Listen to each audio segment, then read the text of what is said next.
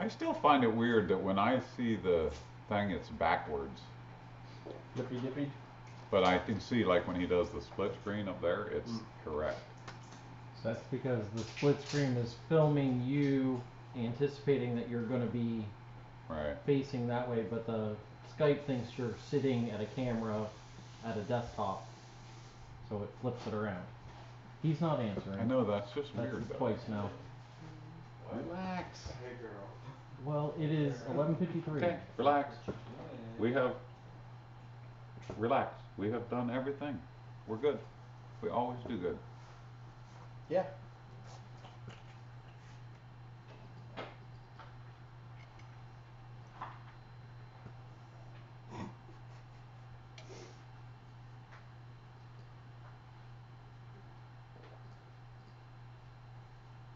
How much you want to bet he's pooping?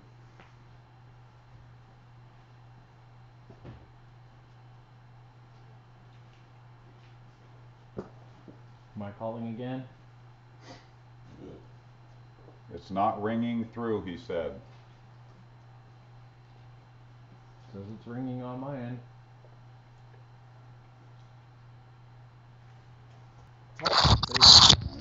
Hey. Why are you only half ahead? Oh, there you go. I got it. Okay, you got it. Who's that? Hey. We still can't hear him. Vote them. I don't think you're going to hear him until Mike makes it live. 'Cause I have Hello, him in you here very well. knuckleheads. No, I have it, so only I can hear him. Yeah, Right. we don't get to hear him. Oh, I thought it came in the room when he We went. didn't hear him at No. all Oh, yesterday. okay. We can Well, say well. bad things, but we can't hear what he says back.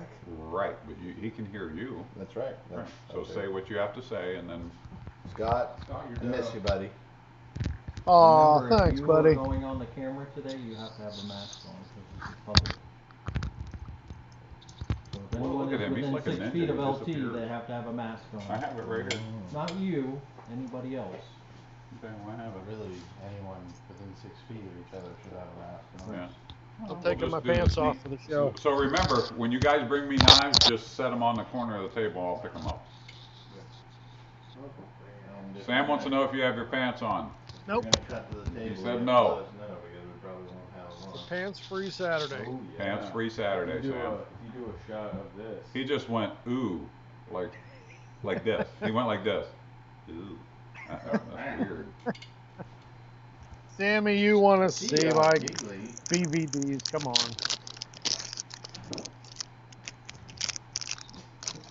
Okay, so you have the new video. Did you post it up on the Pal House? I did, but it was still processing, so I haven't seen it, and I did Glasses. post it though. Glasses on top of your head again. Need to not be there. Yeah, they're kind of The disappearing. Glasses, the glasses like disappeared. I know they partially fade away disappear, and to it makes you look nothing. like you have two sets of eyes. I know it's weird, but because of that background, the way they just go Oh, away. Gloopy, my That looks favorite. healthy. Yeah, gloopy morning. Yay. Cookies and milk. Nick is in a position where he can hear you. He's Are those listening. Wilford Brimley approved cookies?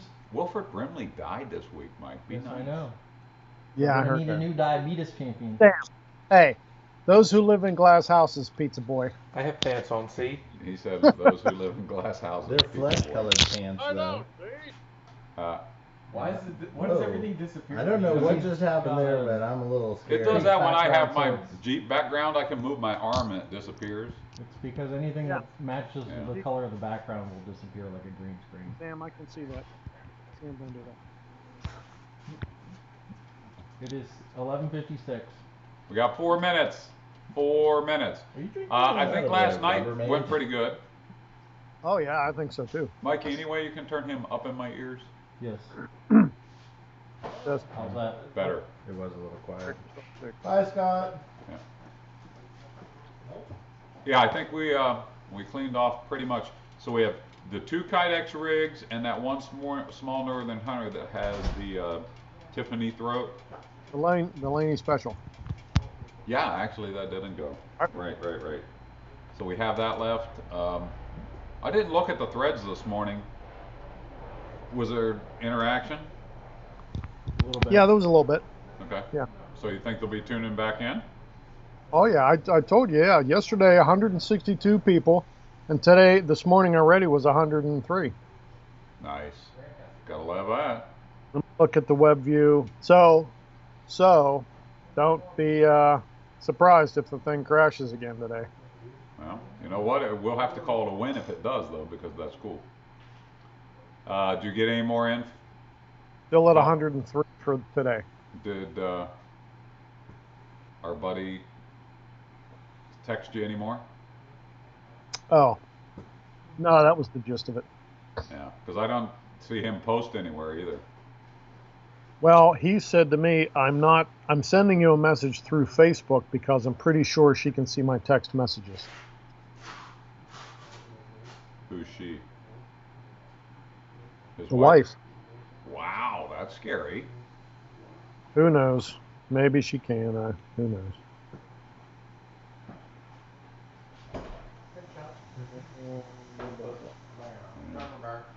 Well, no, I'm just saying I don't think he interacted last night during the show, so maybe he's a little. I think he's trying to stay under the radar. He said if I would, hello. Hello. He said if I would buy a knife and her or the attorney or the kids or anybody would find out. Okay, we're talking about the wrong guy. Oh. I meant Arment. Oh. Because I was confused there for a second. I was like, what the heck are you talking about? Now I know what you're talking about. Not that guy. Okay.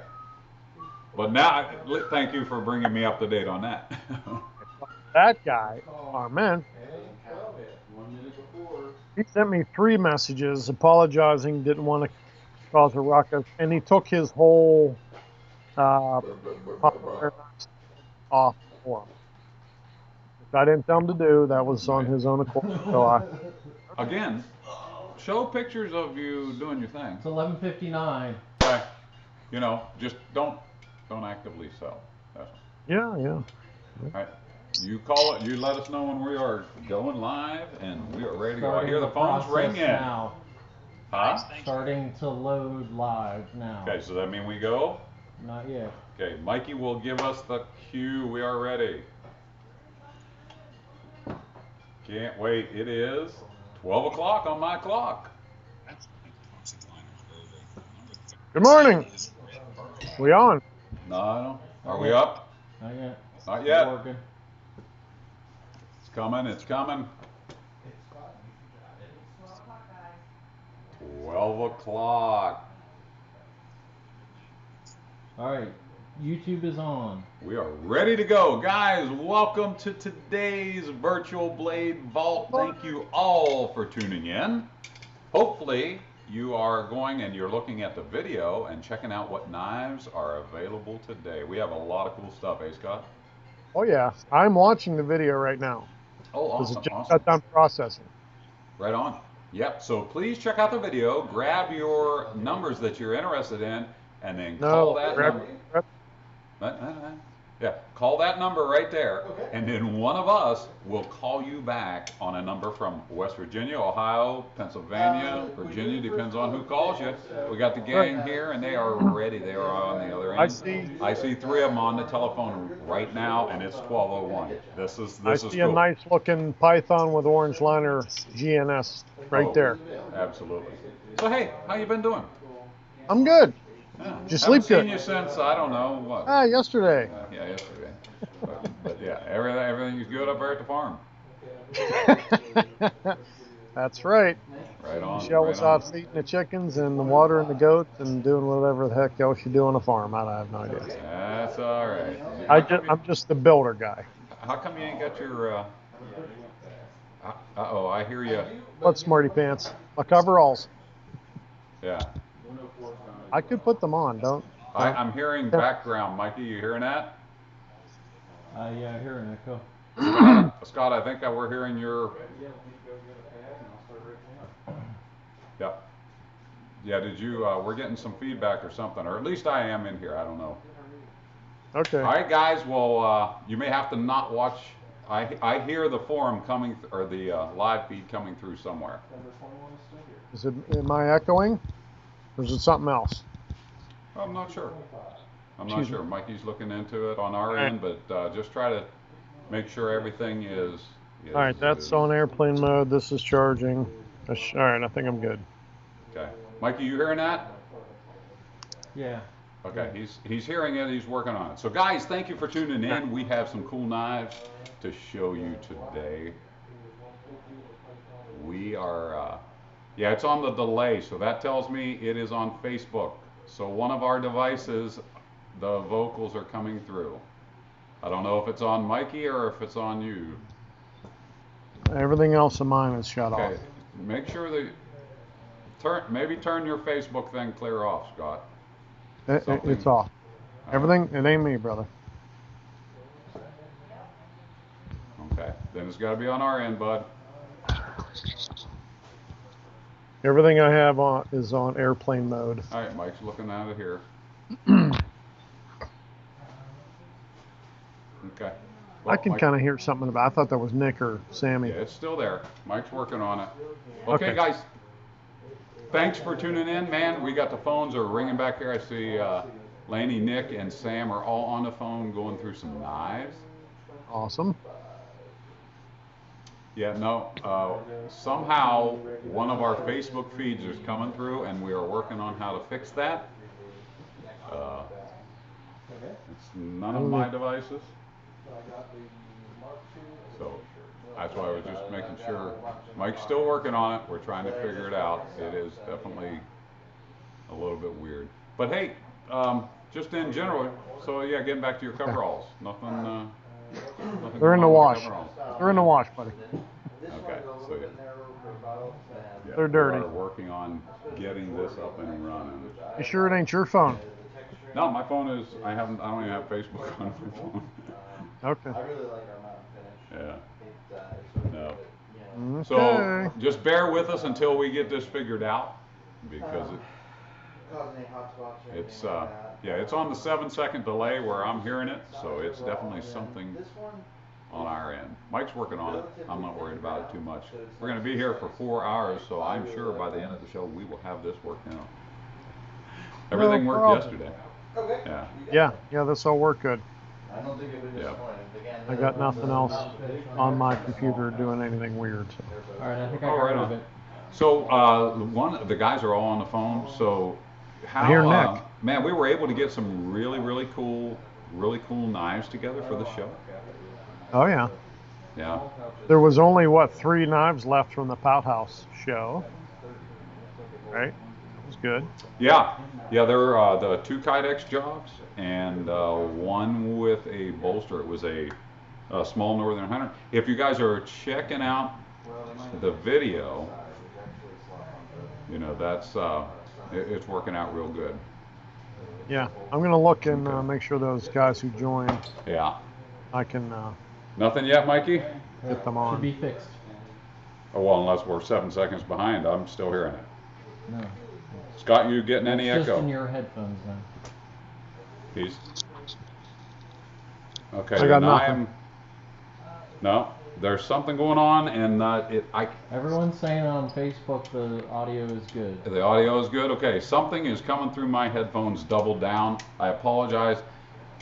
I'm gonna have to talk to Scott because I can hear myself talking 7 seconds later, and I'm trying to listen to Scott. This is really weird, but there's no other way for me to hear you. Well, let me look. Can you? So you can't hear me now?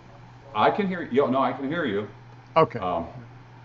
It's just like I hear you twice. I hear you, and then 7 seconds What? later, I hear you again. What? What? Yeah, that's not helping. Just so you know. What? Oh, I can still hear you. See, I'm answering your other question because I'm confused here. But it's hard. Okay, to I'm gonna tell. keep an eye on the Pout House in case we get some new folks. Oh that yeah. Register. Definitely want to do that. I got it right here, I don't and know if so it's, far Mike, it's if you working. have to shut off some of the other screens or what. But something is really rough. Yeah. Can you share the link to the public? Oh, absolutely. Yeah, but we were able to really get some really cool knives together for the show, and I know you guys, if you've seen the video, man, we are really excited about that. We have for sure some really cool kitchen knives. Yeah. 4 Okay, camp hey, it's kitchens? gone. Whatever you did, we're Figured fixed. out what it was. Okay, Mikey figured it out. I told you by the end of the show we'd have it figured out. We always All do. right. We're only 13 minutes. That's in. why we do our 75 test runs so that things like this don't happen, but they still happen. But you know what? We're going to get it worked out. We're going to get past it, and we're going to move on. And that's where we're at now. I can only hear one of Scott because if you guys know what it's like hearing two of Scott, yeah. Hey, now. Okay.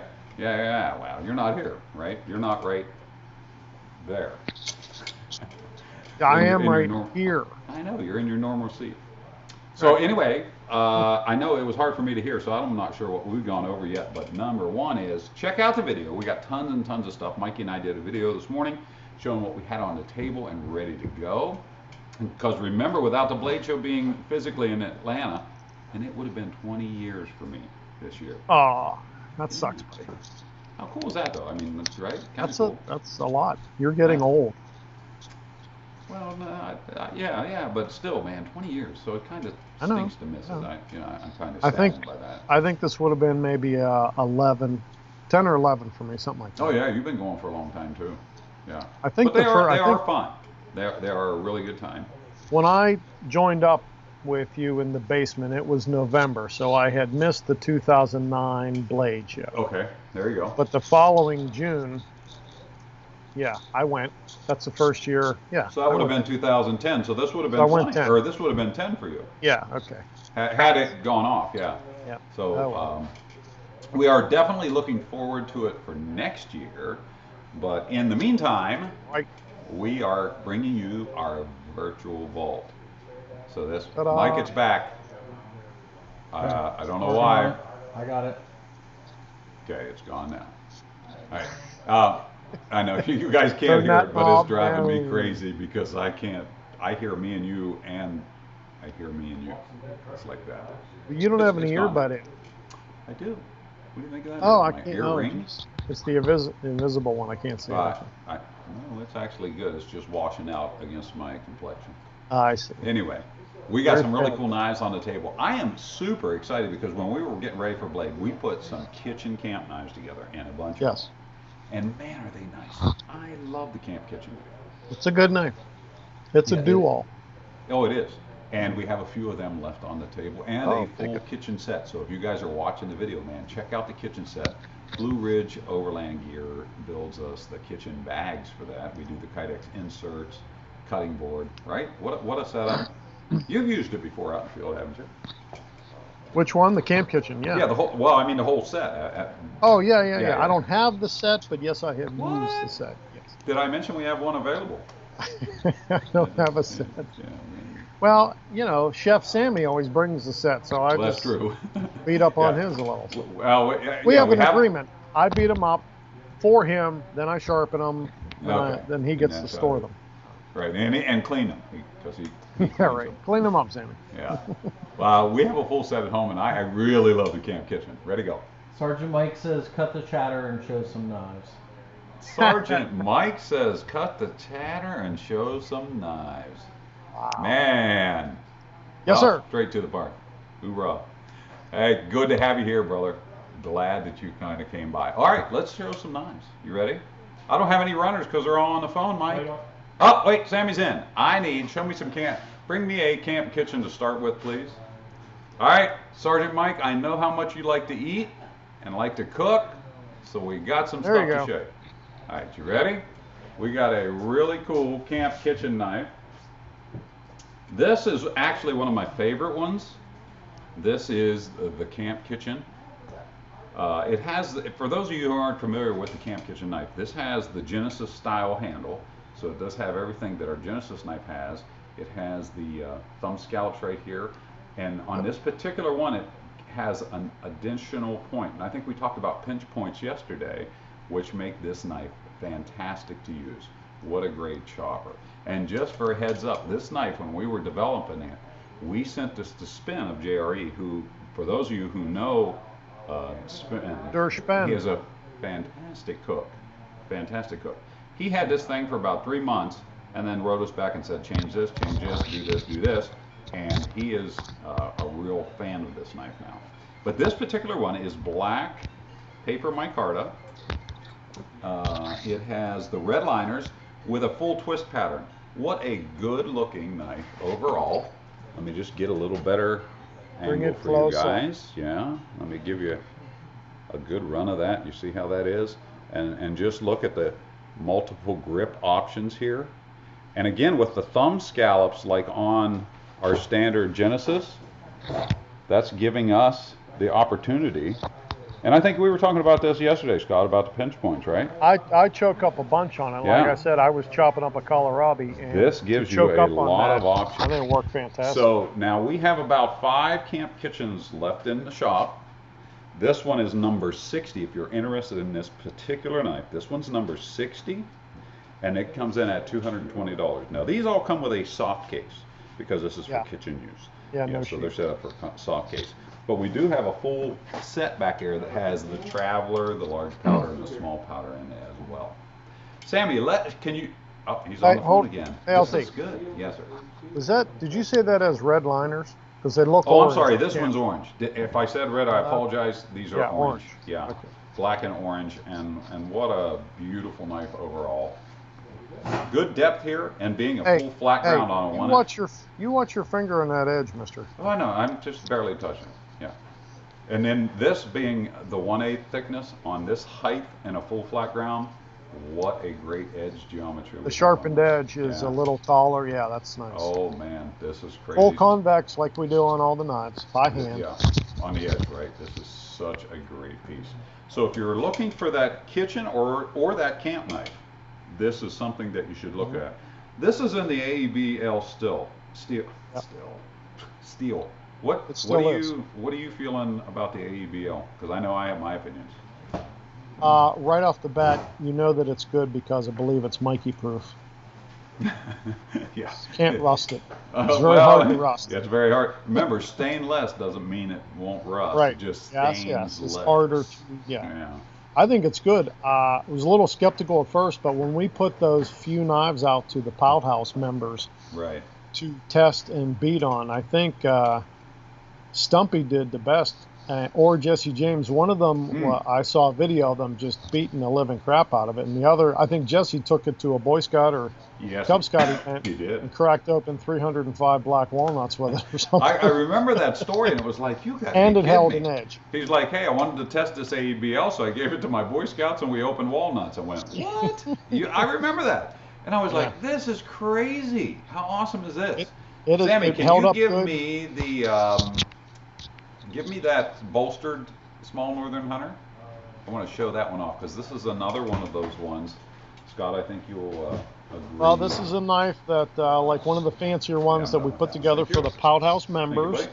Yep. It, for whatever reason, it did not sell, so now This- it's available to the public. For those of you who like a small game and or kitchen knife, because again, this is in the AEBL steel. This Yep. is in the 3/32 range. Let me get it to where I can get this on camera here and see if I can give you some color. It's hard to There see you go. that blue. It is like a That is Tiffany a blue. Tiffany blue. Yes, matte finish. This has a very interesting matte finished green with white liners, yeah. just all Is the way that- around. Small Northern Hunter. Can you see That's the on my overall card on the back? size? Let me. Not natural, but green. Okay. Yeah, it's like it's an interesting green. Can you guys see the actual size of that knife? Let me get to where I can hold it. It's There you kind of go. washed out. Yeah, a little bit. It's hard to hard do to on this camera, but we're working on that. There we go. Is that a little better? Okay. Very nice. Okay, this number is K13 if you're interested in this knife. K13, and it comes in at $170. Now, the beauty of this knife is it comes with a JRE leather sheath. Now, for those of you who are fans of the complete package, talk about the sheaths that Spin makes for us. The sheaths that Spin makes for us are very heavy duty.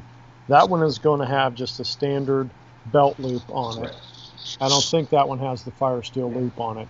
But it's a deep drop, meaning only a little bit of the top of the knife hangs out. So, one, to keep it from accidentally falling out, and two, if you wanted to wet form that sheath, there's more of the knife to wet form around. Yes. And if you want to make it a little bit easier to pull the knife out of the sheath, all you got to do is add a wee little bit of paracord, some kind of lanyard, preferably something fancy made by myself. And then you grab that with these two fingers in your palm and the handle. Yeah. Knife comes right out. It adds a little extra to it. The sheath Now- is very heavy duty. We get our leather from a company called Wick and Craig over in Pennsylvania, and they take Yeah. and they do 8 to we get 10 an ounce. 8-ounce double 8 dyed. ounces. Yeah, and it's a double dyed. So what that does is that's giving you dye inside and out. A lot of times you'll see a sheath that's dyed only on the outside. This is Oh, dyed yeah. all the way through. Yeah, It correct. is a really great product. And naturally, if those of you that know JRE products, number one, the best quality in bushcraft, in my opinion, bar none, Oh, yeah. none. For I know sure. Spin's a friend of mine. It doesn't matter. He makes the best sheaths on the market. I mean, we got double stitches. We got Siska rivets. We got Wicket and Craig double dyed 8-ounce leather. Mhm. When you open one of our knives and you get that box, our goal is to give you a Christmas morning experience Yes. every time you open that knife. We This are is a working package.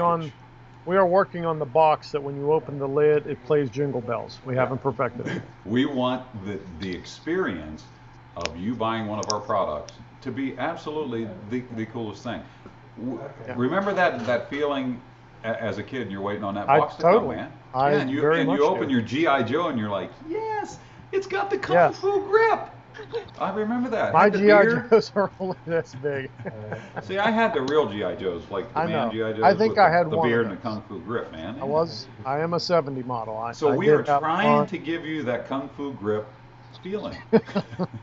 But when you open it up, well, one of my goals, and I know we've talked about this many times, I hated getting the knife, and the sheath was crappy. Because Yeah. the thing is, you pull the knife out, oh, awesome. Ooh, I guess I'm going to have to call Yeah. somebody and have a custom sheath made. Boy, was this an afterthought. Yeah, we Yeah. don't do that. No, when you open these knives up, now, if you want a Kydex rig or you want to get a special sheath, by all means do, but you don't have to because we've already Yeah. given you the industry's best sheath Yeah. with This what will we last feel a is lifetime. one of the industry's best knives. And we stand behind it as Spin does the stuff from JRE. That's lifetime yeah. guarantee, man. Repair, yeah. replace, refund, period. That's it. That's how our knives work. We are You should that say kind of too company. that on a knife that's that small, Mhm. we don't use, or he doesn't use, different leather. That's no. the same thickness Yeah. and heavy duty sheath that you get with a Genesis or the Jesmock or the Machete. It's the Absolutely. same. That thing is a tank.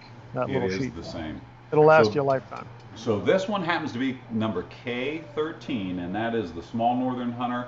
And remember, it has a Tiffany blue bolster, green micarta, and white liners. What a great looking knife.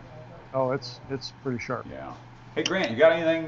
Just start at the top and bring me something cool I can talk about, and we'll trade off. Give you a couple things back. Table ALT. Okay. Yeah. Table looks a little out of focus behind you. Is the camera? Is that okay? Is everything good there? You I look think just we're a okay. touch out of You focus. mean this one? Yeah, and a little bit on your Just shirt. got my water bottle. I know, Uh, but I know, but Mikey, I don't know if there's anything you were can in the do about same that. plane as the I table. think You it's just the Skype.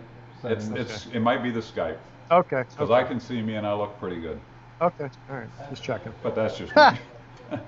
You're not a biased little, or anything. You're a little slow on that one. Ah, well. You're just half listening. It's a Yeah. time delay. It's a 7-second delay. Yeah, that's not That's even. That's not. You say a good. joke, Yeah. and then 7 seconds later I'll laugh. I'm gonna have to. I'm gonna have to tell you a joke and then go quiet. Do I have to pull out my Ed McMahon? Is that what I got to do for you? Okay. There you go. Leonard. That's good. That's real good. So anyway, we showed a small Northern Hunter. Now we're going to show you a large one. This particular large Northern Hunter has polished green-black micarta with toxic green liners. How cool is that? Let me get a close-up here. This one is in a full flat grind. Okay. See that? Look at the two-tone green and polish Yeah. with, can you see the lime green liners? Let it Yeah, oh, there you focus and good. Yeah, Good. there Oh, it there you go. is. There There you it go. is. Nice. Yeah, Very nice.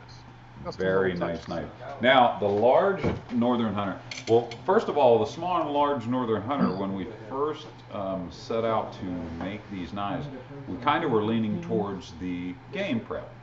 You know, guys Yeah. going out west, maybe elk hunting or whatever. So you had a large and a small knife.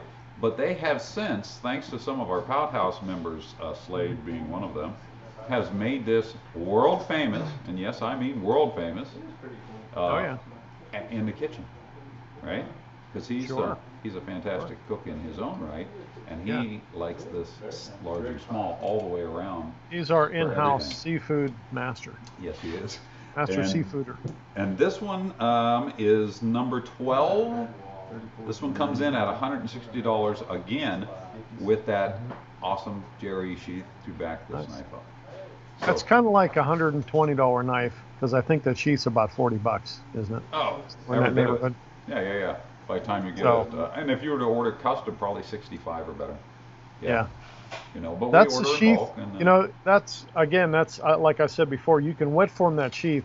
That if you've never wet formed one of your sheaths, it's very nice. It's like a custom fit for your knife. Put the knife in it, get it inside and outside, soak and wet with. I use lukewarm water. right. Don't touch the outside of the sheath with your fingernail. You put little divots in it, but take your hands and your thumbs and work it in. Get all the nooks and crannies. Get all around there. Take the knife back out, dry it, oil it, let it sit. Let that sheath sit for 48 hours. And if you get it good enough, it'll pop in almost like Kydex. Absolutely. And then It you works. oil that sheath up real nice, and you Yeah, are I good to go. I Ballast hose all. them down with Ballistol first. You can use Absolutely. Snow Seal. There's a variety of stuff you can use. Yeah. That's a good point about the sheath. This 8-ounce leather that we use from Wicked and Craig does mold very nice. Now I've had Yeah. some leather in the past that's a bear. If you remember, it's a bear to wet form. This Yeah, stuff, no, mold. we're good to go. Do we have a Yep. video somewhere on the YouTube channel of wet forming sheaths? I know we used to. We did Mikey, have is an that old. still up? You think? I think so. Yeah, Mike Yeah, thinks the it's old still one. on there. Okay. Well, Mike, look it's at back. I got another picture and the. Yeah, I know. Working on it. Okay, he's working on it again. I can't hear that. I know you guys can't hear it, but it sure does distract me. But you know me, I'm squirrel easy. So it's hard because I hear myself talking and Squirrel. I hear you. It's crazy. Oh, see, too late. There you go. But the large Northern Hunter is an absolutely great knife, both small yeah. and large. And whether you're looking to do game prep, Christmas gift, you know, Christmas is not as far away as we think. I mean, let's think. Back in February when we got, or March when we got shut down, it's August. It doesn't. It's like aye. Yeah. So getting back up and running. So Okay. this whole thing has it kind of More. kicked us in the knees back in March, eh? Yeah, a little bit. Before though Christmas, Right. and if you are a Pothouse member, you know that we do some special knives for Halloween. And last year's Halloween knives, I feel that was our high water mark. I think they came out really good. We had a lot of glowing stuff, a lot Oh of yeah, very cool. reactive to UV light stuff, You bet. some cool pictures and photographs. It's going to be hard to top last year. However, I think we can do it. I have a plan. Right on. Grant, you got something new for me, bud? So we'll just keep on bringing out some knives, and I'll switch these out with Grant's here helping us Okay. today. He's one of the PH guys. I think you guys all know him. Thanks for the help, Grant. Appreciate it. Yep. Ranch Rub up we in got Virginia. some cool stuff, and we got some cool knives. This is a next gen. Now the next gen is the smaller version of our Genesis knife for anyone who is familiar with our Yep. Genesis knife. This, I actually have one of these set up that runs on my tailgate of the Jeep because I yeah. like the size. And this is what I kind of use in my camp kitchen. This one is in a saber grind. It's 1/8 inch AEBL. This one is in an AEBL. This has snake skin with dark red liners, looks like on that. Let me see if I can give you a bit of a close up on this. Look at the saber grind. Can you see the red coming through? Yeah, And my yeah. red shirt's probably That's good not contrast. helping. Let me move that out of the way. There you go. good. So those are the thick liners. Still has the thumb scallops like the full-size Genesis. It's just in a smaller package. So if you're looking for that bush knife, camp knife, that's just a little bit smaller. So it still has all full. Look, I still can get my hand all the way around it. Yeah. Just has a little bit smaller blade. I think the Genesis is 4 1/4. This is a little bit smaller than that, probably coming in about 3 1/2, 3 5/8 if I'm guessing. Something like that. But what a great piece. Now this one is number 6 off the table.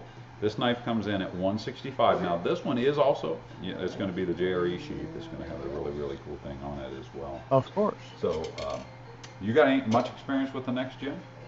I do. I've used one of those a bunch, camping and in the woods. To me, it is a happy medium size.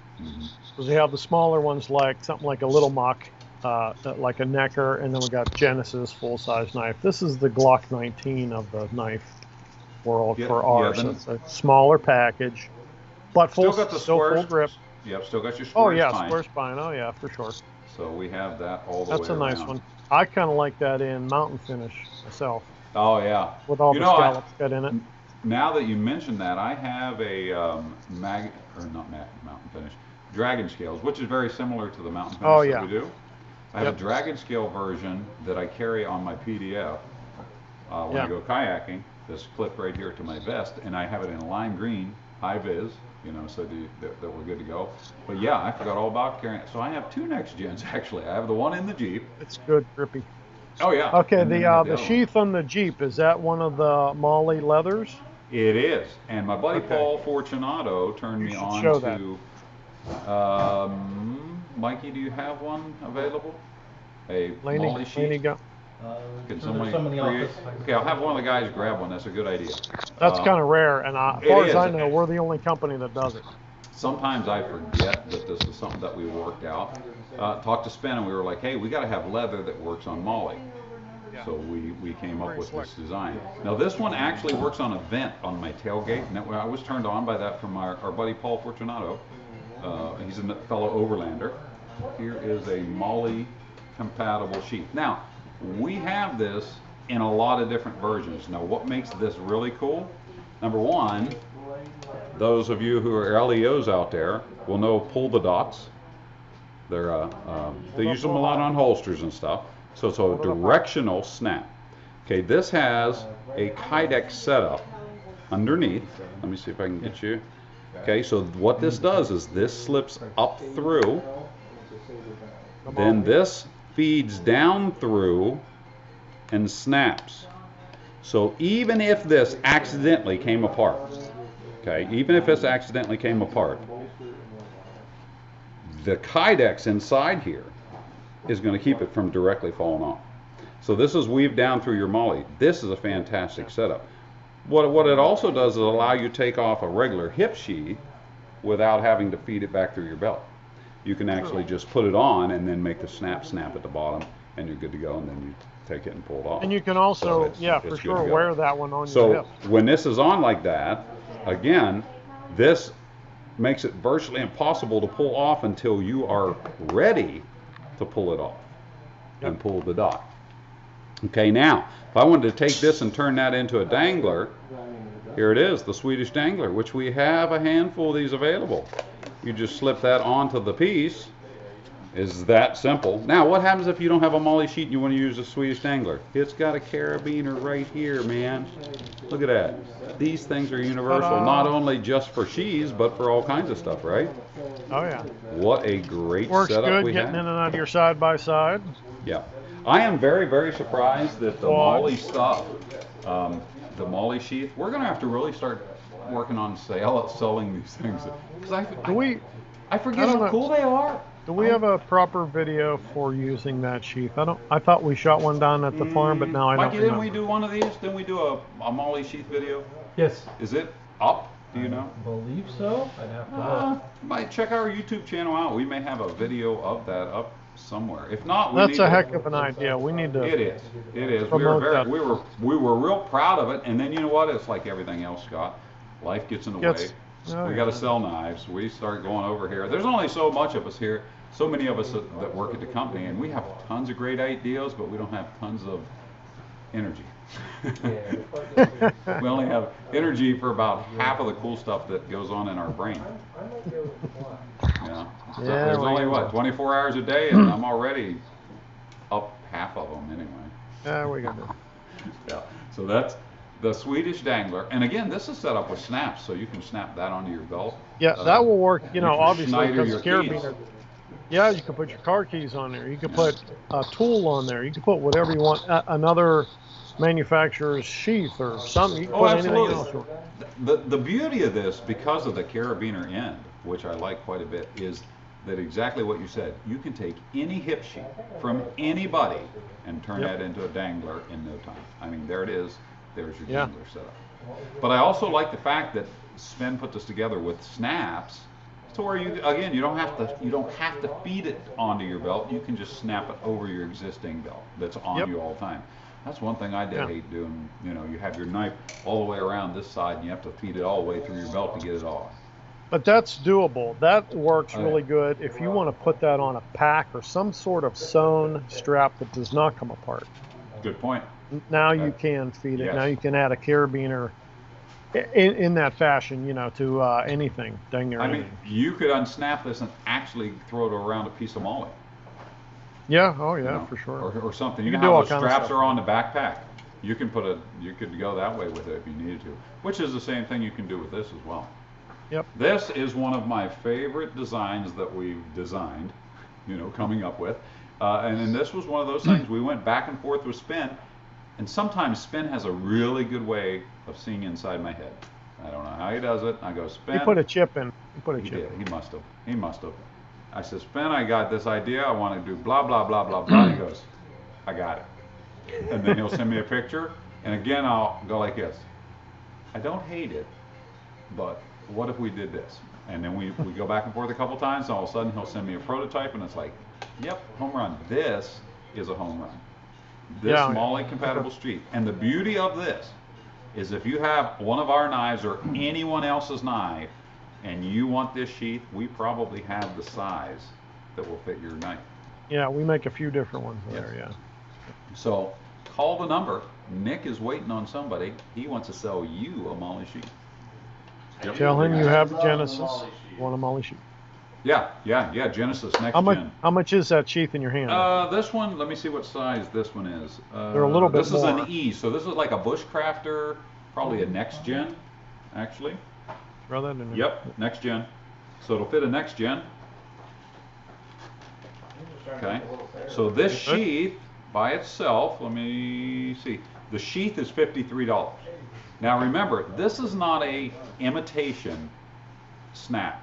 This is a full-on pull the dot. I mean, this is the good stuff. We didn't I never knew. want to just I never put a knew what snap that on. was till I started here messing with this stuff. And Right. if you don't know, yes, it's in law enforcement and some different styles of holster, but just explain to the layman, you can only pull that snap apart one way because there's a Right. little piece inside.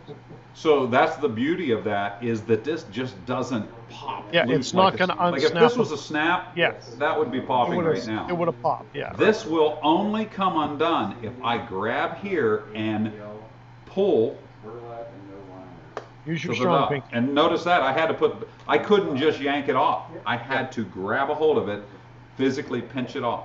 It's like So the it doesn't if you have snap. if you have a snap released thumb brake on your gun holster, similar. Yeah. It's same thing, right? Hold it up.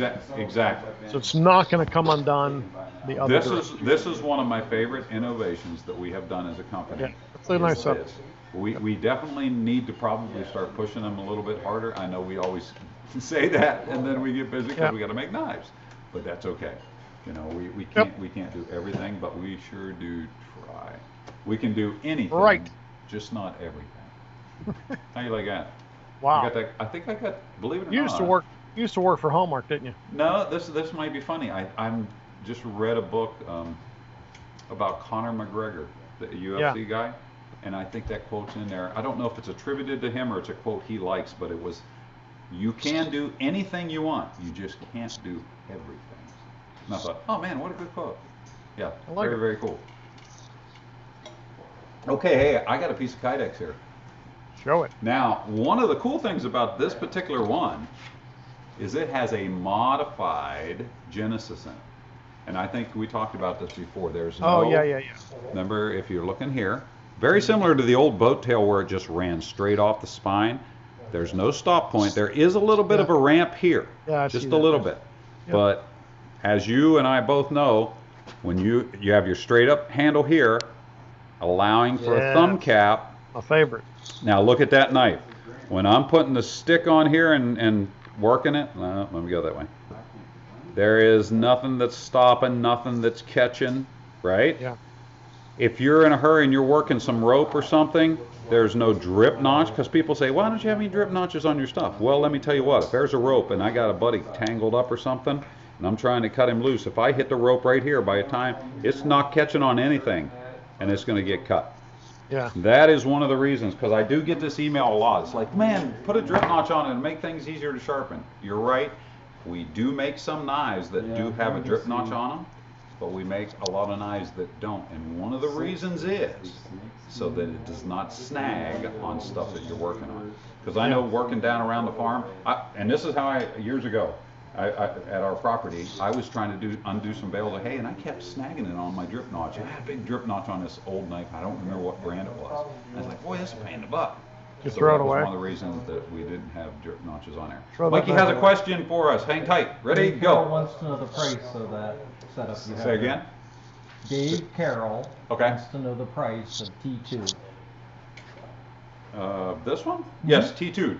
Who, Dave? Yes. Hey, Dave. This T2 is $235, Yo, Dave. and it comes with, it has our slide lock. It's got the leather backer, full Modular. pancake style sheath. Wait. Yeah, Lovely. right there. 235 T2, Dave. You call. I'll hold it right here for you, brother. Thanks for being a part of the show, by the way. Thank you very It's much. on the LT right layaway table. It's on the layaway table. We're good to go. All right, Grant, you got something else for me to look at? Oh, he's on the phone. Nick, What you need, Bob? give me something next in line, and I'll trade you out. I'm gonna keep Dave's knife right Dave. here. Have you Yeah, talked about the keep that right aluminum there. in it yet? We'll hold it right there. Huh? Have you talked about the aluminum yet? No, bring the Illuminous on up. What a good call. Oh, yeah. Yeah. All right, set her down, and you can have this stuff back. Thank you. Okay, I have an Illuminous here. Now, let me tell you the story behind the Illuminous. We actually only have one of these in the show. I'm wondering if we only have one left. Right. Again, we talked about Spin earlier, okay? And what happened years and years ago, Spin came to us with a design, and he goes, hey, can you make me this knife? Well, it was a 4-inch version.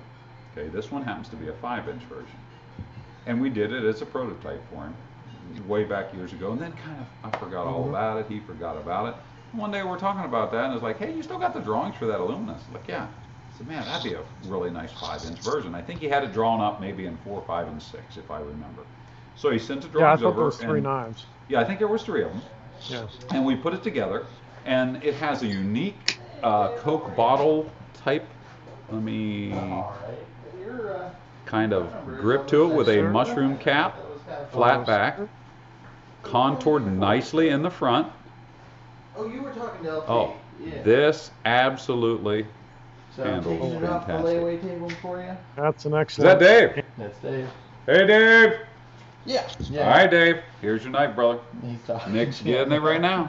Thank you very much. Thank you. So he says hi. All right, brother. So the Illuminous is a design that Spin brought to us, and it's hard to see the beauty of this thing. You know what this reminds me of? Is a Corvette. So yeah, that shouldn't be. You know how it's just got some beautiful lines all the way across it, right? Look at that. Yeah, swoopy. Yeah. Yeah. Squared off spine. These particular, we did these in 5/32, CPM 3V. Oh, yeah. So you guys that are in love with the 3V, Now you are talking Corvette. That's some hot rod steel right there. oh, absolutely. Yeah, this is like your 427 tri-power Corvette. I kind of threw you there, didn't I? You thought I was going to go 4-volt main 350, and I went big with the big gun. You did go big block, yeah. I did. Yeah. So there you go. Did I mention 4-speed? No. You know, when I remember our neighbors, not to digress, had a 69 silver, it was silver, Corvette convertible.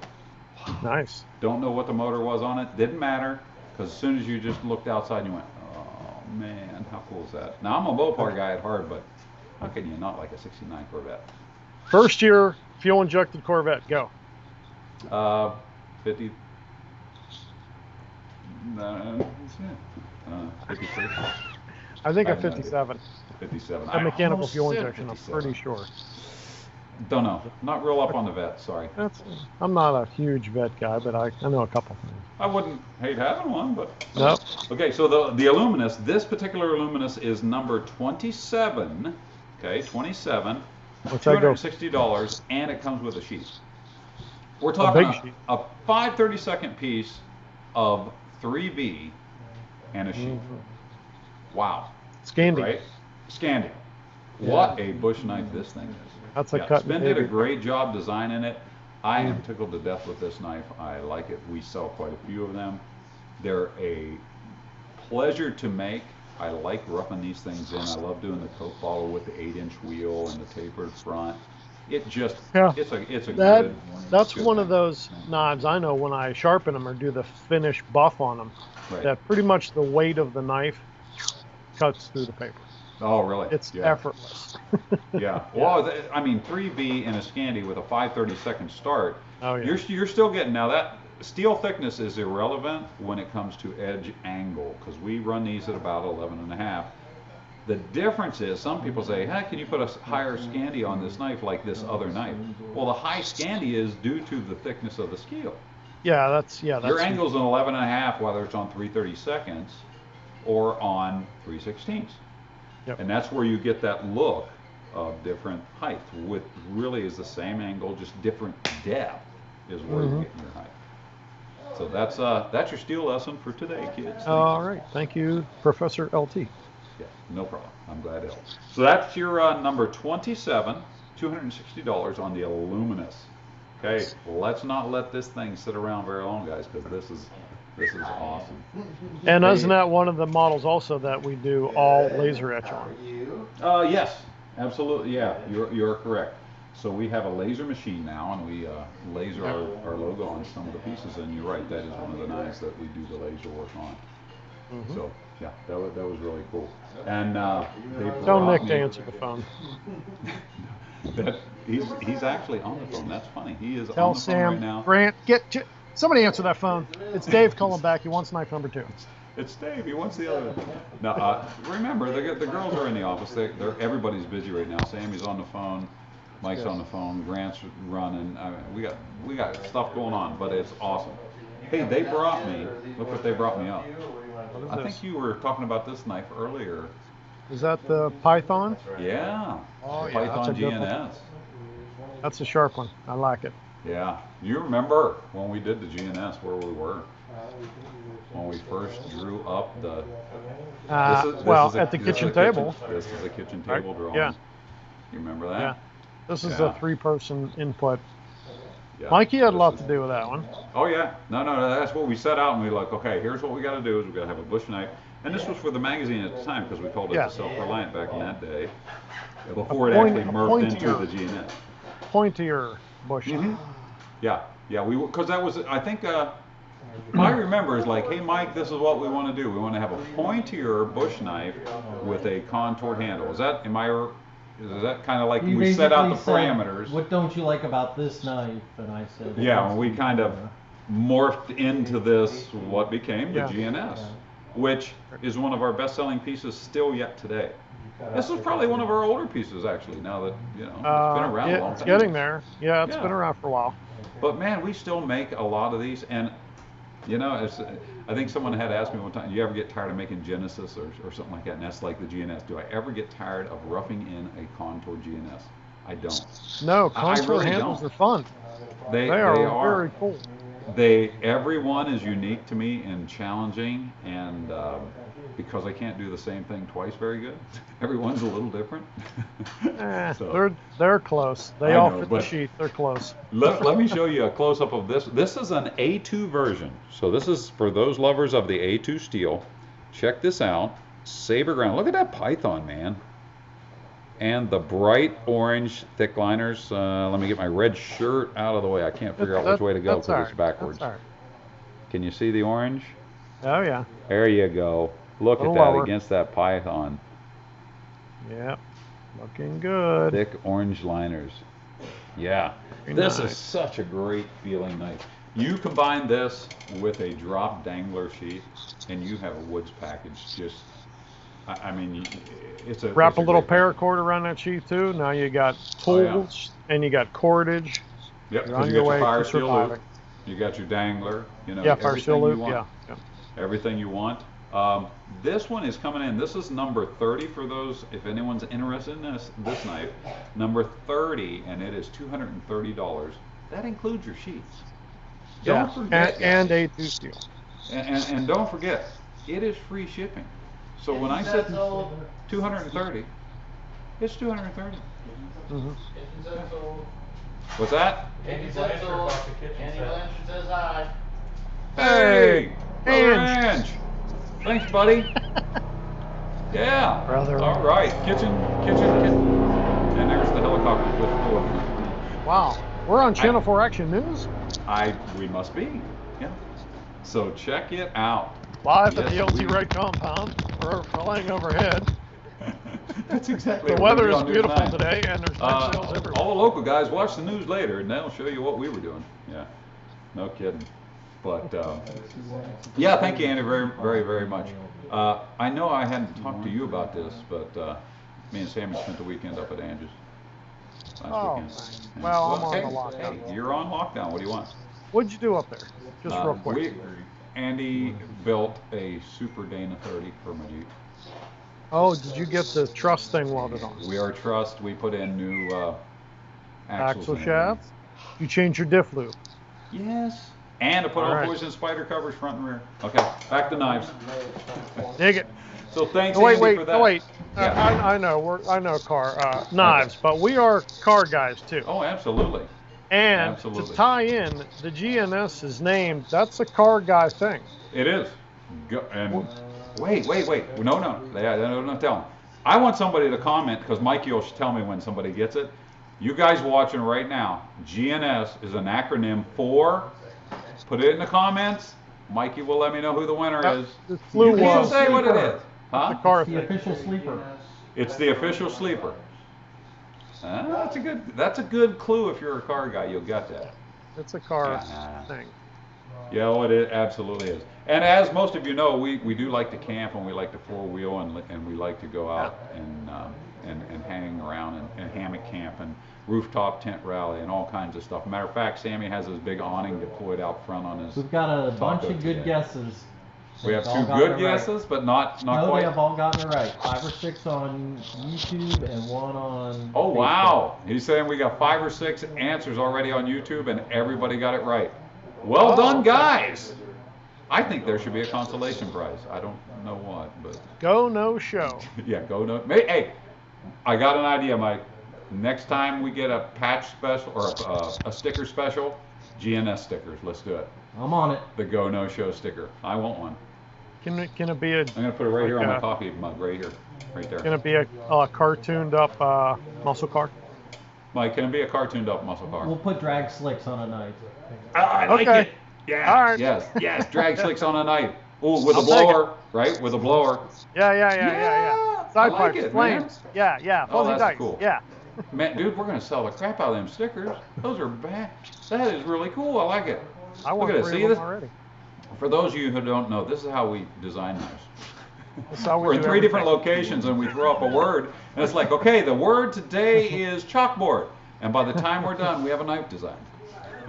That's right. It almost works like that. See how Everybody's quick that brain sticker smart. came together? That is. We don't need Mike them probably all got done. them ordered already. See, we have a brain trust. Or something. We sometimes trust each other's brains. Yeah. That's it, and we run with those ideas. Okay. Oh, you know what we have left? And what do we got? I think we have 3 of these, right? Oh, we only have 1 left. This is it. Wow. Okay, you guys better be quick. The tack muck. Tack muck. I'm just going to say Tack we muck. had 5 of these a little bit ago, I think, and we have. Grant says this is it. Okay. Wow. The tack mucks are flying. If those of you who haven't seen a close-up, look at this thing. False clip tack muck in polished python. That is a pirate sword Look in at your that. hand. That is so awesome. Oh my gosh. I would Okay, have one of those. this is number 43. Number 43. It comes in at $165. This is A2 steel. $165 with a quality JRE sheath and a lifetime guarantee. Awesome. Am I still holding this knife and it's still That's for going to sale? look good in a brown leather sheath. That's going to be awesome. The Takma. Remember how fast yeah. they sold the last show? Yes. It was like we almost didn't get to talk about them, I think. Mhm. Because it was like, hey, we're going to talk about, and Sam's going, they're sold. They're gone. We got none. But we have one Takma. I think the Potas guy scooped up most of those. I know, I'm believe. surprised the PH guys hadn't jumped on this one yet. That's This very is nice. the polished Python. Python. Yeah, that's pretty sweet. Yeah, it's craziness. It's craziness. I love the tack mucks. I was always a fan of the camp muck anyway. You know, Yeah, the Camp curved Muck's blade. great size. Yeah. The tack muck gives you that clip point in a muck style blade, which is very, very cool. How can you not like that design? I mean, it just got everything on. The nice thing about a clip point for those who are it gives you a really good point. Really good point. Where a muck is you're using mainly the belly. Now, I mean, there's a point on every knife. Don't get me wrong, but Sure. there Yeah, is we some sharpen them all. knives that are pointier than other, and this tack muck is that one. Why don't you tell them your potato chip story?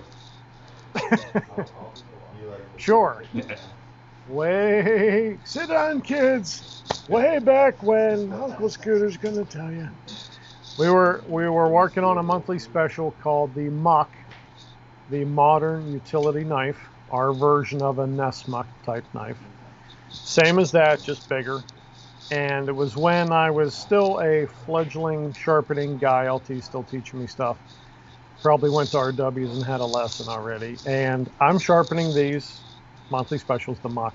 And I think they're coming out super sharp, super nice. I am so proud of this knife. I go show LT the knife, and he grabs it and he's going, yes, but the tip is rounded off. You couldn't even open a bag of potato chips with this knife. Yeah. So we came up with the 8-inch wheel and do what we call running the spine. You run the knife down. If you've been to the knife class, you've done this. And it sharpens up the tip, because once you come off the buffing wheel, it tends to round it just a little bit. I didn't know this at the time. We discovered it and then sharpened all the tips, and now we have sharp edge and sharp tip. And now you can open a bag of potato chips. Yeah. As silly as that sounds, that is one of It was those the things. thing. Or open just an envelope or a box from Amazon. Package. Whatever. You Yeah. need to have that tip. Bad guy. And Whatever. not that the tips that we were putting out weren't sharp, because they were, but they weren't sharp. Like the Yeah, difference now from it's like a little needle now. yes. And Again, they if you've been were to the fantastic. class, I tell everyone, hold the knife up like this and take this finger very gently and just watch it pull the skin back on your finger just a little bit. They're sharp. So when we do the knives, they get tested exactly like that. We use the same sharpening medium, and you get the slice test and you get the point test, because we want you, again, when we send that knife out, that it is the best product that we can get to you. So and that's that's one of the cool things of developing the knife business over the years. Starting under my front porch to where we are now, is that we have found these little discoveries upon the way. Before I made knives, what I thought was a great piece, a great knife, compared to my thought process now as we've developed. And I even had a dealer just a few weeks ago talk to me about, hey, I can see the difference in what you guys are doing today than what you were doing 6 years ago when we started out with you. And that makes you proud, man. It's like, yeah, because we didn't get to like, hey, we're making knives now, we got them this sharp, they come out this Rockwell, we're done. No, we have never been done on our advancements. We are always looking for what I call the Excalibur knife, that perfect grail knife, and we have yet to get that. Now, we've come close on some things that just totally blow your mind. We've got some nice stuff out there. Oh, no doubt. But I'm still in search of that grail. I want to push the limit. As soon as we reach this point where we're considered ourselves really, really good, it's like, no, we can be better. Boom. Here we go. Come on. Well, here we go. Here we go. Yeah. For sure, for sure. We are constantly, even now, modifying the sharpening process, whether Yeah. it is a technique, a time, a pressure, an efficiency. Right. It is it just, I mentioned sharpening because that's what I like to focus on, doing the handles but sharpening mainly because that you could wrap the handle part in paracord. Hmm. That's fluff. If it doesn't cut, it's not worth a crap. Right. So, No, you're right. There are things, and we've broken this down many times. We've even done tests when we used to be able to go to shows before the COVID thing. Um, you first attract someone's attention by the look of something from a distance. sure. That gets them to stop. Now, at that point, it's got to perform. Okay, so they Right. get it from a distance. They see it, and they see that really cool thing. They come over and they look a little bit closer. Now they get the opportunity to pick it up. Does it fit my hand really, really well? Yeah. Okay, so we won 2 out of 3. How does it perform? Right? That is the one. They will either Yeah. set that back down on the table and walk away, or they will put it in a bag and take it home. So now it's up to us to sell you the best product we can. You see these couple knives? Can you see them 2 knives over my shoulder? I can, yeah. That's a good example of that'll be the eye catcher to get you to the table. Right. 'Cause this knife has contrasting pins and racing stripes. Yep. And we're then good to go. that one Switch to a especially, table you view pick real that quick. Okay. you pick that knife up and feel the contour. Okay, Nice. Mikey has What? to switch to a table view for someone real quick, Go for it. and he is going to make a table view happen now. Who is this for, Mike? Where is it? Okay, just looking. Daniel Briggs. Okay, Daniel, there you go, man. That is what is left. You can see that one table's kind of clean down there, and there are a bunch of empty open spots going through there. And if you look beyond that, you can see Sammy's truck set up with the awning deployed. It is Nice. good to go. Could you see that back there? Yeah, that's cool. I can. Right on. Yeah, he's got the awning out, so it's got Dig shade. it. So the guys go on break, and notice that they aren't on break right now. They're in the other room running knife sales.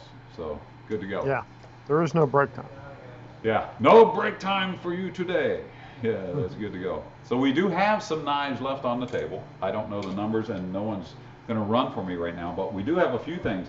Hey, check this out. I didn't forget about these, but the Exposed Tang Frontier First. Okay, Dig it. let me get that to where everyone can see it. Can you see that? This one happens to be in bone. What a great little piece this Cool. is, huh?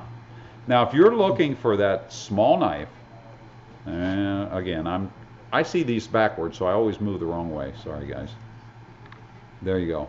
Flat grind, Frontier Very First. good. This one has bone. Now, we have multiple different handles. As far as I can tell, there's 3. Looks like there's 3 left on the table. I don't know what's left, but if you are interested in one of these, this bone one is number 68, $95. $95 for an Exposed Tang Frontier First. Remember the last time we made it? It was like the first night to sell off the show. And we have 3 Oh, yeah. of them left. We had a whole, Mike, what do we have this morning? We had a whole row. Yeah, like 9 or 10. Oh yeah, we had a bunch of them. I see 3. So they're going fast, guys. If you want the Exposed Tang. Oh, he's got his hand up. Ready to go. Shoe 509 says, please, please, please bring back the muck.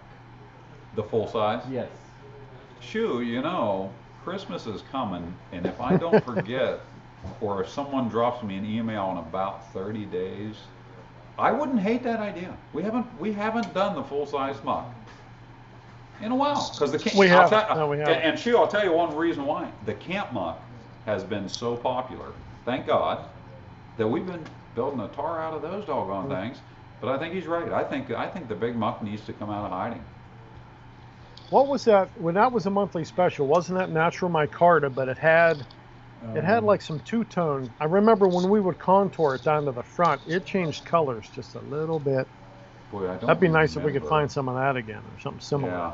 I did like that knife quite a bit. I remember when we Oh, first yeah. debuted it, I remember where I was at, and I can tell you what we were doing. It was the year we went to Breadloaf Mountain and hiked up that mountain. Oh, okay. Yeah. I remember that trip. Yeah, for Yeah. sure. That was Awesome. very, very cool. But yes, we have some exposed tang stuff. You guys, there's a couple of these left. I don't know what the handle materials are, but if you call Grant, Sam, Nick, Elaine, someone will tell you what's left. This bone one happens to still be available, number 68, and it is $95 with a sheet. $95 for a bone handled knife. Oh, and speaking of the bone, just so you guys know, we dye our own bone. We buy our bone white, we bring it in here, we dye it in the colors that we want. We have a certain process that's super top secret, not really, that we dye. We dye the bone in mason jars. That's the secret. You have to use mason. And then we leave it in there for a certain number of days. I don't remember exactly how many. Right. And then after that, we take them out, they air dry in the sun. Then we polish them, and what I do is I polish a bunch of them, and then I match them fronts, backs, and sides so that we get the coolest match. Because every set of bone is different. You can't just take two pieces of bone, dye them, and put them together. Because once you grind through them and you polish them, they come out multiple different ways. Because some of the bone, like the calcium deposits, sometimes the dye takes differently in different places. And some colors, you know, stain better than others, I guess is a good way. Dye better than others. So we do our own bone in-house, and then I will take a box of it, and I'll sit in front of the grinder, and I will get it all sanded down, polished up, and then I actually taught Amy how to match colors, because we have to polish at least one end, one side, and one front, so that you can see everything, so you can see the depth of the color and how far it dyed through, so that you can get that matched up. And then we try to do the best we can. And that particular, they already took it. That left. It's gone. That particular Someone knife, took that. the bone is a beautiful match. Beautiful Oh, yeah. match. I just want to let you know that we actually do dye our, not only do we make our knives in the shop, we dye our own bone here too. And stabilize scale material. Yeah, a lot of times Mikey is stabilizing some of the woods that we get in if it's not already stabilized, or like desert ironwood is something you don't stabilize. Yeah, it's good to So, go. yeah, and we're good to go there. Another knife that I have is the GP Medium in the two-tone blue Richland. Oh, dig it. Hold that up. Hold that up. Yeah. With the thick gray liners. This has, see that color? Look at that color. Ah, there you go. Wow. Thick gray liners. What an absolute beautiful piece. For those of you who have not seen the GP Medium, this knife was designed by our friend Tim Stetzer. Look at that, how it stays in the hand. Okay, look at that knife just all the way through. A wide, Up higher. Went the wrong way again. I'm not gonna, like 10 out of 10 times I will go the wrong way, I promise you, sorry. But It's you can back. see the thickness here, got a high saber, squared off spine. This is a great using knife in AEBL, so this is the stainless. This is a stainless knife. This comes with a couple sheaths. Grant, see if you can get the utility sheath to show a different style sheath so that we can get this set up. This is such a great piece. This is good to go. I like the, I mean, you've handled this knife. What do you think? Oh, it's awesome. I like it because it's a little bit, it still has a full-size handle, a little bit shorter blade, and it has the thumb shelf that I like so much. Yeah. I put my thumb on top of that Yeah. scale This material. works out really good. Now this. And my is- buddy Spin done designed it. Oh yeah. Oh wait, no. Not this. Or I'm sorry, Tim. Tim did, I'm sorry. that. Now this is the utility sheath. Now, In let my me put this head, down I so don't had get- both of their last names rolling around. I know. I do the same. So the utility sheath setup is set up for a hip carry. Now the idea was for a very good working knife. Now this sheath does fit multiple knives, but it was initially Yeah. designed with the Yeah. thought of being this knife. Now, this has a tube snap front. Can you see what we have going on here? Now what that allows you to do is for a deep set knife or for a shallower set knife. Okay, so this again, utility, the idea of utility to me, multifunction is probably part of that utility. Yeah. So here you have, I know this will fit Bushcrafter, Bush Babies, Next Gens, right? And then the GP Mediums. So there is multiple use sheaths. So if this is something that maybe doesn't fit the knife you want, you may have another knife that fits this. I bet it'll take a buck 110 real nice if you like the buck 110s, which And, I and happen to it be a is fan of. and it is ambidextrous. Yes, you are correct. Put that knife And it's in got your the Siska open rivets on it too, so if you need to attach a little bit of gear to that. Now this will also, you could also get a standard hip sheath, sir. Swedish Dangler on your table. Yes, if you wanted to, you could actually add the Swedish Dangler to this sheath. Yep. Mike is right, and set you up. Again, multi-function with these pieces. This GP medium, let me just, this is number 50. If you guys are interested in this knife, number 50 at $175. Okay. You know, with those Number 4 50. rivets on the sheath like that, you could Right. you could even successfully lash that to a pack with some paracord. Yes, And it's absolutely. not going to budge. Absolutely. You know, that's one of the things when you're looking at your gear and different stuff, having the multi-ability, multi-functionality of it, utility use. The fact that you can do it a whole bunch of different ways, I totally agree with it. Let's face Yeah. it, you gun guys out there, how many of you guys have just one holster for your rig, right? We have Yeah, I what, don't. 5, 6, 3. yeah, I mean, right? We always have more than just one. So same thing for your sheaths. When you're looking at your knives, have multiple sheath options. Maybe a Kydex rig, maybe a hip rig, maybe a Dangler multi-use rig of utility style. You know, Mhm. all those things coming up. Mikey, question. I like to leave that sheet in my toolbox because then I have a full-size fixed blade and I don't have to worry about it getting all banged up around my tools. Absolutely. Good point. True. Mikey's saying throwing that in your toolbox when you got a fixed blade sheath in your toolbox. Whether that toolbox is in the back of your truck or in your garage. Totally agree with him. I cannot tell you how many times around the house I'm wearing just a pair of sweatpants or a pair of shorts that are drawstring, not necessarily wearing my knife for whatever reason, go out to the garage and go, man, I need that to cut this piece of string or untie the kayak from the thing or whatever, you know, whatever it is. And he's right. Throw it in the toolbox, there's your knife. And You could just throw that whole thing in the front pocket of your sweatpants. Ain't gonna, not gonna hurt nothing. Yeah, well, exactly. With the button snap top, you're Yeah, totally yeah. totally agree with you, 100%.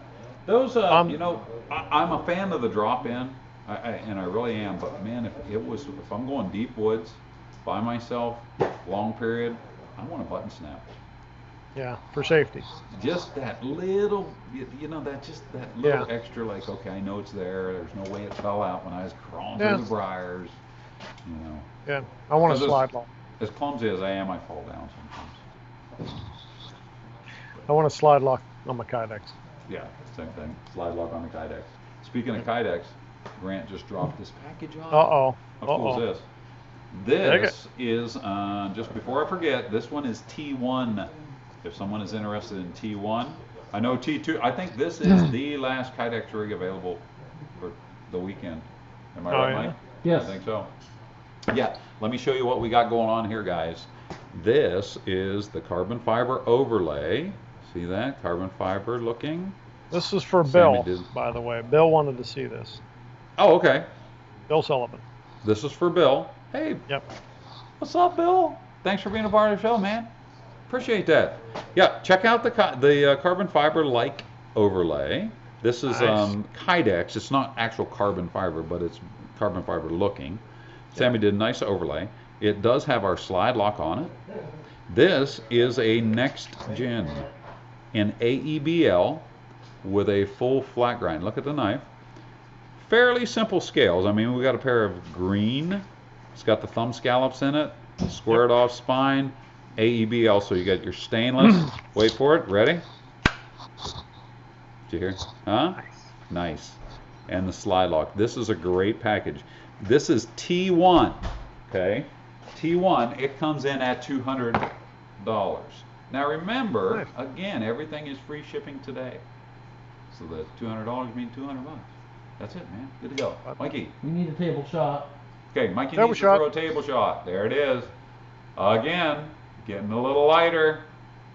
There are Yeah. still quite a number of T-shirts left. So you Oh gotta yeah, get yeah. yourself T-shirts. one of those. I see a hat or two. So if you guys are looking to get a T-shirt or two, because it's still hot weather, you got to wear a T-shirt out, right? Yeah, Yeah. show off the LTWK brand name. We That's appreciate right. that. Support your And, favorite knife company. Right on. We are glad to have you on board. Yeah, so check out the shirts and the hats, the accessories. Who out there doesn't need an antler stand to display your cool knives with? Right?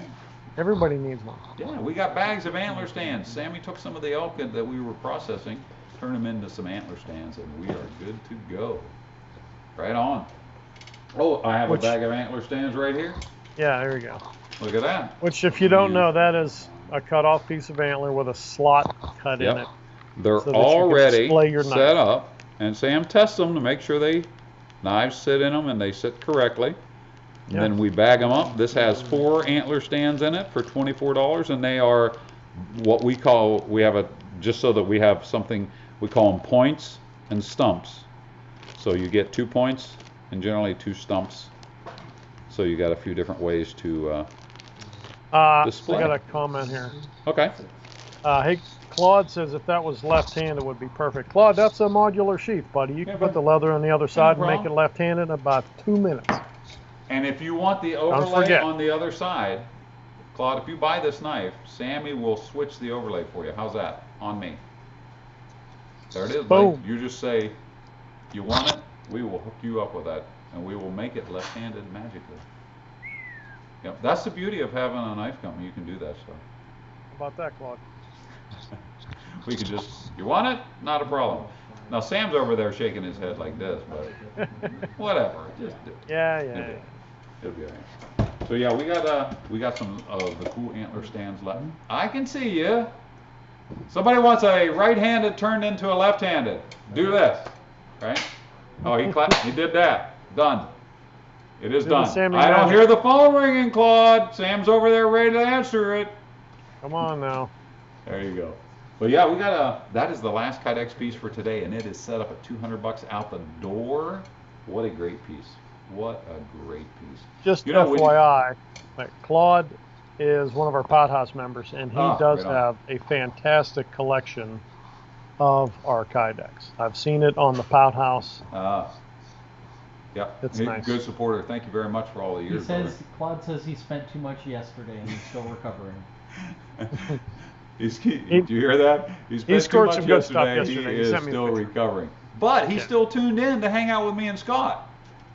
Yes. Cheers, brother. Thanks for hanging out with us. We appreciate that. We do truly appreciate that. We are. Hey, so you looking forward to coming back in on Wednesday? Yes. I want to make some dust. I'm going to bring coffee for Yes. everybody. Coffee. Yes. You owe me a Every coffee. time, if I have to run out to the store, put my face mask and my headgear and all my stuff on, the truck wants to go. I'm like, you can't go to Ohio yet. Go over this way. You got to know, stay one more few days. It's ready. I'm with you. I am with you. It's ready. No, I totally get it. Yeah, we got things we're trying to get has back Nick- on track. Has Nick been sitting at my desk? You better know. No, 'cause Probably there's a going bunch of through my stuff on your drawers, chair. rearranging all my goodies. No, we've been cleaning up the shop and stuff that we wanted to throw out. You know Yeah. how I am. I want you to have it, so it's on your Oh, good. stacked on your chair. All the stuff I didn't want. A couple Oh, old good. bananas, things like that. You want this? Hey, everybody, this is a common line from LT. Do you want this banana? I'm only going to throw it away. Oh, just- gee, thanks for thinking of me. Well, because it's still doable, but there's just a point Yeah. where I can't go beyond. We know he was a truck driver. He'll eat old fruit. It's Right. okay. Just give it to Scott. Just Scott will take it, right? He likes that stuff. So we just stack the stuff. He's been gone. We just put it on his chair and call it. Remember the old commercial? That's a Mikey will eat it. Remember Yeah. that thing? Yeah. That's Yeah, like, Scott will want that. Just put it there. We don't need to throw it out. That's- Knock the mold off. Give it to him. We got one more bite out of it. Yeah, you're good to go. I don't have anything new. I need a runner. Give me something. We got something. Grant's grabbing something. Hang tight. We still have some knives left. I don't know. Are we going to have enough knives to cover the day, Mike? Tell Sam to Probably get not that at the rate phone. we're going. Yeah, we may not. We're into an hour and 15 minutes, and Do you have that Kydex up there? I do. Who you got on the horn? Next gen is still available. Anybody we know? Okay. Okay, Sammy just took that Kydex. Thank you. for buying the Kydex, man. Did it sell? We greatly, yeah, Sweet. it's gone. Someone wants Thank to you. see 3 and 6. Okay, somebody wants to see number. Let me see what do I have. The green block with Both Okay, let me Saber start Next with Gens. this one. This one is number 6. Someone wanted to see 3 and 6. So this is a next gen AEBL Saber snakeskin with dark red liners, and it is $165. Let me see. I'll give you the best look I can. I am Nice. snakeskin. I have always been a fan of this dirty looking off-white. You know, it's just so cool. That's See if our you can get first time closer. Using double red as a liner material. Is this the double red liner material? Yeah. Yeah, Mikey says this is like the first time he put double red, this thick piece, on for liner material. See if Very you can get a cool little piece. closer with the side. Yeah, get your fingers out of the way, buddy. There you go. Now we Is that can better? see it. Yes. Yeah, check that out. Okay, so this is number 6. It comes in at $165. And also number 3. Okay, this is number 3. Somebody wanted to see number 3. Again, a Saber Next Gen. This one's an A2. This has the swirl pattern. Let's see if I can get it to. Come on. Is it working? Not working. You know what? I think the brightness of the screen's kicking me a little bit. There. You can see that a little Not bit. bad. Yeah. Coyote. No liners on this particular one. This is. Can you see the thickness of the handle? Let it focus. There we go. Handles really, really well. This one is number 3. Comes in at $150. Now remember, they all do include the sheath. Okay, so that's going to Correct. come. This is definitely going to come with your sheath. So I have 3 and 6. Yeah. The next gen, as we talked about earlier, is the smaller Genesis. So it's a 2 5/8 to 3-inch blade, but it still has a full Sold size number hand. 6. Sold number 6. Mikey, he said Number sold. 6 is sold. Woohoo! Thank you, Chris Burley.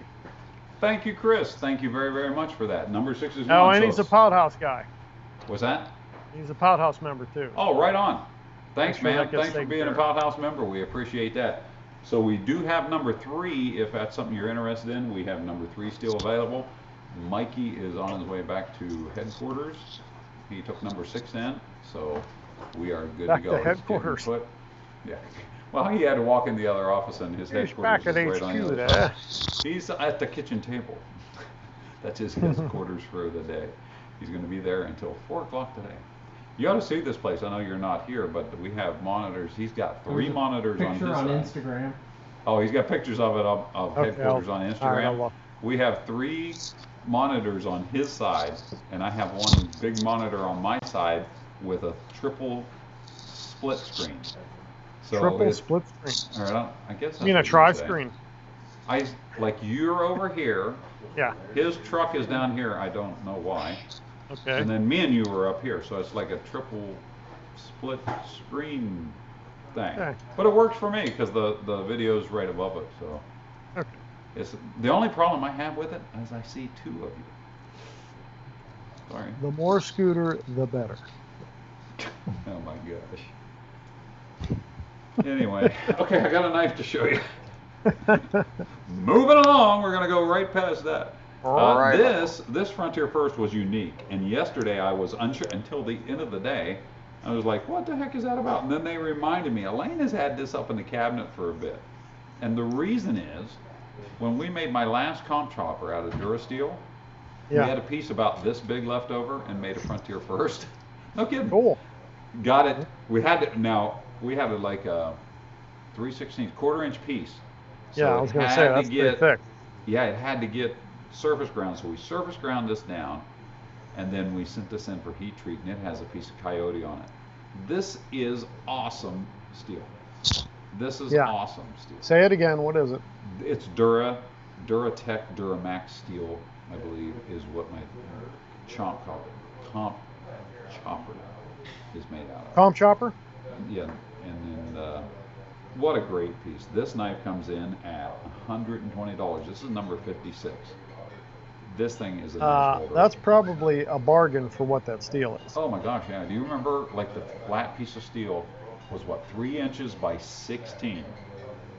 Yeah. I think I paid, now don't quote me on this. I think I paid $300 for the piece of steel. Oh, I believe it. Yeah, for the piece of steel. That was before anything was done with it. The steel is not cheap. $300.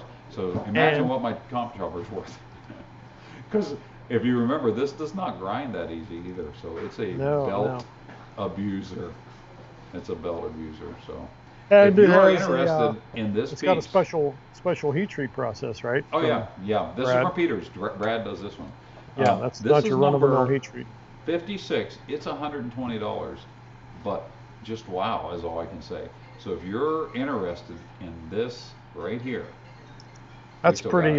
That's rare and special, and a heck of a price, I think, too, for that. and the fact Elaine had this above her desk for about a year now, and then she like, you know what? I think this is the show we bring, because she probably was saving it like a special for Blade, taking it to Blade show because it's one of one.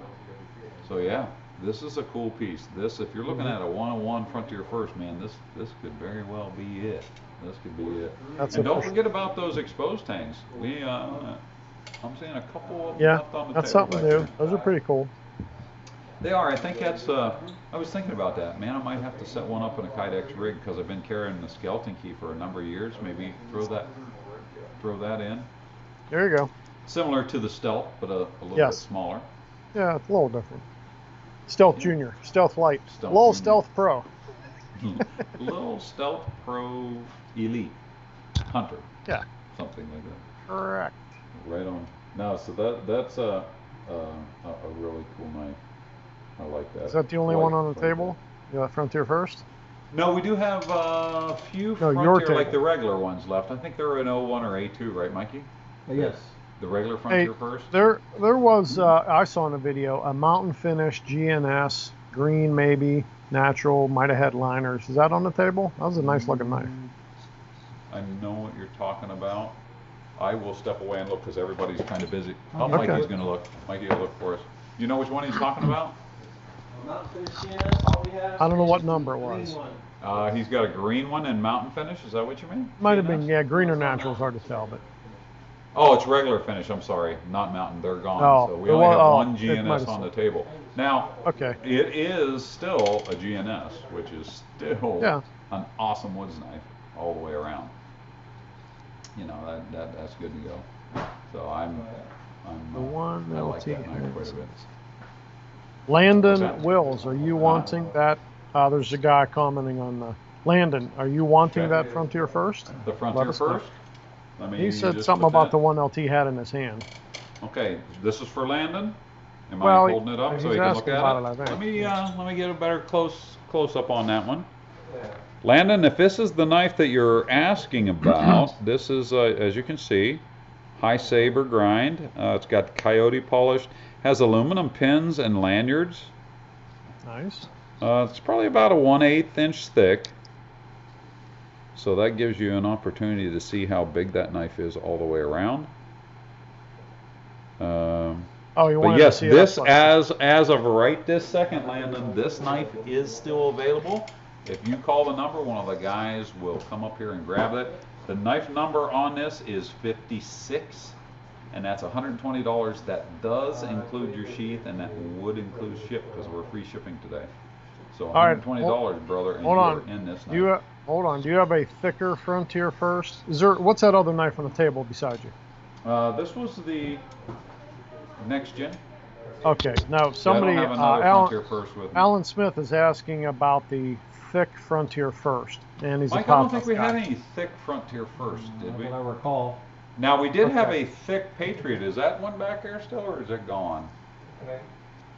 We'll look. Mikey's gonna have to look. Sorry, everyone's on the phone. That's okay. What number is the Frontier First on the table, LT? The one that's with me is number Yeah. 5656.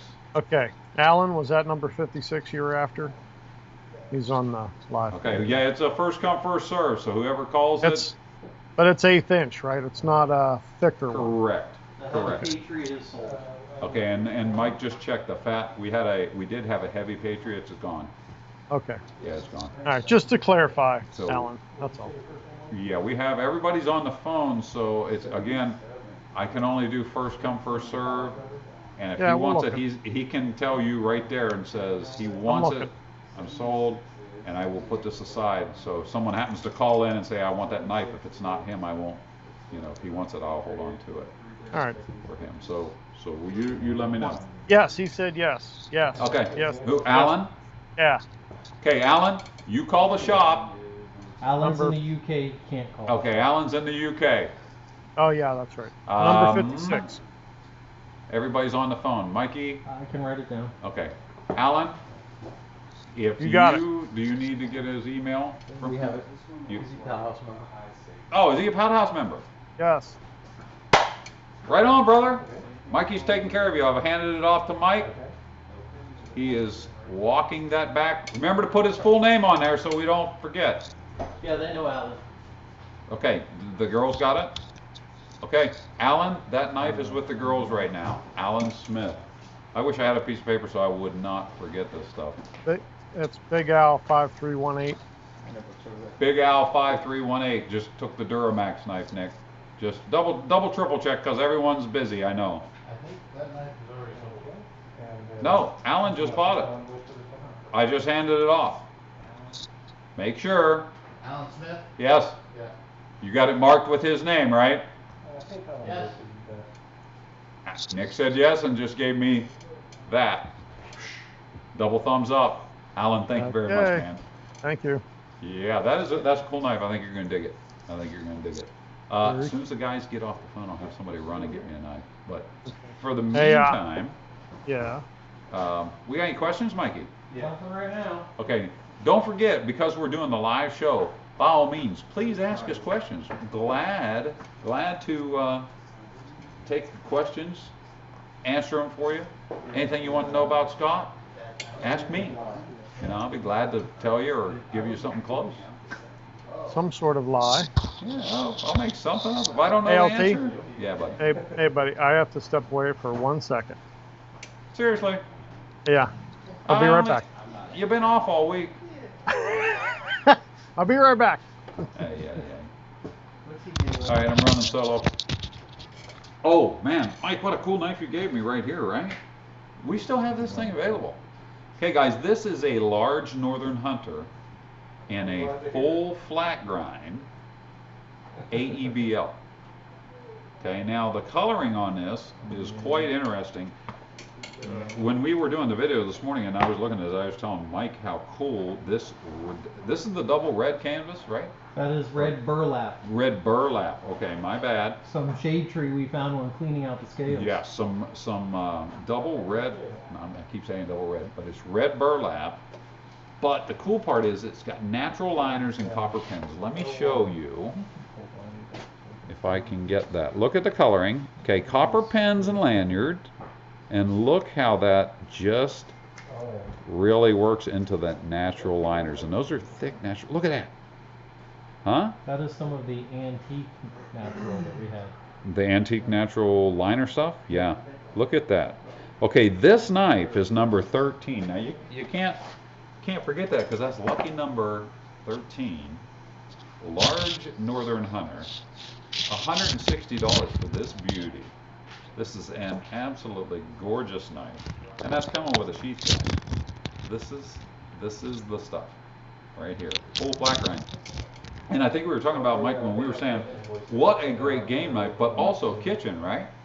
I mean, we're getting serious love for this knife in the kitchen. So, Mikey's busy. He's got things going on over there. Oh, look who's back. How nice of you to join us on this live show. I'm losing your volume. Did you turn your volume He's down? got his mute on still. You must have your mute on. Test. I do not. Okay, turn it up. Still. I know. Give us some. I can't. I Push didn't the change button. anything. Do I need to show you how to work technology? I'm gonna. There you go. Can you hear him now, Mike? Yeah. Yeah, Mikey can hear you now. Okay. Check 1, 2. Okay. Much better. Mike, can you turn him up in my ear just a hair? I'm gonna grab this from How's you. that? Good deal. Is it sold? All right.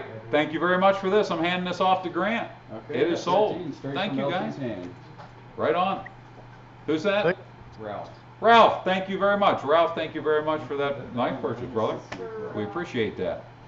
Cowboy was asking what scales were on that knife. I'm sorry, buddy. It's sold. You missed it by that much. Yeah, I don't know. Do we have anything back there with that combo left? I don't think so. No, that was it? Okay. Hey, Mikey brought me up a t-shirt. Because for those of you guys who are fans of LTWK and you don't run around in one of these shop shirts like we do every day. Yeah, right? Look at this.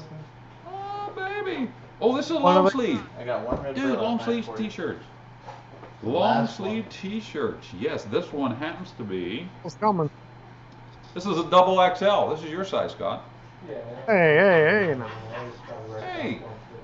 If I tied a knot in the back. That'd match your ponytail, right? Yeah, sure. Yeah. No, so that, hey, we have some long sleeve t-shirts. I know we have some short sleeves. We've got a few of the orange hats left. So we have a few things back there. So if you're looking for some LTWK accessories, we do have a few things available today. So this is a chance to get it for free shipping. Those of you who aren't local and can't come by. I don't know. Cowboy's a double X, isn't he? Just throwing that out there. Sure. You never know. You know, might fit. Yay. There you go. Oh, Nick did find one of those. Now it does not have the natural liners, but it does have that beautiful red on it. If you guys can see that, this is one of the partial tangs, nice. not partial tangs, exposed tangs. Yeah. With that red on it. Wow, just wow, right? Okay, now this Shade one, tree if for ruby those. burlap. For those who are interested in this particular knife, this is number 70. This knife, wow, it comes in at $70. So 70 for 70. There you Nice. have it. Or go play that And number. again, that's going to get you in a sheath. You're going to get the sheath. This is 01 steel on this. So those of you who are fans of simple 01, here's a knife for you. And by the way, I am a fan of 01. You? Yeah, easy to sharpen in the Yeah. field. We'll take a patina. Right. I know that I'm out in the woods. I could take my belt off because every man wears a leather belt, right? You could take your belt off and strap it to sharp. Mm-hmm. One of the things that I have always been a fan of 01, early on in my knife making career, 01 was user friendly, number one, but it was also maker friendly. It didn't eat your belts alive like some of the super steels of today. Yeah. Oh, so that makes a huge difference when you're grinding. And when heat treating, if something don't go right, Yeah. anneal it and start over. Right. Yeah. Relatively. Again, maker friendly and user friendly. As you said, you can sharpen it relatively quick out on the field, and throwing a quick patina on it. Alright, sounds good. That's always cool too, right? Even just a vinegar-based patina, if you want just to grade up. I Sure. think that's one of the things. I think Nick has graded up some of his 01 just in a simple patina. You know, one of those Yep. things. Oh, yeah, there's a Easy piece to on there do. right now. Is this one of them? Yep. Oh yeah, there you go. There's a simple piece of 01. This is his carry knife for today. A Bone Patriot, and if you guys can see Oh yeah. how Yeah, it's you can just see that. it's just the dull vinegar gray. And Yep. you get a gray with white vinegar and more of a bluish gray with apple cider vinegar. Okay, so he's saying for a gray white vinegar, it gets a blue gray with apple cider vinegar. So yeah, thanks, bud. So that's a little tip for Take you it. there if you guys were looking to potentially want the patina up 01. Now you can add to that very similar, like all the 10 series stuff. If you throw a mustard base over top of that, that mustard will give you that black patina to it. And for those of you who are unfamiliar with patina, what it does is it actually helps protect the steel a little bit. Like if you're, Protects, yeah. yeah, keeps it from flash rusting and different things. And the cool Exactly. thing about a mustard, say over a vinegar, now we use a sponge technique when we do ours, but you could literally write your name on it. Or the raindrop. Oh, the remember the Q-tip. first time we saw that raindrop? I was like, Look like "Oh." Damascus. It Yeah. did.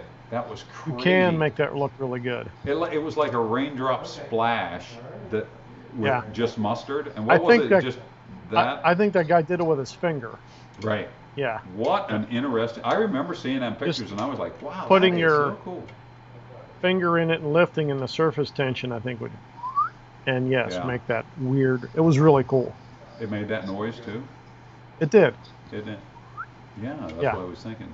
But yeah, mustard and vinegar, because you could literally just write your name on it. Yeah, with a Q-tip, Hmm. Bob. Yeah, you could just put it on there. You know, draw. You'd have to pictures, buy whatever. a bigger knife if you want to write Leonard. Well, yeah, of course. But we've done tiger stripes, right? That's easy Yes. enough. Tiger stripes, we do the sponge technique quite a bit. So if you just want to gray up like an 01 or a 10 series, any of the 10 series do just the same. Nick's liking white vinegar for yeah. the gray, and if you want a little, I guess, more deeper, the bluish gray, then Yeah. you're looking at the apple cider. That'll give you that color. And then if you want to double it down or like do a two-tone, that's when you throw in the mustard. So you throw your mustard base on top of that. Now, Yeah. Or if it's a smaller knife, you can just shove it in a potato overnight. or yeah, you can do that, and that'll be a quick one let and it done. sit You're there. right. If you're going to do the vinegar and the mustard, when you put your mustard on, we probably let it set for about 3 hours minimum, 24 max. Scrub Yeah. it off, hit it with Blue Dawn, clean it, and now as soon as you're done washing it, get it in oil. Oil that thing up, okay? And then you are going to be very, very happy with what you get. I think you're gonna like it. And that's how we do our machetes. That's how we do our Bushcrafters HCs. And if we're doing any 01 or anything like that, that's pretty much the process. Is there any Bushcrafter HCs on the table? Show one. Is there any left, Mikey? Or a machete? Okay, Mikey. Oh, we don't have any machetes. No. Which reminds me, when you get back Wednesday, guess Wow. what we're grinding? Oh yeah, we're grinding Yeah, machetes. 100 machetes. Okay, Mikey said we're out of HCs. They're all sold. Yeah. Okay. I mean, that's good, but Yep. yeah. Did I Good deal. mention you were grinding 100 machetes when you get in? I'm gonna be late that day because I No, gotta get coffee. No, we have, and machetes are like this long, so when we grind, it's like How long? all the way across, and then all the way across. Ah, back. Yeah, those are the shoulder burners, man. Yeah. Elbow joints, shoulders at the end of the day, and 100 That'll- knives. He's been resting up for 2 weeks. He'll be fine. You heard that? You've been off for 2 weeks. You got this, Thanks. right? Because you've been doing nothing but bulking up while you're off. Yeah, building goat pens and whatnot. Is that for gyro? Gyro meat on the hoof. Yeah. So you've been That's- lifting weights and eating right. Oh yeah. Yeah. Uh-huh. All I right, did well, wire we're up. I did get to wire up a couple lights in my truck Oh, there you go. Well, you get to grind 100 machetes on Wednesday. by myself. Nick and I will watch. Oh, thanks, Sammy will be busy, but Sammy. so we'll get Sammy, them all ground up. Sammy, help me, buddy. He's on the phone. He can't help it. Sammy. He's busy. He's actually walking this way. I thought for a second he could actually hear you, but he can't. Okay, Mikey's got a question. Bill Shoot. Sullivan would like a suggestion for a keeping knife for whitetail. What would I like Yep. for? Man, you know what, Bill? I'm not hating the GP medium. There you go. I mean, I know it happens to be laying here, the GP medium. I can tell you that the game knife that I'm personally using at this time is a flat ground Genesis, or I'm sorry, flat ground next gen. Get it That out was there. hard to get out. That is what I'm using presently. I like the spear point kind of stuff. Man, I'm not hating a small Northern Hunter for that, but I gotta say, the belly on the GP medium, if you can see that, you're still getting your point, you're getting a nice belly out of it. I like that. Sorry. I like Yeah, that one. lots of And belly. with the full size handle. What, did you not get a lot of sleep last night? I only had 2 cookies with milk, so a For little. what? Your It's bedtime time, snack? it's time for or- lunch. It's time for Yeah. lunch. Oh, you should have ate lunch before you got on. Yes. Did you need me? You were saying my name. No, Sam, I forget what we were. Oh, he wants to know if you were going to help him grind those machetes come Wednesday, and I thought no. Scott? Yeah. Sammy, Yeah, he's been gone for 2 weeks. He's doing it himself. He said the same thing, Mike. You've been gone for 2 weeks. come You can grind them on. yourself. That's- Yeah. Hey, No, we'll Bob. watch. We will watch. Oh, I promise you. No We'll problem. cheer and throw water Yeah, on we'll- you if you we'll catch cheer. fire. Mike said he'll keep you cool with some water. Someone wanted to see the bushcrafters. Okay, somebody is asking to see bushcrafters. Let me get you set up here. It was our friend Dave Carroll and Shu. Oh, both okay. wanted to see bushcrafters because they don't own one and they should. Whoa, Dave and Shu, you guys don't own bushcrafters? Seriously? And I didn't know anyone in the U.S. didn't have a bushcrafter, but okay. Wow. Hey, this one I have right here is an AEBL flat ground version in polished camo G10. Let me show you guys that. That's a nice combo. Oh, look at that. Flat ABL. Look at that. Well, handles. And yeah, this is a great size knife for anyone who does not own the one or two guys in this universe.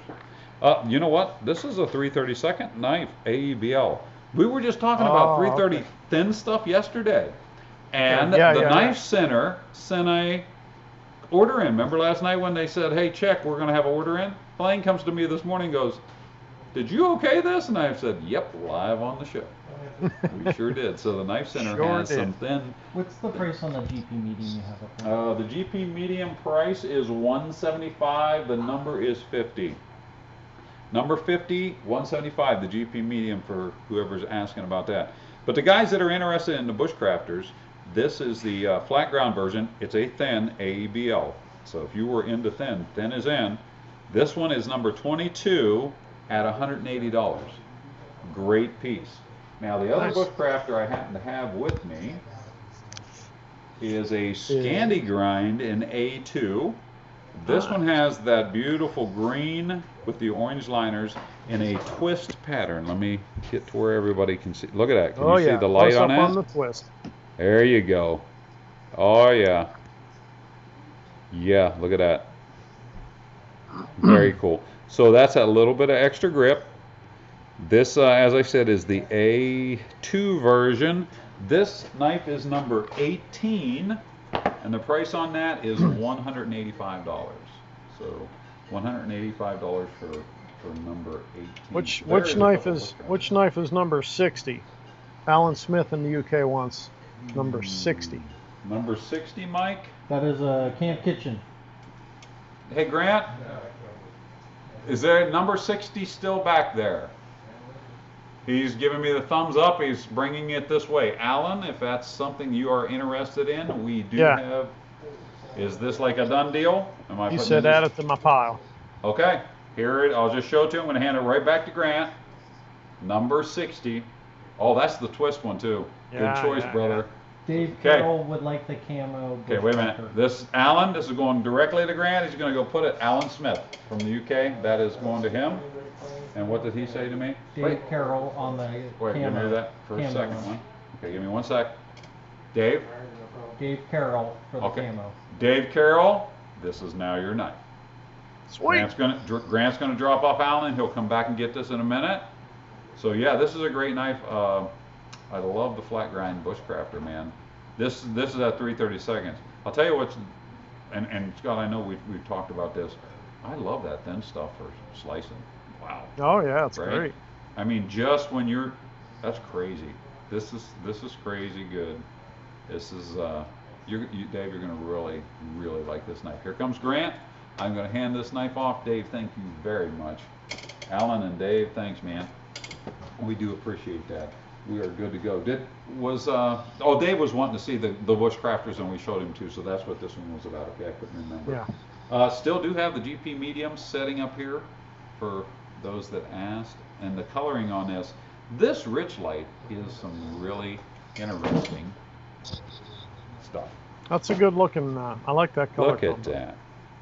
And polished. Now this is them, the manufacturer putting this rich light together. Boy, I wish I could get that to focus. And doing my best. Got the gray liners, but look at that color combination. That's crazy, man. Crazy. And this is the multiple pen knife, as opposed to the fisheyes that we use a lot.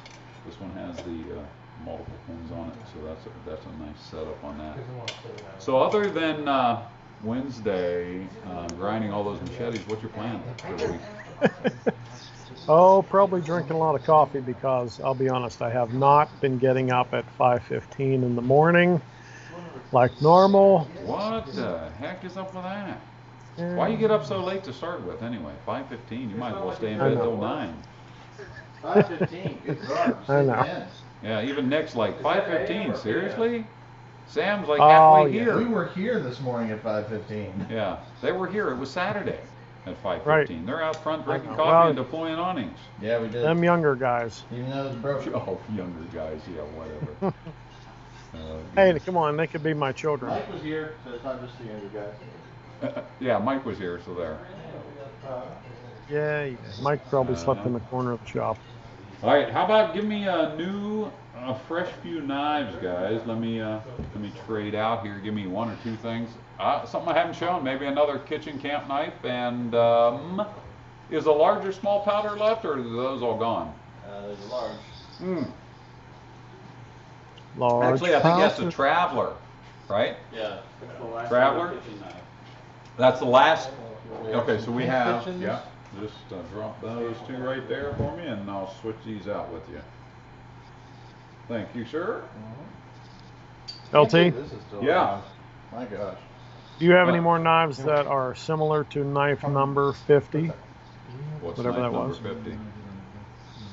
That was the, was it the camp kitchen? Anybody know what knife number 50 was? Looking now. Okay. Somebody's asking for something similar to knife number 50.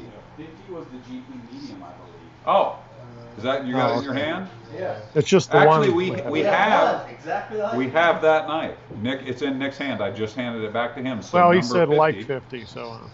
Oh no, Bill, nothing we have else. number 50. We have number 50, but that is the only one that we have together for the show. Actually, we don't even have any hardened blanks right now. It's going to be a while before we do another batch. Because remember we did that for the Pal House. We did the As You Wish Yeah. run, ran through a bunch. Dealers bought a bunch of them, and we have that one knife. So if you're interested in 50, Nick's holding that back there. He's like this, ready to go. Mike, give me a table shot of showing Nick holding up the knife. Wait for it, wait for it. Go, Nick. And Go, Nick. and here goes with the magic of technology. There's Nick holding up number 50. There it is. Woohoo! There it is. We do still have number 50. Bill, the scales on number 50, that's the blue and natural rich light Yes.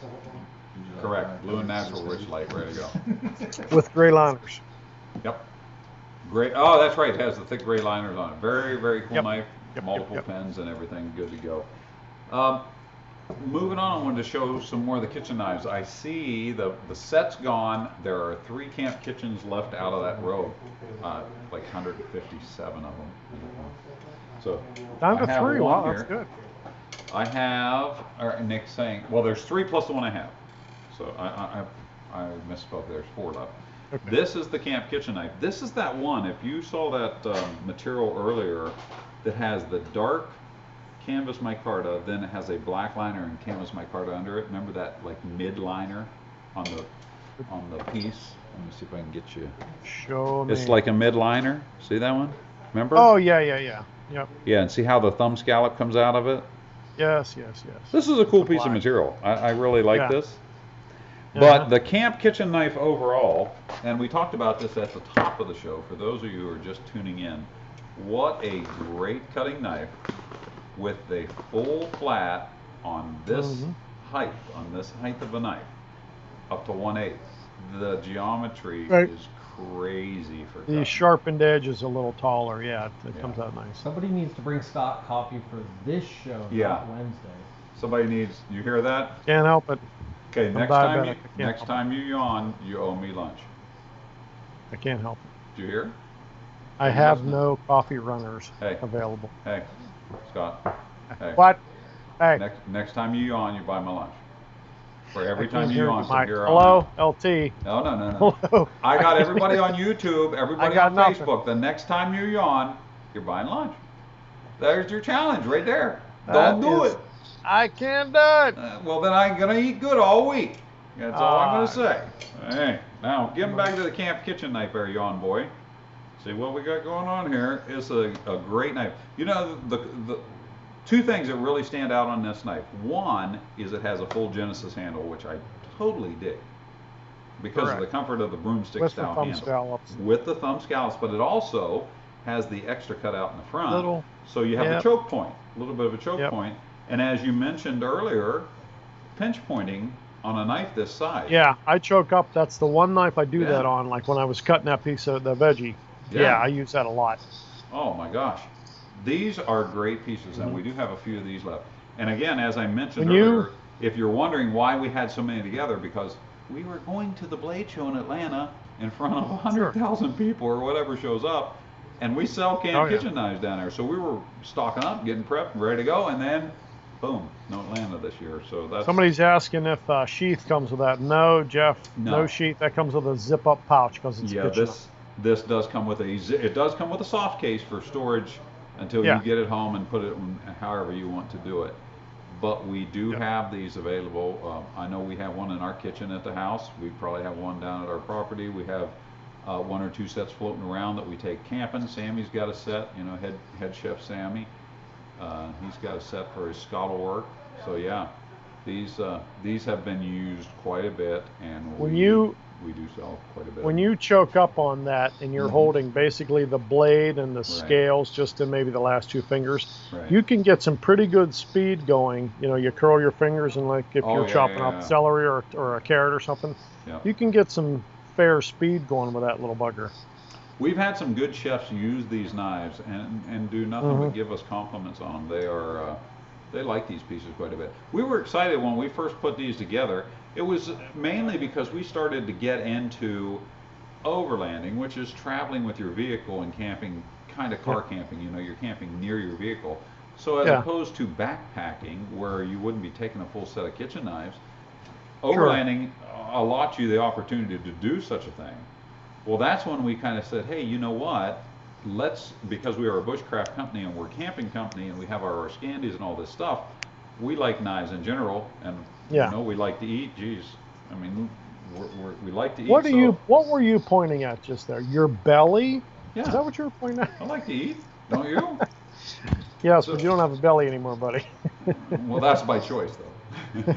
But I still like to eat. I mean, I'm not I gonna lie. know. Oh, speaking I of know. eating, you know what you missed yesterday? You don't have to cut up and cook real special quinoa. It's already chopped. It's already small. Your quinoa is already chopped up. You don't need You it. just cook it a little, Okay. What For I those- missed, what I missed. For those of you who are just tuning in, here in Steubenville, Wintersville area, we have some specialty stuff. One is our You're not- Square de You're Carlos not pizza. going to rub this in again. No, wait a minute. Square de Carlos pizza. Yeah. I'm gonna tell you the time we brought Spen to town. Now he's from Chicago and he thinks they make pizza out there. Anyway, he brought him to town. He's looking over the counter because they put the cheese and the pepperoni on after it's cooked, right? Here. He's like, what are they doing? What are they doing? He said, "Da, da, da, da, da, da." It melts in the box on the way home. Yeah. He it- couldn't believe it. He loved it. It's It was good. Square pizza. Okay, so we have DeCarlo's pizza. For those of you who have heard about DeCarlo's pizza, gotta love it. Yeah. We have that. But we also have Federico sandwiches. Let me just say that I'm already like this. Okay? Nick went out and got 4 of them yesterday. Now wait a minute. yeah. It is a loaf of Italian bread. It's a loaf. It's huge. This is a sandwich, guys. They cut the loaf. They fill that loaf with processed meat. About Some 9 people pounds. call of it, it. some people call it lunch meat. Processed meat and cheese. Then they cut it into smaller sections so that you don't have to hold the whole loaf. Yeah. Just wow, right? Just wow. We love those things. Italian dressing. It's just a battleship Absolutely. looking So thing. you got the Federico sandwich and you got the Carlos pizza, and that's what we had for supper last night. Yeah. It's Where good. were you? You weren't here. I'm on the lockdown. Yeah. What do you have? All right. Kentucky Fried Chicken. I had scrambled eggs. Okay. No. We had, just saying, we had the Carlos and Federico's. Yay. Yay. Whatever. So any of Rub you it in. guys come to town local for one of our shows or something, the Carlos, Federico's, the food's great. You're gonna love it. Yeah, we like it.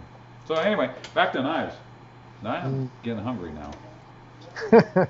We do have parts of sandwich. I saw Mike eating one earlier. There is some sandwich in that fridge. Not really. Not really. There was some sandwich in that fridge. Is there going to be sandwich in the fridge on Wednesday? There is not. No. We have a Sam and a Nick. There is no way. No way. You're going to lucky if it's going to be in there Monday. What are you thinking? No. Yeah, Okay. got a medium green. I had have to with ask. me a CPM 3V Yeah. Genesis Ooh, in nice. Koa. No kidding. Yeah, right, yeah. Look at this. Why is that still on the table? Yeah, right? Up a little. Usually up the a little. woods, usually Up the a- woods closer, are not. Look closer. at that. Oh yeah, Huh? And that is sharp. the elusive white liner. The elusive white liner. You know how much I hate white That's- liners. I know, buddy. Yeah, there it is. Nice. Every now and then, Mike puts them on, and I think he just does it because he knows they don't like white liners. Why don't I like white liners? I'll tell you why. I You don't burned like the white set liners. one time. I burned the set one time because I was trying to go too fast, and the color doesn't come right out. They go brown. They're Oh, brown. You're Yeah. tearing the knife apart. There's because here's the thing. Yep. Once it goes brown, it does like this. So it goes so deep. I would have had to put thumb scallops in the back of the knife to get out the brown spots. So I right then became a hater of the white liner. But what it does, and I'll be honest, it makes me slow down when I'm grinding. Because it does every time. I mean, what are you going to do? Because I see it and I look at I'm not kidding you. Every time white liners come across my bench, I just shake my head. It's like, seriously, seriously, another set of white liners. But it is what it is. I throw them Very on. good. But that is a Koa piece. I forgot to give you the price. CPM 3V flat ground Genesis. That alone is awesomeness right there, right? Heck yeah. Add the Koa, add the white liners, number 24, this is number 24, $295 with a sheath. This Nice. is an awesome, and I mean awesome, Genesis. The Koa CPM 3V Genesis. Just wow. CPM. Yeah. Yeah, you're a fan of it? Oh, it heck yeah. has That's the a hot elusive rod. That's a hot X-Stand. rod metal. Yeah. And this- that is that yeah. not one of the woods that we don't have to stabilize? Or am I wrong on that? Mikey says Koa. he does stabilize this one. Yeah. Oh, does it? Okay. See We the mainly elusive do it X. for color. Huh? We mainly do it for a color to bring out the grain in the wood. Can you hear him? Oh, yeah. Okay. Okay. I thought it was kind of a harder on the woods, but you know. The All right, so only it's one mainly that for we color. Okay. the one that we don't do anything to is desert ironwood because it has such an Yeah. oil base. Oh, and also And- Brazilian cherry. And Osage orange. Correct. That's- Osage orange. that's Boy, we tough haven't stuff. used Osage in a while. No, we haven't. Well, it's No. hard to work with. Yeah, it that's is a hard. belt eater. Oh yeah. But now Brazilian cherry. The cool thing about Brazilian cherry to me, you know, a lot of people like desert ironwood because it has all the figure and the burl and things like that. One of the cool things to me about the Brazilian cherry is pretty much the straight grainedness of it. Mm-hmm. You know, it's very uniform, very cool looking. Yeah, for sure. Yeah, so I like that Koa wood. That's a really good wood. It's from Hawaii. Um, Fancy. I'm going to have to go with yes on that, but I think you probably will be correct in saying that. Yeah, Yes. that is good. I mean, Hey, there might be some in the States, but I think it's mainly from Hawaii. for let's just I'm going to throw you a hypothetical since we don't have any questions right now. I'm going to throw you one. If you're doing, let's say you're going to do a 3-day event without your truck. Okay, so you're going to backpack in, you're going to hike. What is the knife? Let's say we're going to call it a challenge. Okay. Challenge hike. What's the one knife and how are you carrying it? Bushcrafter HC in a standard hip sheath. And that Because would be- I know I can sharpen that with my eyes closed. Okay. Now why And- standard hip? What do you think? I mean, Because it rides a little higher. I like it's a little bit more solid feeling. The Dangler is nice if you're getting in and out of stuff, and if you got a backpack on, it tends to ride lower. You said backpack. I would bring the Dangler sheath with me, but I would try and use it as a hip sheath. Now, if it was in the way, then I go Dangler. gotcha. I like the Dangler because I'd like to, excuse me, take that little piece that is the Dangler, loosen up the Chicago screw, and now I have a mini strop for sharpening. Mainly, Yeah. that's why I like it. Good point. Mikey's got a question. Alan Smith would like to know, how did Scott join the company?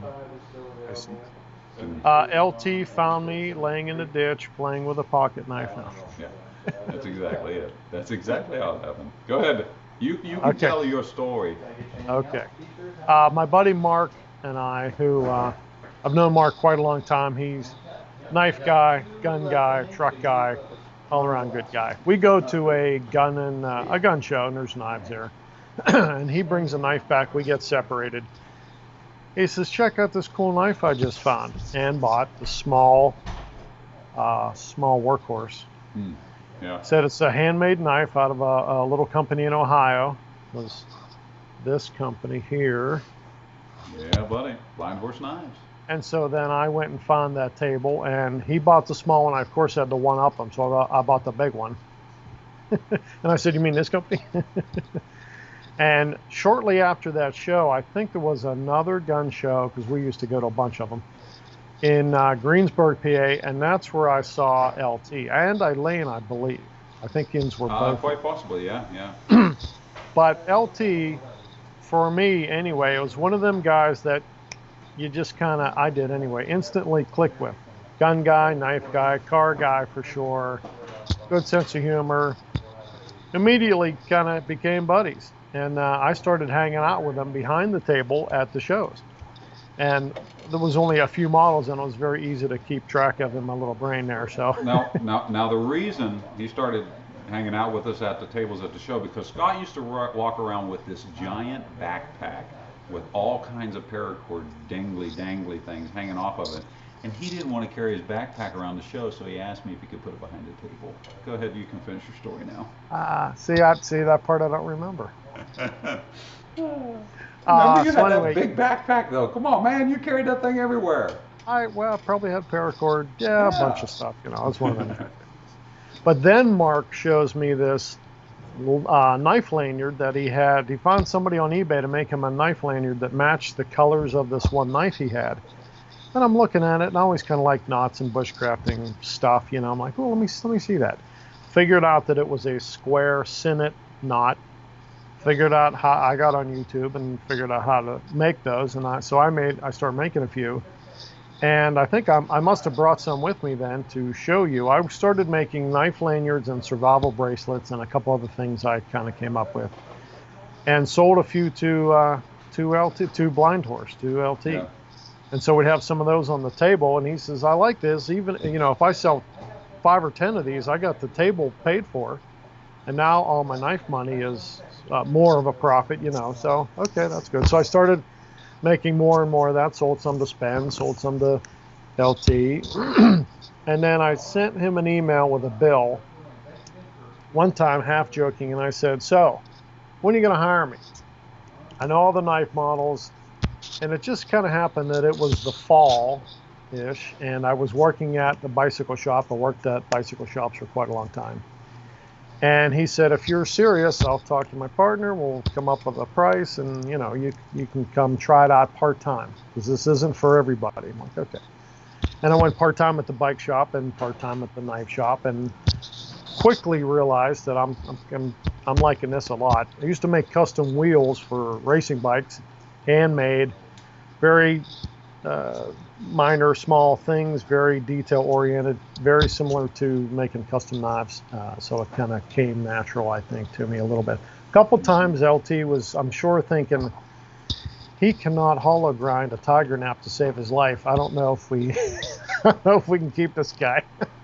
But I practiced more, and I got the hang of it, and went full time. Yeah. And as they say, the rest is history. That was November of 09. I'm trying to remember. You used to you come around, you hang out, and then a lot of times, like if we were going to a show in Chantilly, Elaine and I would come to whatever bicycle shop you were working at the time and actually pick up lanyards. Remember? Yeah, that's Instead of having them mailed, it was like on the way past Pittsburgh, we would come over to the bike shop you were working at and grab, I don't know, 50 lanyards or whatever going on at the time. Yep. And then run out of town. And then I think even before you started working with us, you might have come to my house and we rode together out to the Cambridge show. Does that sound, for some reason, I'm thinking, before we had owned the Cambridge show, I'm thinking we went out there and just kind of walked it. Yeah, you are correct. Hmm. I have, in fact, that now that my memory is starting to work, even without coffee, I have pictures of that show. Okay. And I do remember that show because it was a monthly special that I remember distinctly going, how can you guys make this knife so inexpensive? Right. I think it had bone handles. It was like $100 or $75 or something. And that's the first time I saw a prototype for the Dave Canterbury Pathfinder. Oh, yeah. The PLSK1, yeah. And I happened to see him on YouTube. Right. And he's doing a knife review. And I think I sent you an email like, hey, this guy's in Ohio too. You should send some of your knives over to this guy and have him review them. And he's like, we got it. We're already on it. I'm like, wow, okay. Yeah, yeah, that was cool. Yes, that was before I officially worked for you. And then, like you said, we just got together, came together, and you've been here ever since, except for the last 2 weeks. Yeah. Right. So there you What are go. you Yeah. Stuck at Yep. home. That's sad. it, Alan. Yeah, that's the story, and that's pretty much how it And happened. just for a quickie UK tie-in, I'm sure that at some point I had dripped some oil out of a Land Rover on LT's driveway. Oh yeah, at least if not on my driveway, at least on the street out front. You had that. Right. You had a green disco, I think, for a while when you came down the house. Yeah. Remember? Yeah, Was I that a was stick commuting shift truck? with. No. No, not- that was not the automatic. disc. But that was Every it was disco like I an had. army green color, wasn't it? I had two silver discos. I had a green. No, I had the army green little Toyota pickup. Okay. I was thinking for That some was a reason. stick shift. I'm thinking. I swear I thought that one disco was green, but maybe not. I could be wrong. It's hard to tell. Silver. Because you were, back then you were changing cars really regular. Because the 112-mile round trip commute every day was going through cars like tissue paper. Mm. And Yeah. now he just I does it because he's had it. Yeah, because he's used to it. Is that why he still does it, Mike? Just 'cause Yeah. I he's killed an old so used to it? Toyota truck. I killed a Land Rover. I killed a Miata. I killed a Cherokee. Didn't Twice. kill Mom's car a few times. You killed a The white Cherokee Miata twice. twice. Oh yeah, yeah. I've gone through some vehicles. Yes. Yeah. Yeah, Lately, I that's just funny. keep them 2 years and trade them. Although this one, Oh, here we go with that Uh-huh. forever truck stuff again. this one I I'm don't gonna have think for a so. while because I've done the most modifications ever to this truck. Now, in all fairness, I'm kind of a forever truck keeper. I know you are. I know. Yeah, because I had the blue Cherokee for 305,000 miles. I know. yeah, like a whole bunch of years. And now I have the Yeah. white JK. I've had that since 2016, and it's almost time for the Hemi conversion. Woohoo! Yeah, there you go. I'm ready. Hey, look what I have right here. The last one. Is this the last one? I think so. Okay. What is it? Pout House members, are you paying attention? Because let me show you Uh-oh. what's going on here. It's almost winter. Somewhere. We have one Pout House member, Oh. hoodie. Okay? Just What for size is those that? who are going, What- what size is it? what- What size is it? What size is it? Okay, hold on. Let me find it because nobody told me what it was. It's a medium. Okay? Mm. Medium. Back to the, look at the back. See that? Back to the grind. Pout House member. Medium. Is this a Grant size? Yes. Medium? We got Hold on. one. Hold on. Hold on. All right. What? Hold on. What? Wait 1 second. I'm working. I'm working La la something la here. la la la la. Okay. I Anyway, know. this is the last Pout House member. Back to the grind. Green. What are you gonna say? Off gold, khaki. What's the color? What's the ink? Green. No. It's safari. Khaki. It's a khaki color. Okay, khaki. Mike calls it safari because he's got big words. One medium. That's it. And then these are gone. Here it is. One medium. Pout House member. Hey, do we have any? Is that thin Frontier First still back there? I don't think so. Because I was kind of digging on it when we were filming. I think it was like the bottom one. No lanyard hole. You see it? Nothing. No. Okay. I was going to show you a cool knife. There's but a it's sold. cool black polished paper with red lines. This modified Well, we still have the GP medium. Whoever was asking about that, let me see. Oh, that's number 50. Yep. Oh, yeah. Oh, this is just a standard Frontier First. It has red liners with black polished micarta. The paper. Let me see the number on this. Number 92 is at $70. This is just I am, again, a fan of the Frontier First. It's just a really great small knife. I'm working on getting it. Nice. See the red liner. Yes, I see it. Simple. There's a couple, no, less than a couple. There's like two. The one I have and one more back here, Frontier First. Mikey, you got a table shot right quick? Because, wow, look at the lack of knives on that table. Yay, guys, look at that. Thank you very much. There are a ton of spots open. Tons and tons. How cool is that? So I have a number, I'll say it again, number 92, $70, Frontier First. This one is in, this is in D2. I don't think, the only other thing I can remember in D2 is the folder that was sold last night.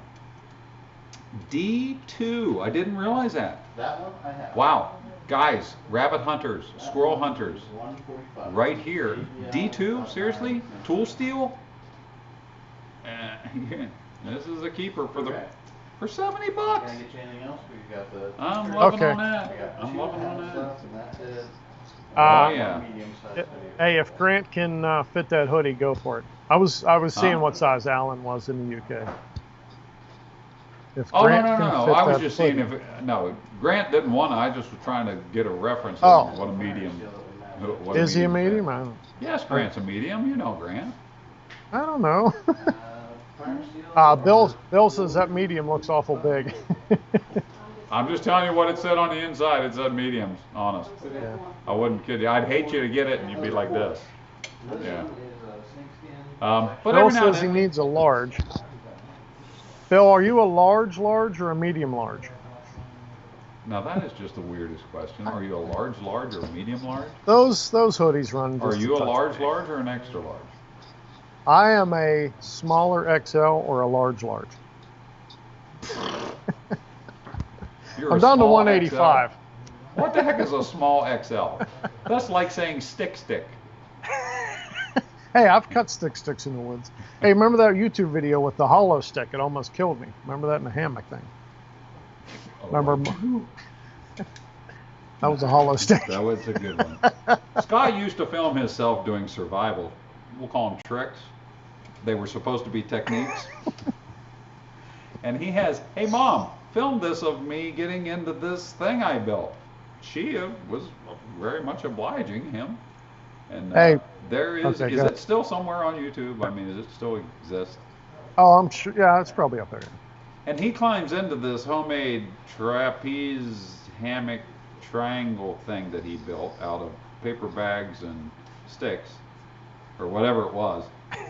And you hear crash, and his It's mother's cracking. laughing, and It's cracking. the picture's going like this because she's laughing her butt off. He falls completely to the ground, and she's like, "That's enough of this survival, Blake." Go get your I'm car out of the laughing. basement. Yes, go get your stuff out of the basement. It's like, oh my god, that was hilarious. I was trying to make, 2 tripods on each end and string an army poncho between them and make a make a bed, make a cot, And it would have worked if it wasn't for them dang kids. Okay. You know what? You need to find that video and put it on the Powerhouse, because that would be an All right, I'll- awesome I'll thread. put it up. And then just like put a threads, dumb things that we do and we're not afraid to show people, because I have about 50 of those stupid things that I have done in my life. It Did I mention earlier I'm a little bit clumsy? Hey, Chris Burley says he'll take the Frontier first. Frontier First. Chris Burley, right? Yes. Because that's what he's saying. Chris, let me just.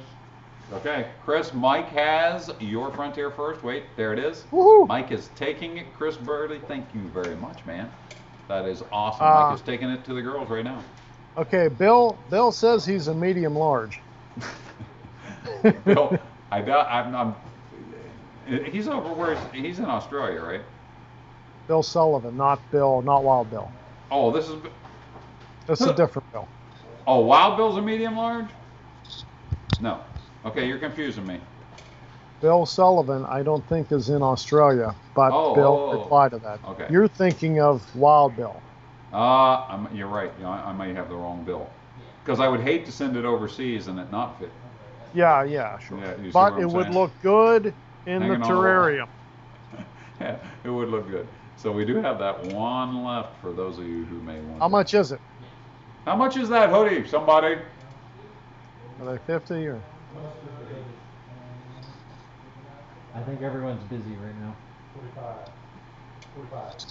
4 or 5? 45. 45, Bill. Yeah, 45 on the hoodie. And there's Oh, one yeah. left. Bill's in New York. Oh, okay. Yeah, Try yeah, it. Try it. yeah. Yeah, so if it's something that you want to try, we could ship it to New York probably. Hey, I found an awesome. Sam wants to know if you want to see him in it. Just say no. No, because they'll rip it like the Hulk. Yeah. You know, Is I've it- heard he can deadlift 300 pounds. No, he said you'll rip it like the Hulk. I'm sure of it. He did, Mike. He did say that. He'll rip it like the Hulk. I swear, Sam. Scouts It's on honor. video. You can hear it later. Like that guy in a little suit. He did not say that. See, that's what you get for being like you are. I didn't say that. I know what you That said. I heard guy you. in You a hulked little it. shirt. See, I didn't do that. He's turning green right now. I went Hulk. Yeah. That's a green hoodie. That's a green hoodie. Yeah, I know. Whatever. Good deal. All right. Hey, I said, Yeah. Bill, go for it. Yeah. Mike, you got any questions you need to throw at us right now? Nope. Okay. Scott, let me Mike Jank did ask Huh? what scale materials were available on the kitchen knives, and I told him what numbers they are. But if you want to show him, if you want to show me a couple. Okay, Mikey's. We had a question about scale materials on kitchen knives. So hang tight. He's bringing me all of them, all of them. I'm going to make a space here. or you could just juggle. And no, my juggling. Did I mention my clumsiness? Go ahead and set them down, because you know I have no depth perception. I know. Which could lead to a funny sharpening story. For you. Okay, let me. Somebody. What? I'm showing handle materials, right? Yes. Hold on, he says, Okay. Bill wants to know what size you are, LT. I am a large. I was an extra large. I am now wearing a large. Except this shirt is an extra large. Let me tell you about this shirt. It looks bigger. And you know why? And here's the thing. Elaine took this shirt in. Oh, yeah. Yeah. You see this seam right here? Look Oh, how yeah. big that is. Yeah, she took Yeah. this thing in. This was an extra large. She made it a large, and I think it's a little bit too big. Yeah. And Bill, that's by choice. I gotta be honest, man. I was too heavy. I'll admit it. And no, Yes, I'm tell not everyone in as- TV land you're not sick. You don't I have a am- problem. Yes, You please are quit having emailing Scott and Aaron and saying, "Is LT You are- okay?" I am fine. having a healthy life change. Yes, I've been working this for a year. I've been really paying attention to the things that I eat.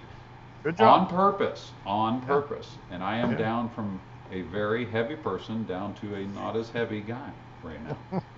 So that's it.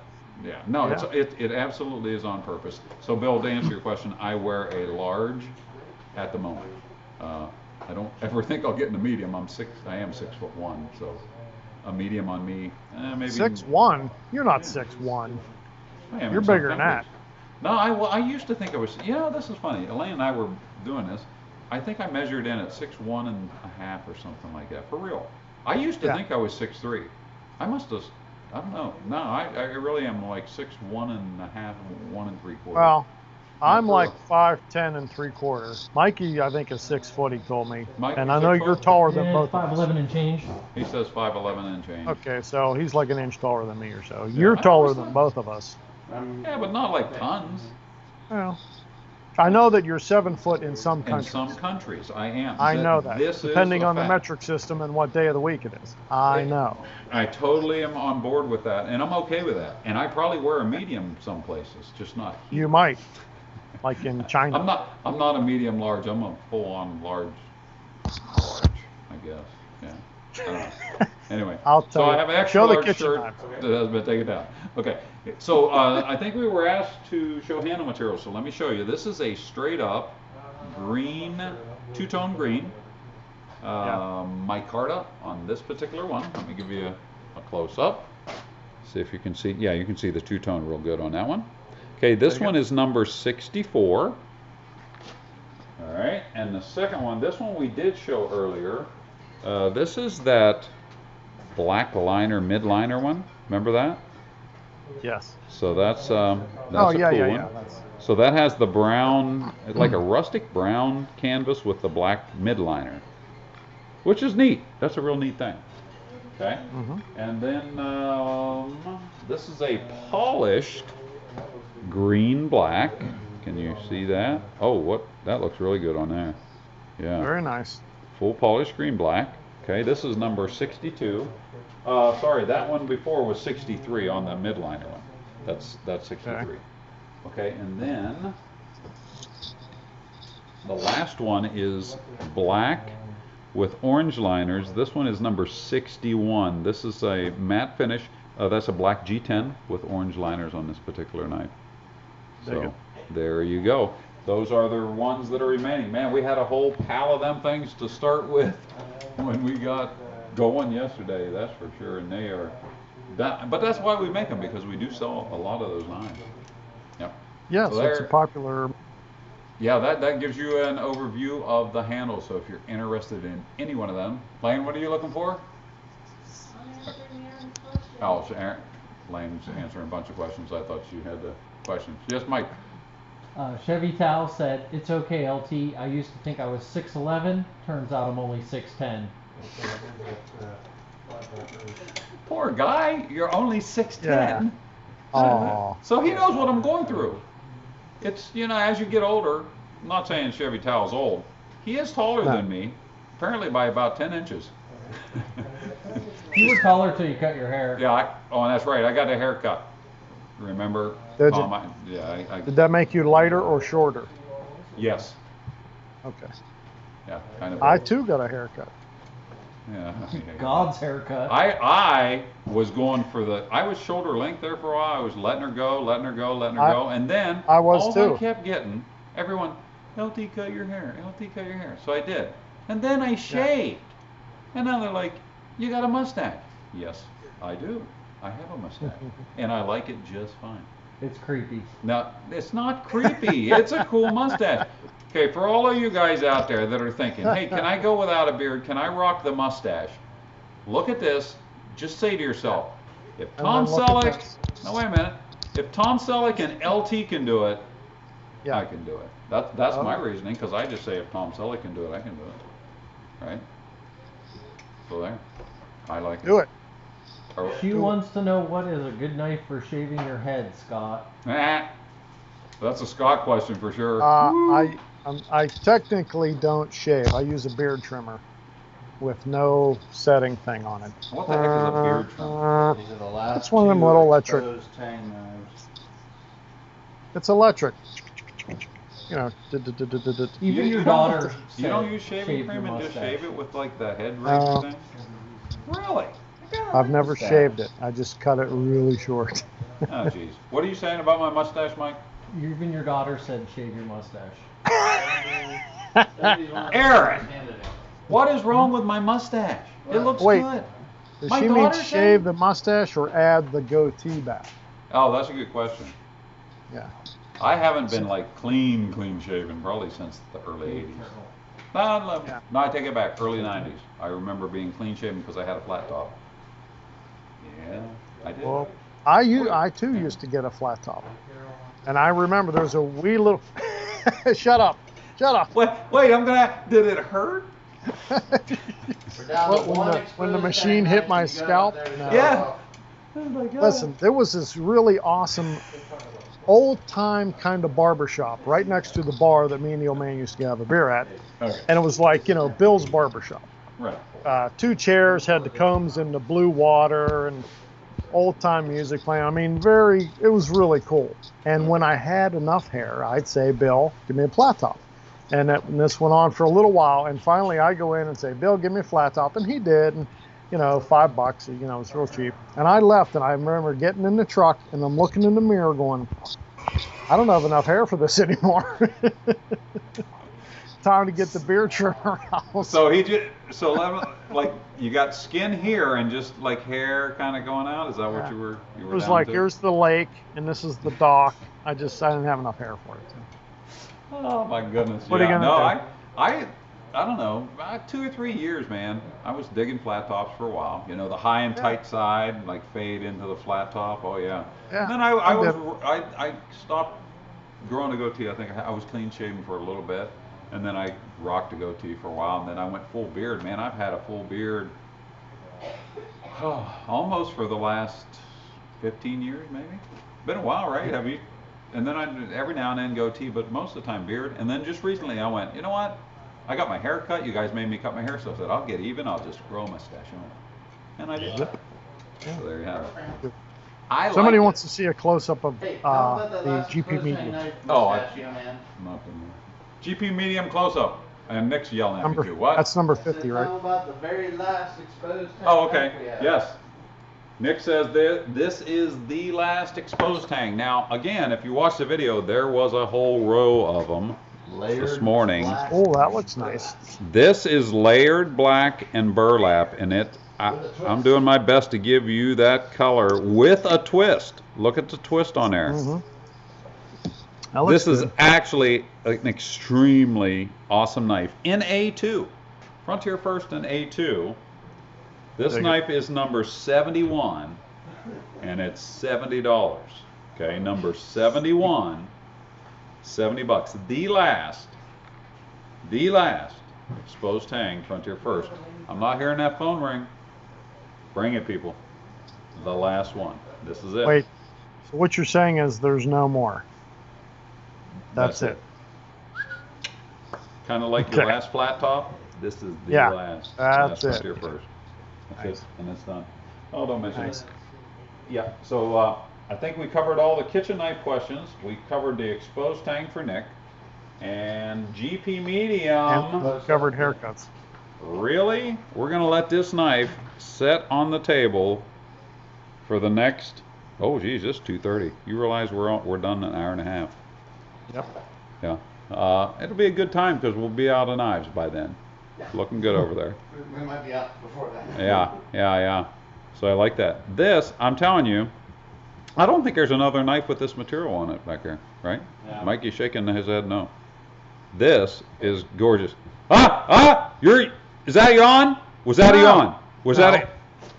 Somebody chime in and tell me because I wasn't watching. If he was yawning, that's a free lunch for me. You know how that goes. Somebody He did keep not score yawn. because I'm not paying attention. I think he was yawning. I think he had that face like I I'm was holding a clicking yawn. my jaw. I have a trick jaw. Hey, we got lunch on the line here. You better not be yawning. Michael, tell me if somebody chimes in and you were yawning. You know, geez, yeah. I think you were. So, I don't don't remember. forget that GP medium and that blue. Man, I love the rich light. I think we've had some of that in the red too, right, Mike? Yes. Oh, we had a Yeah, Genesis. It's gone. Is that Genesis back here? Oh, it's gone? Oh, yeah, man, that was a cool one. Because I when you didn't had see that that, one. when you had the red with the thumb scallops, you know what I'm saying? And Yeah, see oh, the yeah, layer what- drop. Yeah. Wow, Dig that it. was a cool knife. So I'm digging that. Jake likes the GP. Says that's the night sky painting. There you go. Yeah, Little this bit. is a good one, man. That's why I say it's a multiple How much- pin knife. much is it? 175. 175. That's number. Jake, that's number 50. 175. Now remember that has that utility sheath that I showed you earlier. You can either get the utility sheath or a drop Yeah. in for this. So Your choice. you do have you have your choice. So if you call in and you want the GP medium, make sure you ask about the utility sheath or the other sheath because they have it set up. And then, Excuse me, they have it set up like that. See, I'm getting ready If for you have free gas lunch. one more time, you're buying me lunch. I think you yawned. No. I think you did. Anyway, I'm drinking my. Hey, I don't have water. any coffee. I had water. I'm out of water. What are you gonna do? Don't you have any runners there? No. No one's allowed in the bedroom. I'm in my studio. I see with the knives on the wall behind you. Yeah, it's a big Yeah. poster. I painted that myself, actually. Yeah, I like how you did the light and everything that's with the right. blue Show hates napkins. Yeah, I stapled all those on the wall first. On the wall with the extra big knives. Right on. Yep, correct. Yeah, so we do have some knives left over. Hey, is there any of the Mark IIs left? Here's one. It is the coolest one. Oh, okay. Let me see the Mark II. I want to show the people the Mark II. Bill's asking what steel that GP medium is. They're EBL. ABL. ABL, yeah. Yeah, Bill, right? Nick just took the GP medium, number 50. There it is. Give him a Ta-da. there, ta-da. I'm telling you, man, the hand material totally kills that knife. Nick It is gorgeous. just a natural hand model. Look Hand at model, that. yeah. He's liking your hand He didn't modeling. drop the knife. He's showing the scales, the grip. Yeah, Very and now nice. he's gone. There you have it. I wanted to show you the Bushcrafter Mark II. If you guys are familiar with the Bushcrafter Standard, this one is The a Bush full flat II. ground. Now, notice the difference in the size of that blade. The blade is a little bit bigger. Actually, the handle is very much the Bushcrafter handle, but as you can see, you have the drop down in the front a little bit farther, and then the width of this blade and overall length for the spear point. This one happens to have aluminum pins and lanyard holes with That's the nice. polished paper micarta. Just wow, just wow. This one comes in, this is number 20, if you're interested, number 20. And this one is $225, and that, again, that does include your sheath. Remember, because we're doing our virtual blade vault, you get free shipping with that. There's a handful of knives left on the table. This happens to be one of them. So, I remember Timmy Stetzer showing me the prototype to that, and I thought, oh man, is that off. right. I can remember grinding the first prototypes. Man, That's nice. I must always have been like ground in the basement. I mean, because it's been around for a long time. I'm thinking. yeah, I'm sure it was.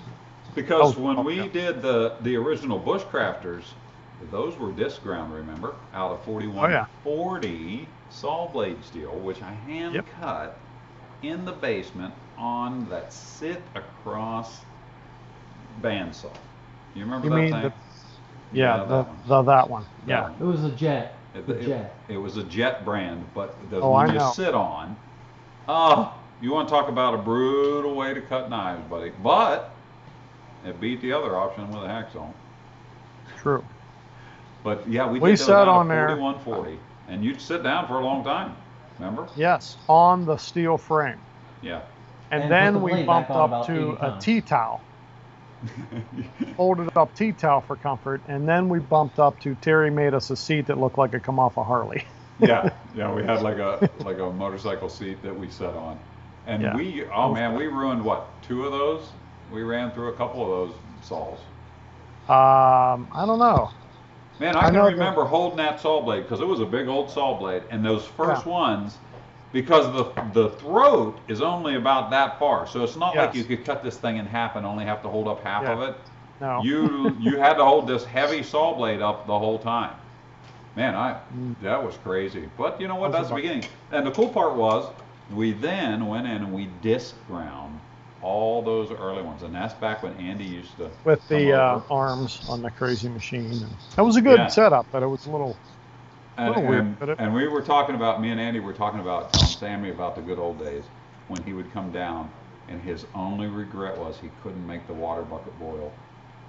He'd get that grind Boil? across there, and he said, I was doing my best. He'd grind so fast and try to get that bucket to boil, Oh, trying to geez. make it that hot with that hot steel, and he could never quite get that thing to boil. That was hilarious. But yeah, man, there was a lot of that disc grinder. That was they were cool, and you can, if you find some of the old ones, you definitely can tell which ones are the disc ground ones. Oh yeah, as a built-in curve up going Oh up yeah, those it's got a really unique looking curve because it had a certain. I mean, it was done on a 9-inch disc, so you had Yeah. like this certain curve that would be on every one of those knives. Did you just yawn? If I can't watch you the whole time, but I glance over and you're You at the got end. one good eye, and I'm not. I know, that's what I'm saying. I got to watch the thing. I don't think so. Okay. Anyway, you already owe me a coffee. I'll get you coffee. But yeah, the disc Cream and grinder, sugar? man. No, just black. kidding. I want coffee, not whatever that is that you drink. Especially Oh. that stuff that smells like fruity flu. I don't drink that. You do. You drink that sissy coffee. I don't drink sissy Oh coffee. my gosh, when you turn that Keurig on Hey. and it's got that flavor. Hey boy, how's the truck driver? All right, I drink man coffee. Okay, whatever. So the disc grinder, man, you can tell the difference. You know, the Yeah. other thing is the early trickers, like there was a handful of them that I built back then. I actually taper tanged those knives Oh, on yeah. the disc grinder. So Oh, I geez. disc grind the front of them, then I would hand sand them, if you remember hand rubbing stuff, after I got Yeah. off the disc grinder. But while I was on there, I would taper tang them. So you would have, if you're looking at the spine, almost a diamond shape because you'd have your distal taper from the blade. It'd come back to the high point, which was right Yep. there, like in front of the handle, and then it would distal taper to the tail. It On was a the great disc looking grinder. piece. Yeah, on the disc grinder. So, I So mean, that that must have took- been way before Nick screwed that machine up. Yeah, it's funny. He just walked in the room and he can't hear you. But he's laughing along like he's. He misses yeah. me. I know. Oh, he misses you heavy duty. He can hear you right now. He put on Mike's headphones. Go ahead. Go ahead. Look, Nick is a good guy. Sometimes a little ham-fisted. What are you gonna do? Coming from the guy. Never mind. I'm not going to go down that road with you. Yeah. I am Okay. Mr. Details. Details, yeah. Okay. Yeah.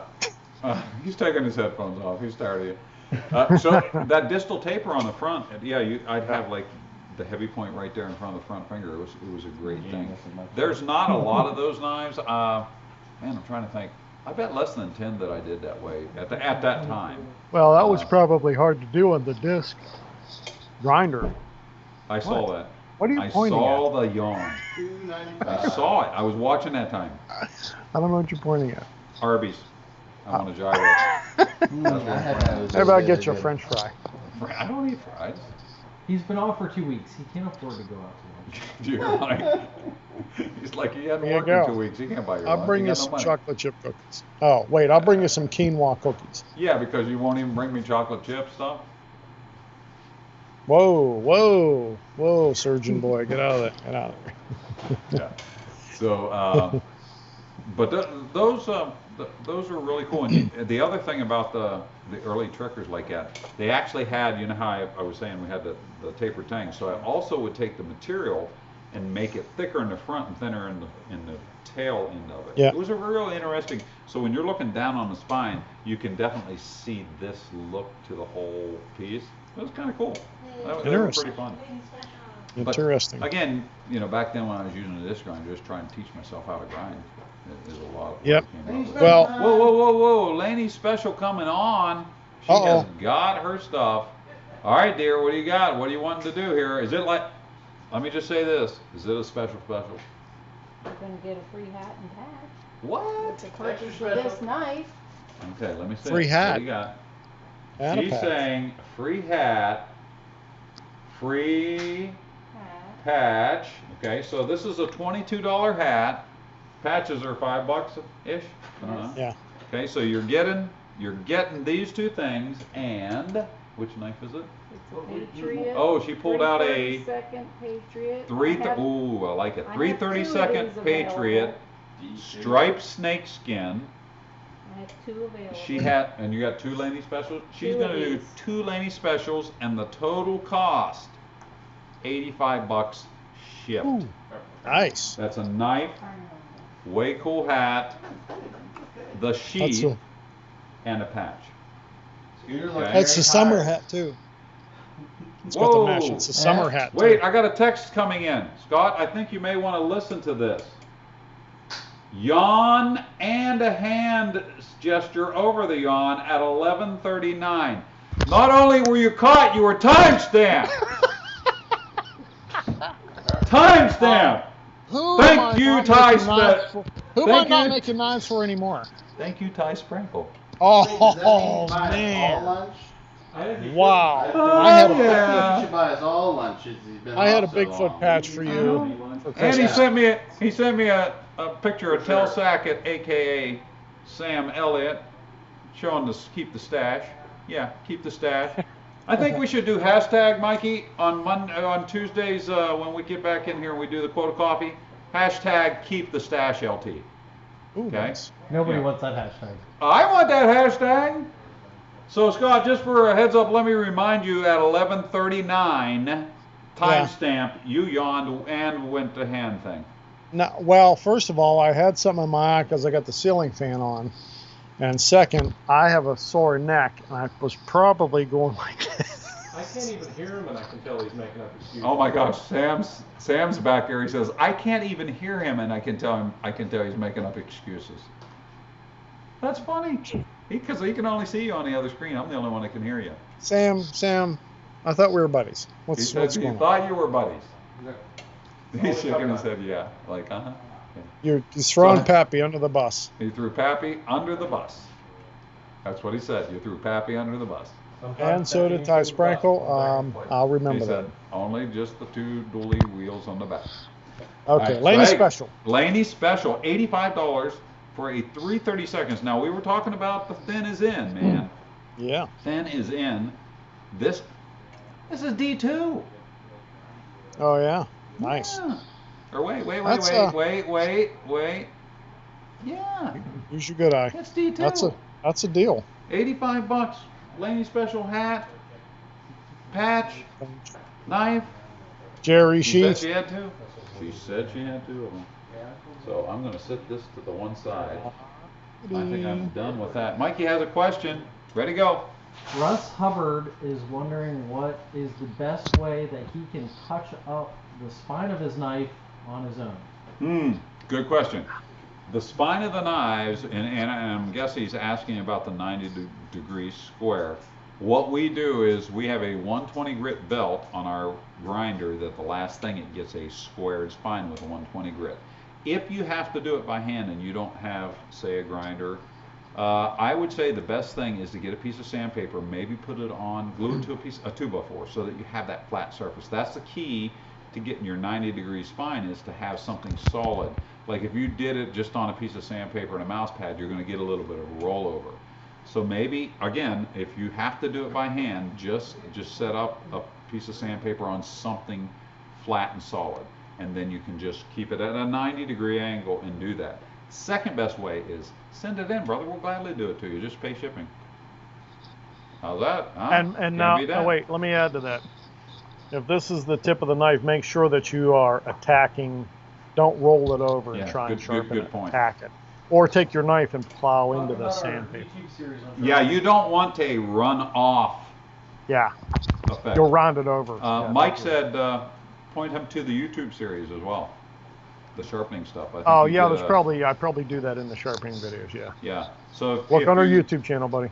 There you go. Check out the YouTube channel. That'll get Probably get you there. in probably in the first one, because I think I was doing all the shop machines in the first one. Okay. The last one is all out in the woods and sharpening Right. that But way. the last resort, brother, just send it in. We would Yeah. gladly do it for you. Just cover the shipping back to you. We'll clean it up for you and get you ready to go. Mikey, Yeah. question. Knife Girl wants to see a close-up of the Patriot you were just showing. You bet. Her name is Knife Girl. I like 390. that. I like that. Dig it. Okay, here is the Patriot. Let me see if I can get the snake skin. Can you see the stripes? Yeah. Pick it up. There a you little. go. There you go. There you go.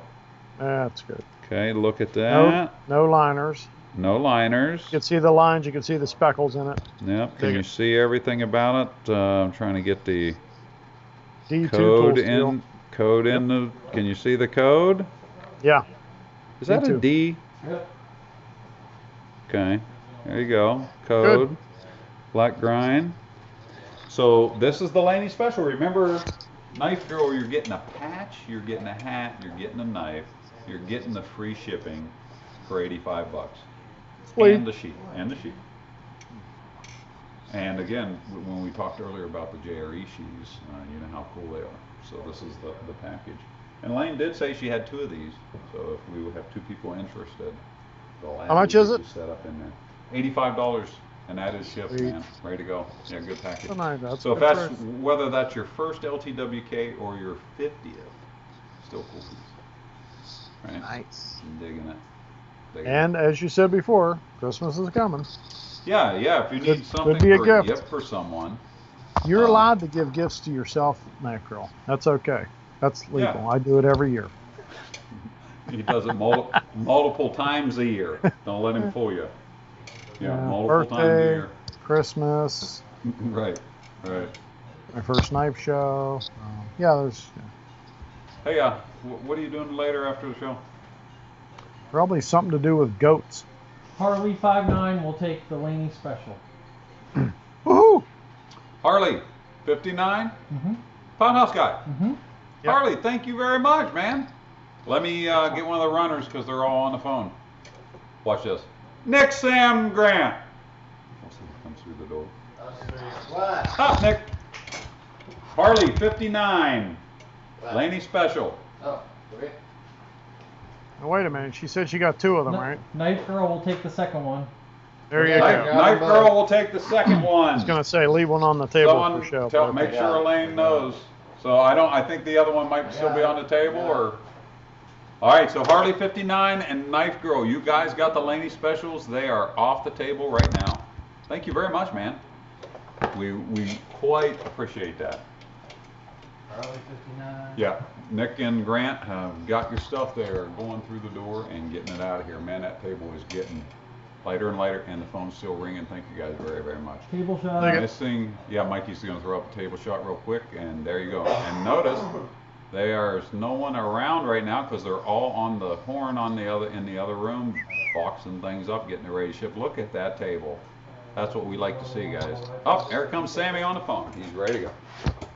So, all right, we are doing really, really good on the knife sales. Thank you guys very much because, again, we've said it many times, not getting down to the Blade Show this year is a little bit weird for us. Number one, because we're always down there in Atlanta. And, Yep. you know, missing the opportunity to shake hands and talk to people in person. Luckily, through the magic of the internet and virtual knife sales, we're able to, Mike's monitoring 3 screens and answering questions and send them over. I to have us. 2 screens. Do you? Really? I have my friends that keep me up on your yawn codes on my phone, and then I have the screen where I can see live time up I here. So, see. yeah. I'm thinking gyros from Arby's, but that's just me. Wow. Well, hey. That's, Okay. what the heck. Let's see what I can come up with. Okay. Well, I already talked about this GP, or not GP, The shop. the Mark will be II. open on Tuesday. Yeah. And everyone is on the phone, so I can't give you a new knife. But I do have, I think I showed this a few minutes ago, nobody picked this back up yet. Is that the flat top haircut of That's the- exposed hangs? Yeah, the exposed tang. Look at that. The last one. It is, and this is the black and burlap twist. I am quite surprised, Nice. that we still have this knife left. I'm amazed. This is number 71 for $70 $70 with a sheet. Exposed tang. We can't shut down for the day with this knife in my hand. This knife True. is so cool. I'd hate to not sell this knife today. I mean, I hear really you, would. buddy. These exposed tangs. I hear you. Especially this morning when I looked at a row of them thinking, man, those are some good looking knives. And I'm looking at that row. I know exactly where they were. There's not a knife in that row. But I have this one exposed tang, number 71. Number 71 for $70.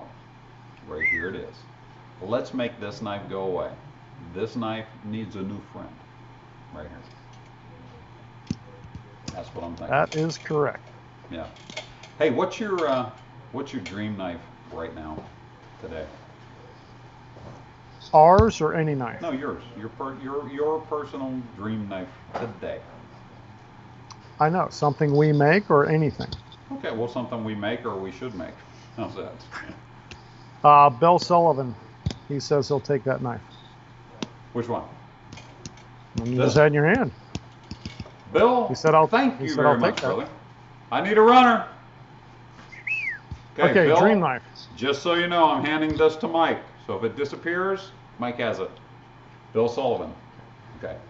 Mikey's got it. He handing it off to Grant. Bill Sullivan's name goes on that. Thank you very much, Bill.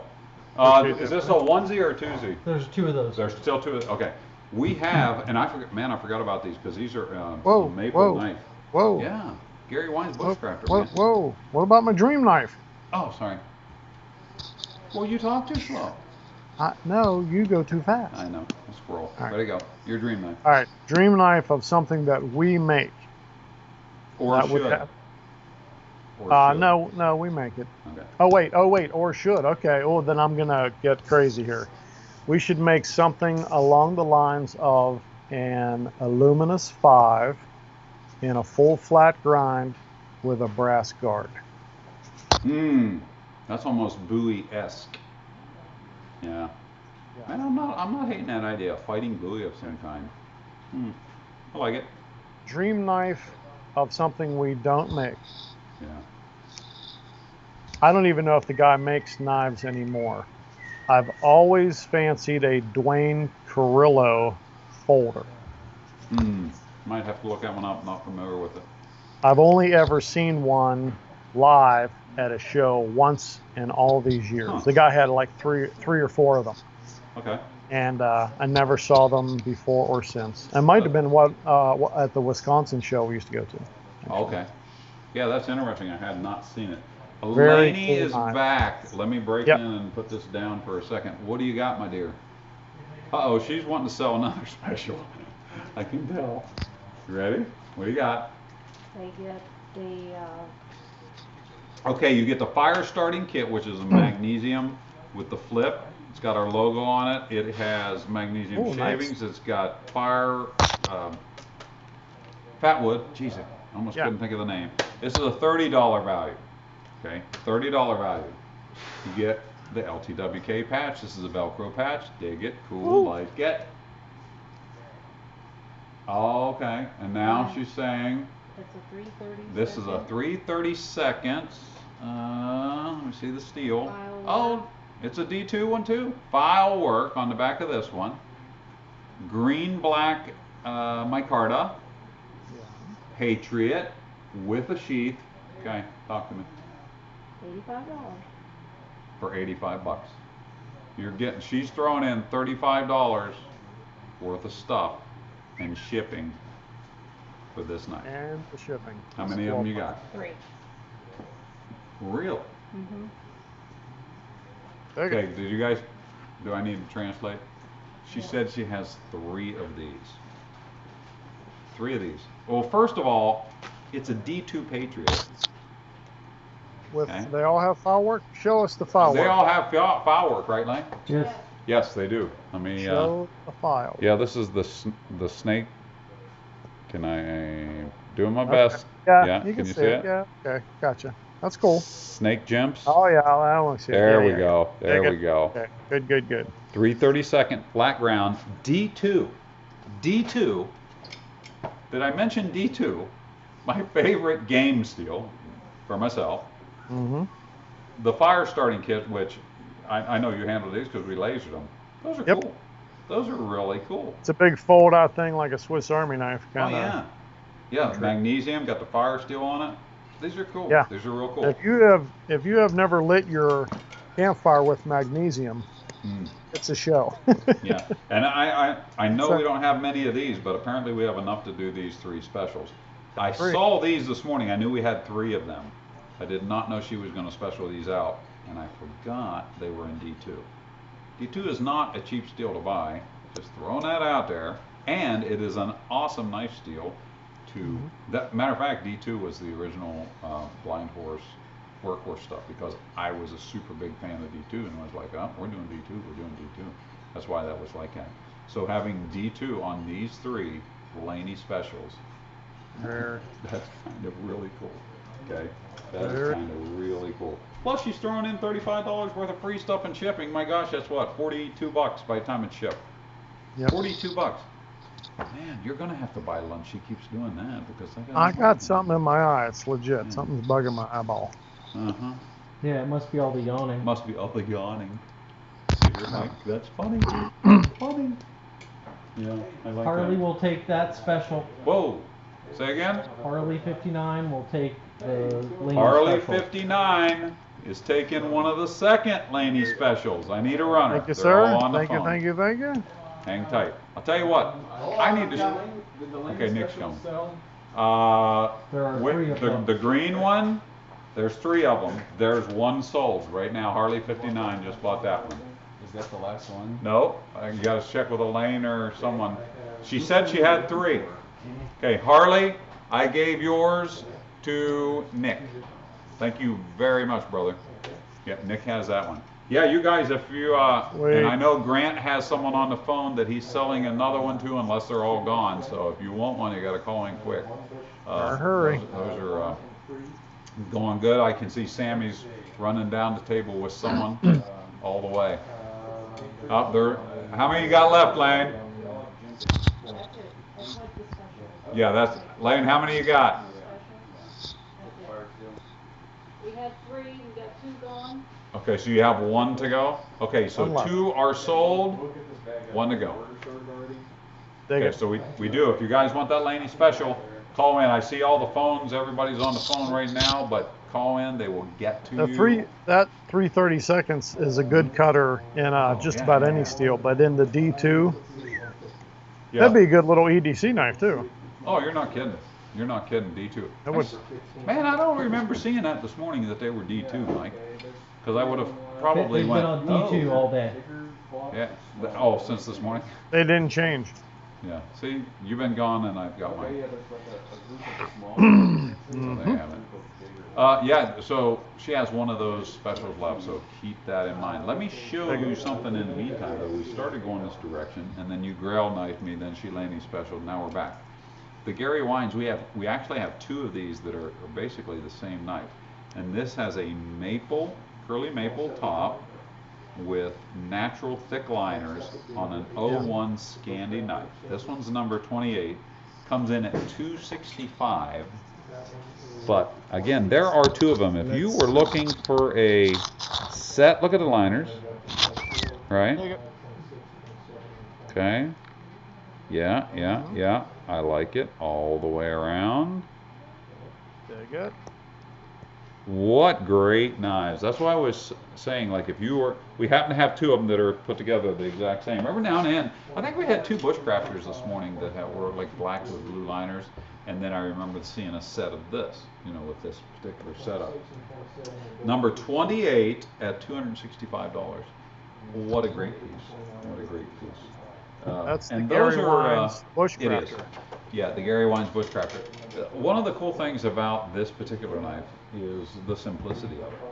You know, this is very reminiscent of the old Workhorse. Kinda. Bigger. A little bigger, right? A little bit bigger, Yeah. but I mean basic shape. But again, just going back Yeah. to the simplicity of it, man, it's just a drop point, simple, Scandi ground. This one is it 1/8? Yeah, 1/8. I mean, what a great piece all the way around. Yeah, I like that. And the Scandi ground. And is there a what? Was that a, don't make Ty text me again, dude. I'm already going to eat for free all week. Keep it up. Keep it up. Yeah, you can. Go ahead, say what you were going to say, because I'm going to Are there stare at any you now. Gary Wines bush hunters on the table? No, actually, that was all we had was those 2. Okay. You know, the That bushcraft. knife is currently sold out. Actually, I don't think we have any on the wall. Oh, okay. Yeah, we don't even have any on the wall right Well, now. just FYI, the bush hunter, folks, is the little bit larger version. Oh yeah, If you want Hey. something a little bigger. Grant, can you bring me up that knife case? I see the small one's gone, right? Yep. Yeah. You remember those knife cases that we had? Go ahead, you can't talk right now because you're really holding your mouth tight. How come? Yeah, because you're getting ready to yawn. No, I'm not. All right. So those, if anyone is interested in a knife What case, is that? I'm trying to get in there. This I is see a knife storage case that we had been working on a little bit. So all of this elastic in here, see that? Here's never saw another that. whole row of elastic. Oh, we had this for a while. It's just been in a box. Elaine was cleaning some stuff out. And Oh. this, after you get your knives in saw there, you put it in there, and then you're able to put them up. We had been working on this actually a few years ago, and as I said, she was cleaning out something. She found these 2 things. She's like, you know, we need to Never move s- these on. Well, never it was saw it. an idea that we were working on to, Cool. you know, for knife storage, like a gun case. Yeah. And Is we that a had these pocket on the prototyped front? up. Yeah, it is. And it is Velcro. Or like a tough cloth or something like that? Yeah, exactly. There you go. For your knife cleaning supplies. That's some serious Velcro Yeah, there, well, brother. and it's got a good pocket. Yeah, that was wearing me out right there. I see. This is it. This is the only one that we have. It is number 103. $50, that's it? Really? Okay. $50. Dig it. All right. One of the $50. Oh, I might have to have it. I know. I didn't realize that was the You know why price. I like that one? Because it's big. fixed blade knife size. Oh, right I on. have a small one for folders. Yeah. That one is good for. Yeah, you guys, Nick's kind of wanting this Interesting. thing. $50. Seriously, let's make this go away. $50. This is kind of cool. That's 103. If you're looking for something, deal. here you go. Number 103. That is a cool piece. If you don't have a terrarium, or you do, $50. You could slip that behind the bookcase when you're not transporting your knives from Arizona to Ohio. There you go. There you go. Good plan. Yeah, I like that. Hey, we were talking about folders earlier, and you had your dream folder. And Yep. I like folders. I like anything from tactical to something hunting. I'm also very much into slip joints, and I was always a Queen fan. Sadly, Queen went out of business not too long ago, but I was always a trapper. If you remember the D2 Trapper, because like someone says, "What's your favorite slip joint?" D2 Trapper single blade all the time. I love I that was knife. gonna say, is it the double blade one? Okay, Well, I single like blade. the single. Okay. Just me personally, okay? I like that knife. I've always loved that knife. I think that is the classic design. I have multiple jig bone versions. I have stag version. I just like a single blade trapper. There's just something unique about that really turns me on. Does it have a little bit of a clip point? Yeah, well, actually a long. Is it that one? Yeah, it's got a long, the ones that I Yeah. like the design, has a long clip point. So it's a very thin, pointy knife, and that's one of the reasons. Yeah. It's a splinter getter. You know what I mean? Oh yeah. Yeah. Yeah, so I'm a big fan of the single blade trapper. Well, you know that we have been working up some folders, and if last night's Powhouse Only show, we Yeah. had about 19, 21 people. I'm in for that. Remember? Yeah, for the one we That had. happens to be, Yeah. we had the one knife that we built. Yeah. That happened to be a liner lock. Now I know I'm talking about slip joints, Yeah. but that happened to be a liner lock. So what I'm saying is I am a big fan of folders. I have the Sure. folder that we made. We built, I don't know, 16 or so of these. These are Mhm. gentleman folders. This is in D2 steel. That's funny. It's in the D2 steel. I've been carrying this couple years now. Yeah, Works we've fantastic. I opened this knife probably 10,000 times. You can ask Ty when I was out in Arizona. He It's got your- tired of hearing this because It's your fidget over spinner. and over. Yeah, it's my fidget spinner. Exactly. You guys see it every morning in the meetings because I can't help it. Right? Yeah. Sometimes if you listen to the podcast, you can hear me fidget spinning. And then you can hear me hit LT. Yeah, and then Mike giving me the e-voice. Stop doing that with the knife. So yeah, Stop I know it now. exactly. You stop it now. But so anyway, I forgot what I was going with that point. The point is, I like Slip folders. joint. But I was wanting to tell the guys when you get back on Wednesday, Yeah. we are going to make our plans to have our folders that we have thought about drawn up, and we're going to execute the plan because now guys, remember 2020 kicked us in the knee back in February, March. Well, it did it. We had some plans in place that we were going to pull together, and then naturally once we got back to work in May, we had to play catch up for all the stuff we missed for the last 2 months and get caught up on stuff, so we really couldn't implement anything new because everyone's like, hey, what do you got coming out new? Well, right now we got to get all our old stuff that we owe people up because we were out of work for a while. Yep. I can tell you this, we are actively working towards some folding knives. That's as Sweet. far as I want to say. I don't want to tell you if there's, I'm not going to confirm or deny them being liner locks, slip joints, and friction folders. Okay. Is that all you're saying? That's it. You sure? Yeah, that's it. I'm done with that part. Anything about steels? Anything about colors? I like steel. Anything about colors? Now, you know what? It's going to be a kind of pretty much anything that we can do on a fixed blade. I think we're going to Yeah. be able to option out. Now, naturally, we'll start Alright. with a few that we just have like in-house, and we can up them relatively. Mine is over there on a shelf. I want to go get it and play with that too. But Yours is orange. Mine happens to Yep. be black polished paper because I just want a simple working knife, yeah, and that's where it came up. This I was like the orange. If it doesn't get very. Oh yeah, the high visibility, and that's what we sold last night was the orange one. We had an Yep. orange one that we sold last night, which was a really That, good knife. but that was the version 1.5. Yes, exactly. Right. The serial Per number on neck. this particular knife happens to be 000.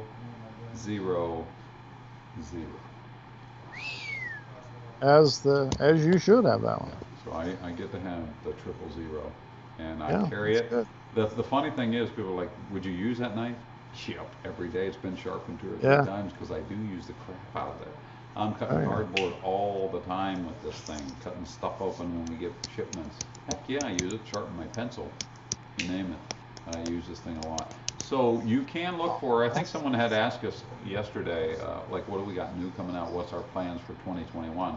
First is get through 2020, and then yeah, folders are definitely on our Put that behind us. radar, no doubt about it, right? I mean, we've talked Yeah. about it multiple times.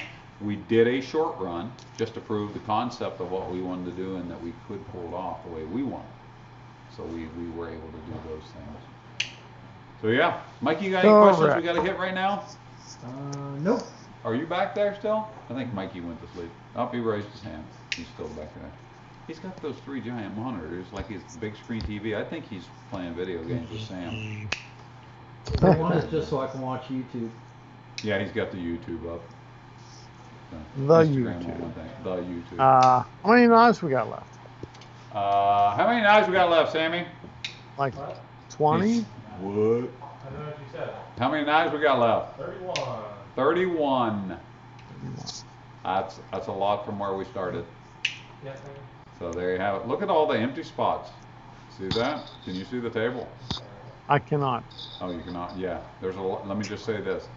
There's a lot of empty spots. Okay. Go catch it on YouTube in 7 seconds. Yeah, it'll be on YouTube in 7 seconds. You need to tell Elk Hunter what you're playing with. Oh, this is 000, He just came back. my fidget spinner. Oh yeah. Yeah, there was one of these in the show last night, Elk Hunter. I don't know if you remember I think seeing you it or saw not. it. Yeah, it was an I'm in. But we, as I was telling Scott, we're going to actively move towards this in the later part of 2020 and 2021. The thing is, with 2020 the way it is, we're coming into hunting and holiday season. We're going to have to just pretty much fill orders, which thank God, thank you guys for ordering our products because it does keep us busy. And as you know, us being a company, we feed our families with our knife sales. So thank you very much for doing that. We're all able to continue working. We like that so much. That's the best part of the job is, working and getting paid. So we Pay do is that. good. Yeah, we do that. But we love having fun. We love designing knives.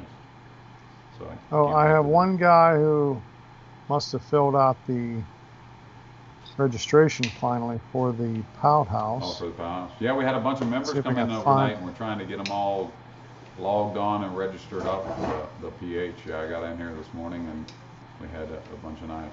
Mikey, you got something I can show the people? Sure. Okay. Give him 1 second. Aha! The accessories. Strop bat. Now, when Spin first started making these, I was kind of like, really? Somebody's going to want a strop with 4 sides? Not just one person, Yeah. like 500,000 people want this thing. Strop bats are really, really cool. These things are $35, and you want to talk about keeping a knife the way you want it. That's my favorite for field honing, right there, the straw Oh. bat. You are not kidding, man. Yeah. Solid. He's got leather glued to each side. With, Hand-turned handles. say it again. Hand-turned handles. Hand turn handles. Yep. He sets up his lathe. he gets that set up. He's got black magic on it. He's got the white compound on one. He's got green compound on one, and then just straight up leather. This Yeah, that's is the a great final thing. pass. Yeah, and I remember at the Blade Show, I think last year, he sold the tar out of these. Oh, yeah. I mean, bags full were going off the table. It was awesome. So strop bat. If you guys don't have any strops, we have the strop bass, but we also have regular field strops, and I believe strop straps. So we have a couple different versions, and the price points change because I think the field strops are 10 or 15. The strops are about 25, and then you have the full-on strop bat at 35. So yeah, man, if you again, stropping techniques, they're On the video. yeah, they're on the video. Can you kind of like just nutshell it real quick in the air there? Yeah, sure. Here's my flat portion of the strop bat. Here's my knife. I'm going to keep the edge facing me and draw it away, back and forth. Here's some tips. When you get to the end, do not do this. Do not curve it because all you're going to do is make a butter knife. Hold that consistent angle, draw it, lift it straight up. Right. Use a Sharpie marker on the sharpened edge so you know where you're hitting, where you're missing. Yeah. And for you guys, if you really don't think we don't use Sharpies, we do. We Sharpie edges just like he said. But even when we grind, especially for me, I have to Sharpie stuff now and then so I can see if I have any low spots. It's Sharpies, man, for knife making are a great tool. Inexpensive. You got it on you all the time. Sharpie up the blade when you're working on it. Gives you a high and low spots. And sometimes I use Sharpie marks like if we're using brass guards. Matter of fact, I was showing Sammy how we were doing some brass guards just this week, and I used the Sharpie to show him how to keep things centered. But by just using a simple Sharpie line and making that the last thing to disappear as you're grinding through knives. Yeah. When you're using it for sharpening, it's like when you're doing body work and you're sanding through some of the paint into the primer, the putty, you're seeing high-low spots and see where you're hitting and missing. It's your That's little a good point. tattletale. Yeah, it's just like exactly what you're saying, just like you using a paint on a body work job. Yep. And it works really, really well because what happens sometimes, boy, if you're going across a knife, especially a larger knife, and just a slight jiggle, you may not see it with the naked eye. But you scratch some Sharpie on there and you hit it one more time, you can see if halfway out that blade you did a little wiggle worm. And that's one of the things that I try to do on all the knives is get them as straight, and as consistent as we can. Makes it easier to sharpen too when you don't have a little booger. Correct. Right. Nobody wants a little booger on the knife. No, I mean, but you've experienced that where you maybe go from a is little that more? thick. Is that a little bit more gas? It's not gas. I think you now owe It's me not gas. a hoagie. It's not gas. What is Hi, it? was there a timestamp on that? No, it's not gas. Yeah, It's just- 3:14 p.m. Eastern Standard Time. Got it right here. Okay, we might be even, but I'm going to check the notes later. I still think you owe me a gyro. That's fine because you went about 3 times in a row. So that's like Wednesday, Thursday, Friday. Oh, sweet, you got all my lunch days covered. Excellent. Because as Mike said, I ain't been working and I'm broke. So sweet. I forgot what I was telling you. Stropping and markers and Oh yeah, so the Sharpie. Yeah, buy them by the box. They come in handy, especially. Even if you remember doing hidden tank stuff, being able to draw the shape of the knife, like looking down from the spine and then working down to that Sharpie, just keeping you centered, keeping you guidelines so you're not overthrowing something as you're moving down through it. Yeah, so we do use Sharpies quite a bit, both on the front end and the back end of doing things. Like he says, he uses it sometimes on the edge itself to help him find that place, or to say, hey, am I hitting this every time? Or because again, if you're sharpening and you put a Sharpie line on it and you hit it again and you miss half of it, you're gonna see right then. You're gonna like, okay, what am I doing? Help you tune in. It's really good if you have not stropped much. I think a lot of guys have, like, my grandfather showed me how to sharpen on a stone, but I rarely hear anybody say, my grandfather showed me how to strop with a leather belt. And if you are not using a strop bat, if you're using the literal a piece of leather, like your belt, if you don't lay that on the workbench or your buddy's fender on his Chevy, it's going to bow as you And now you have to compensate for that change in angle. Yeah. You want to start with a strop bat or lay it on a log like I showed you in the one video and have a solid back. Get that in your head and the angles. Then you can take the strop and attach it to a tree or your pack or your whatever. And now you will have a feel for it. And when that thing starts bowing, you'll get the idea. But the Sharpie is all important. Let me see if I can reach this. Hang on. Wait, I have my mask in my pocket. And a folding knife. Okay. Ta-da. Look, I have this on me all the time. This is a little short Sharpie. This thing is only about 3 or 4 inches long. And it has this little metal thing on it. So you could put that around your neck and just, and here's your Sharpie. I use it that much. I keep it in my pocket, whether I'm at the shop or not. Right. It's very handy. Oh, absolutely. I carry a Sharpie probably all the time. Again, and mainly just because you got so used to using it in here. And as I said, Yeah. it is a high-low indicator, if nothing else, for the parts of the shop that Yeah. I do. Quickly let you know if you're on. And I know about a month ago I was working with Mikey on doing some flat grinding stuff and explaining the importance of that Sharpie, because sometimes, especially if you're a newer grinder, it looks better to you quicker because you don't Yeah. have 10,000 knives you've stared at to see highs and low. So you look at it and say, hey, is this good? And to you it looks good. But then I take it and I hit it under the lights and I can see the high and low. Then you throw the Sharpie on and say, okay, one pass. Yep. Throw that one pass across there, and when you pull it off, go, oh, I can see the high and low right quick. Yeah. Yeah. When you were teaching me how to grind the Bushcrafters on the disc machine with the swinging Right. arms, and it'd Sharpie the whole side, because every time it seemed like I thought I had it. And you're like, okay, make one more pass. I'm like, if I make Yeah. one more pass, I'm going to jack it up. But the Sharpie on the whole thing, if you can get the Sharpie off with one pass, you know it's flat, you know you got it. Yep. It's your tattletale. Exactly. Love it. Mikey, question.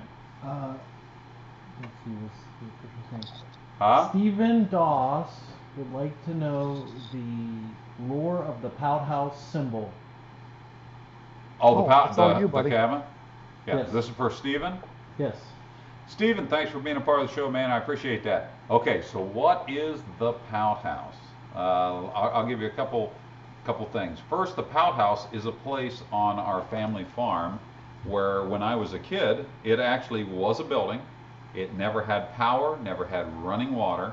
It's on a knob in between. The stream came down and kind of went down both sides of it at one time, so it's up on a knob. I think the stream actually only goes on one side as of today because of growth and everything else. It was on sandstone. My grandmother's uncle built that place, and it had a front porch. If I was going to give you dimensions, I would say it was in the neighborhood of 12 by 12. It was a very small shack. It had a roof, it had windows, and it had a door. Now listen to this. On the door, which was an interior door on the exterior of this shack, this is West Virginia, down in the mountains, okay, in chalk, it was scribbled on there, keep out. And it always reminded me of the old Little Rascals He-Man Woman Haters Club signs. You remember them? That always came to mind. But honest to God, Yeah. on the front door of this shack, in chalk, I remember this because it was funny to me, in chalk, white chalk, was written keep out on this old door.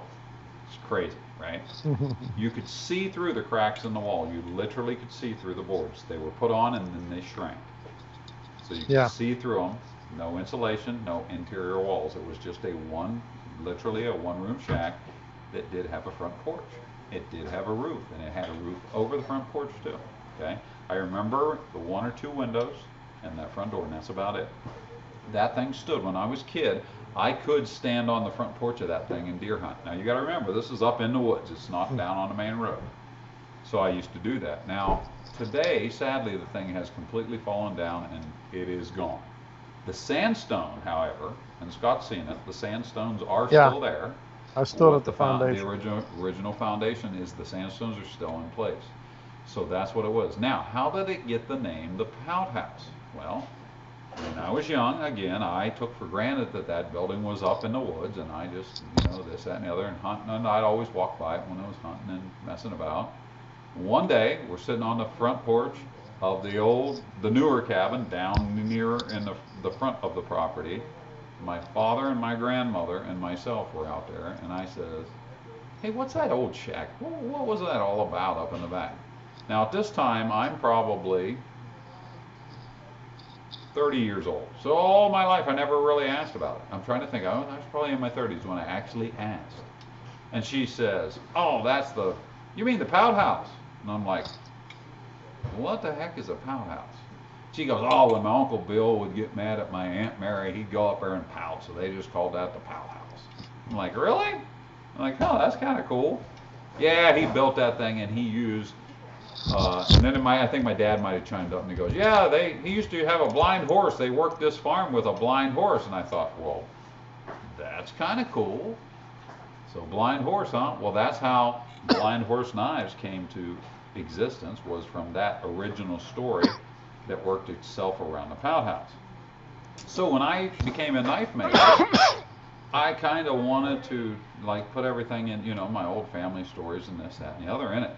And so I literally walked into the kitchen into my house here in Steubenville, grabbed a piece of paper. I can't remember if it was a napkin that was laying there or just an old. It was a napkin. Was it a napkin for the Pout House, not the Blind Horse logo? Might have been a napkin. Mikey might be right, man. I can't remember. I just remember it was a white piece, but it wasn't a full sheet of paper. I remember that it was a smaller piece. Do we actually have that somewhere? You did. I don't remember. I think we did. Still do. But because here's what happened. I needed a stamp. Well, I didn't want to just use my name. So I'm like, oh, man, I want to have something. I want a symbol because RW has a tomahawk. Well, what could I have? Oh, I went, the Pout House. Seriously, bent over the table, took my pencil and went like this. Done. Wrote my name beside it and sent that off to the stamp maker. That's how fast that came together. And that is the logo, that Pout House in that form. Now we've had it cleaned up by a professional graphics art person that used to work for us. But that is the original drawing that I hand scribbled together to get my first stamp made in a hurry.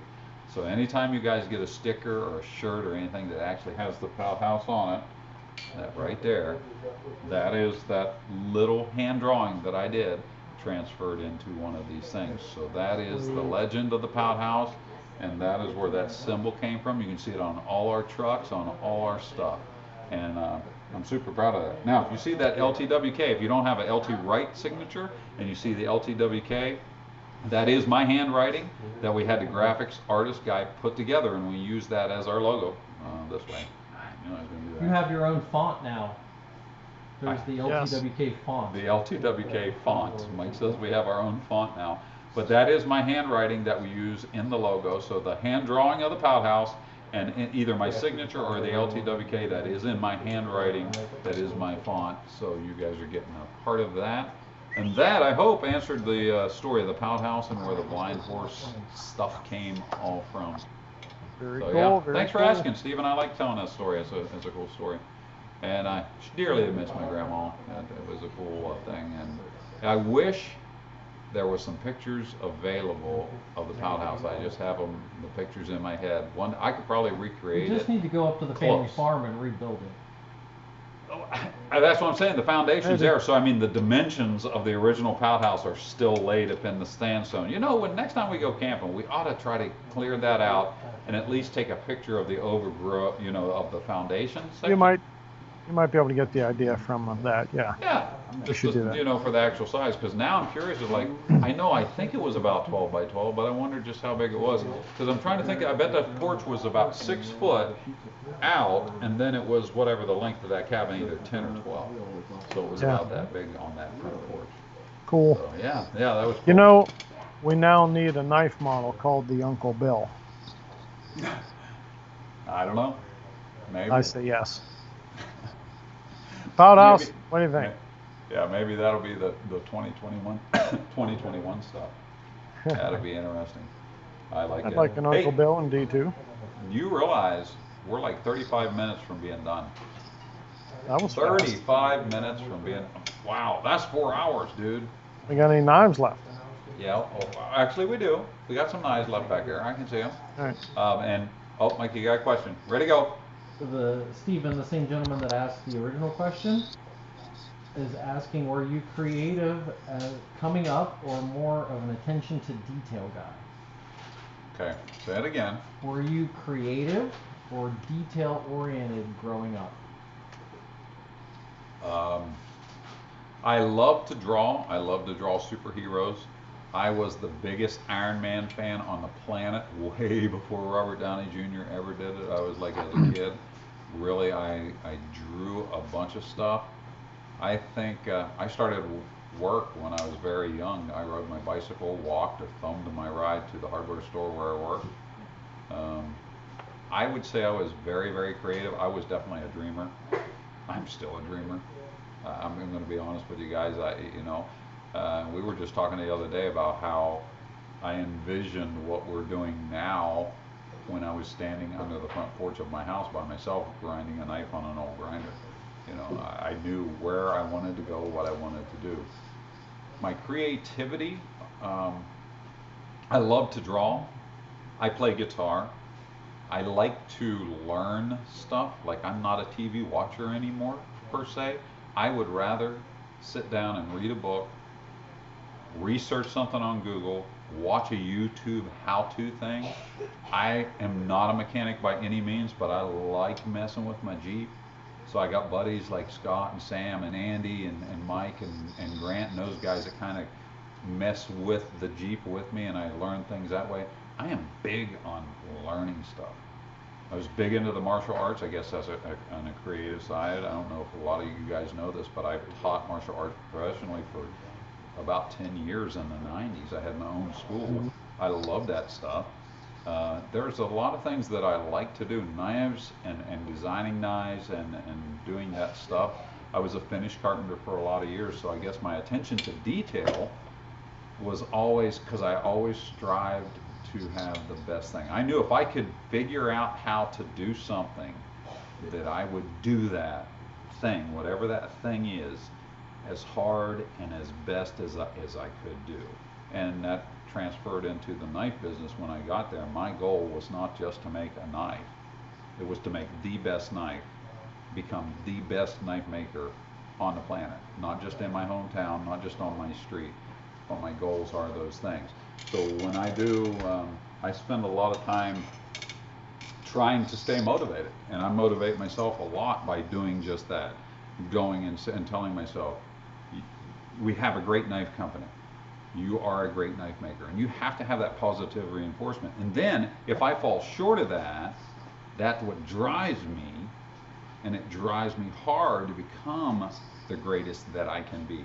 And even beyond the expectations that I expect of myself. Because when I reach that place where I thought was good, as we talked earlier, next week we're going to make a better one. Next week we're going to make a better one, because we're going to figure out. And if someone ever says to me, this is the one, this is the perfect knife, nah, it's the perfect knife today, but tomorrow's going to be better, because that's what we're doing. So I guess I'm both, because I do have an attention to detail. I can pick stuff out. Also, I'm blind in one eye, so I can see really good out of the other one, and I have developed that so I can see level and plumb, and I have perspective and symmetry. I can see extremely well because of that. I think because of that.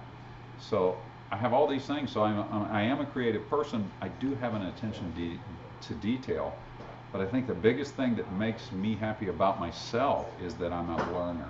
I love to learn stuff. And sometimes it may be silly stuff to other people, but if you look at some of the books I've read in my lifetime, you go, what the heck do you read that for? And I was interested in it. I want to figure out what it was, whatever this thing is, So thanks for asking the question. I hope I didn't talk your ear off and I confused a bunch of people.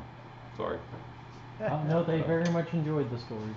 And there's several votes for the Uncle Bill knife. Oh, come on! What's the Uncle Bill knife? We don't know.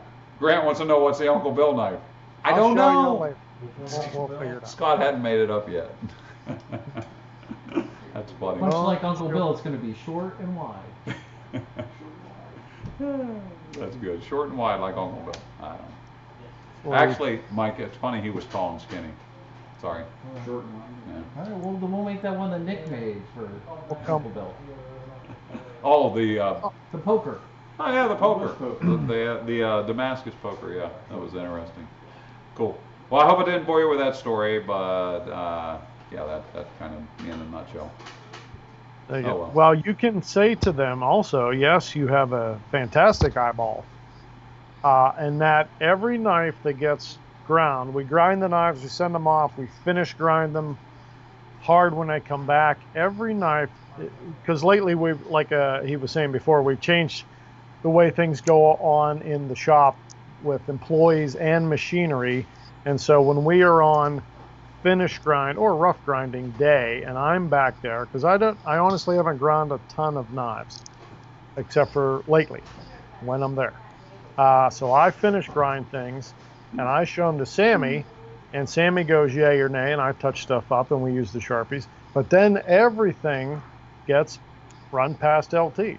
So not only is the guy the name on the shirt and the knife, he probably has rough ground every knife, every LT knife you have, and has eyeballed every grind and rejects. Not rough ground, but probably roughed in. Oh Yeah, yeah, 'cause roughed in. Sammy's That's what I meant. grinding, Yeah, yeah. roughed in. But the grinds, you are looking at every single knife Absolutely, yeah. Yeah, for grinds. and that's that's part of the double check for the whole company, because again, we're striving to Yeah. put out that best knife. And as we talked about, man, we want you to have Christmas morning when you're opening that box. Mikey, another question. Yeah. We have another question from Steven. Okay. Were you surprised at how the knife industry took to your knives? That is a good question. Stephen asked if I was surprised how the knife industry has taken to our knives. When I first started making knives, I made a kit knife for my dad. Okay, and now a kit knife, if you're familiar with that, it's hard and it's ground. You're pretty much putting the handles on. So I was a handle maker. Okay, I made the kit knife for my dad. He took it to work, showed it to some buddies, and all of a sudden I get a bunch of orders. I'm like, Dad, I'm not a knife maker. Well, that's kind of how it started. So then after I started making knives from scratch and going to gun shows here local, putting them on the table and selling them, yes, I was very much surprised at. I don't want to mislead you by saying that it was easy to sell knives, because that's not exactly true. I was surprised at the interest level to a custom knife, because before that I was a buck knife guy. I was a buck knife guy because that's what my dad used. I didn't like anything but a buck knife. I mean, I'm going to be honest. 110s, 124s. I was a buck knife guy. I liked the buck knives. So when people started coming up, and then they were starting asking me, "Can I make this? Can I make that?" I'm like, "Wow, this is kind of interesting," And it was, again, very much just a hobby. So much so, because I've had so many hobbies, my wife says to me, "You're not spending any house money on this hobby thing of yours. If you want to play with knives, you better start selling them." So yeah. So when they started selling and I started investing money back into hand and material, steel, and machinery, I was like, this is all right. To the point where I was coming home from my regular day job, working Monday through Friday night till literally 10 or 11 at night, to where she was coming down to say, "Hey, you got to eat supper and go to bed because you get up at 4:30 and go to work." Like, okay. And then we're going to a gun and knife show somewhere local on the weekends. I mean, this got to the norm, right? To where I came home from work and said, "I think I can do this full time here. What do you think?" And she said, "Yeah." She literally said, "Yeah, quit your job. Let's do this." And what are you going to do? You can't back out now. I'm like, yeah. So we did it, and we did it. So to answer the question the best I can, yes, I was a little bit surprised at the interest, not just in my knives, but because I wasn't on the inside at the time, the interest in custom knives in general. I was very surprised. I didn't think there was this community, I guess, of custom knife makers. Again, coming from the buck knife background, I was a buck knife guy. I like that stuff, And Queen, I like Queen folders and stuff too. So yeah, it was real interesting when I got started. And then Again, I don't want to misunderstand with the ease of it. It was a lot of hard work, man. I mean, it was a lot of hard work. Elaine and I were just talking about it last night. If people knew the stuff we did in the early days by jumping in the car or the Jeep, loaded to bear, driving 6 hours to sleep in a parking lot or in a rest stop inside the Jeep, or getting to a campsite and throwing a tent up, not necessarily with enough money to get home from the show on Sunday unless we sold 6 knives. You know, it sounds romantic a little bit, but man, now it does. At the time, it was doggone hard. It was real hard. And it was scary. You know, if someone says, oh, there's no reason to be afraid. I was afraid, dude. I had a daughter and I had a wife to support. Darn right I was afraid. But you know what? You control your fear. You just control it, you learn how to harness it, you learn how to make it work for you.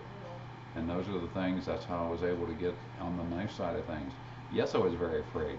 Luckily, I wasn't so afraid that it kept me from doing what I wanted to do, because if I wasn't here right now, we wouldn't have this really cool thing going on. So there you have it. That's right. Again, I probably talked way too long. It's okay. It's the end of the day. Yeah, Story we did time. that. Oh my gosh, 25 minutes and then we are out of here. We got a couple knives left on the table, people. Mike, you got another question? Rock it. I have a question, and then someone wants a rundown of what's left. Oh, I don't know if I can do a rundown, but I'll I'll read try. you the numbers, and you can just repeat them. Okay, so what's the question? Why is Who my is your thing dinging? favorite fighter? Why is my thing dinging? What? Oh, I'm sorry. Say it again. What's Who's your favorite fighter? fighter? I don't like. Just, Martial artist, I believe. Oh. It probably has changed over the years. I definitely. I was a Rickson Gracie fan. I liked Rickson very, very much. I thought he was a great fighter. Boy, I don't know a lot of the UFC guys. I don't follow it a whole bunch. Boxing wise, I used to like Alexis Arguello. Sadly, he's passed away a number of years ago, and maybe about 10 years ago now. He was my favorite fighter when I was a younger guy boxer. I was an early Tyson fan from the early years. Muhammad Ali, how can you not? I mean, he was great. So I like those guys in boxing. I'm trying to think, man, some of the UFC guys. I did like Randy Couture. He was kind of cool. He was an older dude. Matt Hughes for sure. Matt was a real cool fighter. I've watched McGregor fight. I like what he's doing. Really cool stuff. Yeah. So I mean, I got a lot of guys that I like. But if someone said just like what's your favorite one of all time in like the mixed martial arts or UFC stuff, I'm kind of leaning towards Rickson. But this is from memories from the 90s. You know, back when I was younger, because I don't follow it a whole bunch now. I don't dislike it, I just don't follow it a lot. That's all. Hope that answered that. Sam's ready to help you with the table. Okay, what are we doing? We're giving a rundown on. Rundown of what's left. Do it. Okay, can you guys hear Sam? I won't. Okay. Am I gonna repeat it? Yeah? Okay, ready to go. 1, 3, Numbers 1 and 3, 15, 15, 18, 18, 20, 20, 24, 24, 29, 24 through 29, 24 through 29, sorry. 34, 34, 36 through 39, 36 through 39, 45 through 48, 45 through 48, 54, 54, 57, 57, 61 through 64, 61 through 64, 70, 70, 79, 79, 85, 85, 87, 87, 103. 103. That's it. That's what we have left, and you have about 20 minutes before we're going to call it a day. On a phone call. Sam needs a phone call. Somebody needs to call and Sam. Just call and I say hear hi. It. I hear it ringing. No, call them by. You can say hi too, but call them by. Okay, Sam wants you to call and buy and then say hi. I don't know. So there you go. You got any other questions right now, Mikey? Or Someone asked Mhm. if you are friendly with other Ohio knife makers besides Lon Humphreys. I know I'm friend. I mean, I have a lot of knife maker friends. Yeah, Lon's a good guy. Matter of fact, just talked to Lon last week. We were talking about something. Talked to Lon. I have a lot of knife maker friends. I know some guys in West Virginia, some guys in PA. Some of them, my mentors are in PA. West Virginia, again, RW is right over there. Ohio, and I don't know a lot of the guys that I guess that are in Ohio. I'm trying to think of some of the guys that from the Ohio shows that we used to go through. Man, I can't think of some of the names. It's been a while since I've talked to some of these guys because we used to do the old Werther show. Well, we haven't So- done to a show in 2020, so. Yeah, again, haven't gone to a show, but yes, I do have a lot of friends in the knife making community for sure. It's an interesting community as a whole. Knife makers are, I think, and Scott and Mike can tell you this too, that for the most part, I mean, we're not. I'm sure we're competition with other guys. There's no doubt about it. I mean, we're selling knives. They're selling knives. But we also have that underlying philosophy is if they buy one of our knives, they're going to buy one of your knives too, because knife people are knife people. I don't own just our knives. Heck, I've got Park Rivers, I've got Queen, I've got Buck, I've got Cold Steel, just to name a few. I got Lon Humphrey. Man, I'm sure I've got other ones that just aren't coming to mind. Queen, Hey, Case. somebody's asking what fire steels we have left. What hot house I guy? can't see them where we're at. I can, Mike, if you Get- bring me the container up, I'll just hold it. Hey, Yeah, Mikey's see what grabbing we got it. left. Give me just a sec. Hey, how's some coffee, buddy? It's actually lemon water. Oh, have some lemon water. Yeah. I tried to stop drinking coffee at lunch. Okay. Mike, did you break whatever that was? It's fine. It's fine. I didn't Okay, break it because this time. you've broken enough stuff this week. One thing. Yeah. One Since you've been thing. gone, Yes. Mike is like got clumsy. I don't know. He's dropped all kinds of stuff. All right, so here is some of the fire steels that we have left. Let me see if I can give you a kind of an overview. We have some cool stuff. Look at that, blue and yellow. We got some double red and yellow. We got some white with red. If you want something unique, not necessarily matching your knife, just something a little different. We got a mountain finished here. Oh, look at this. Can you see the blue and white stripe on that? So that's like a red white.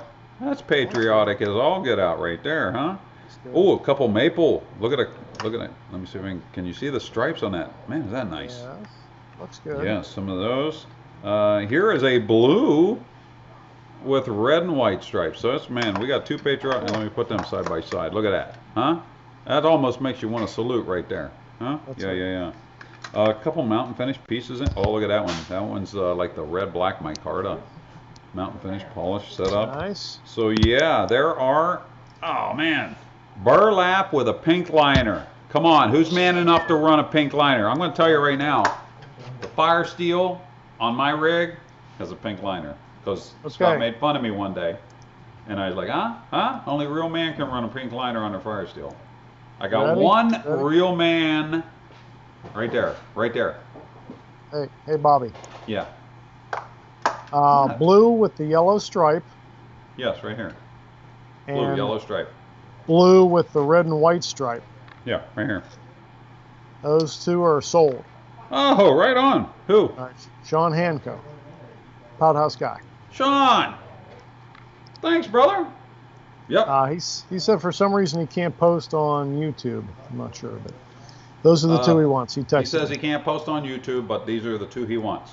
Is there another blue one? Dave Carroll was interested in it. Sorry, Dave.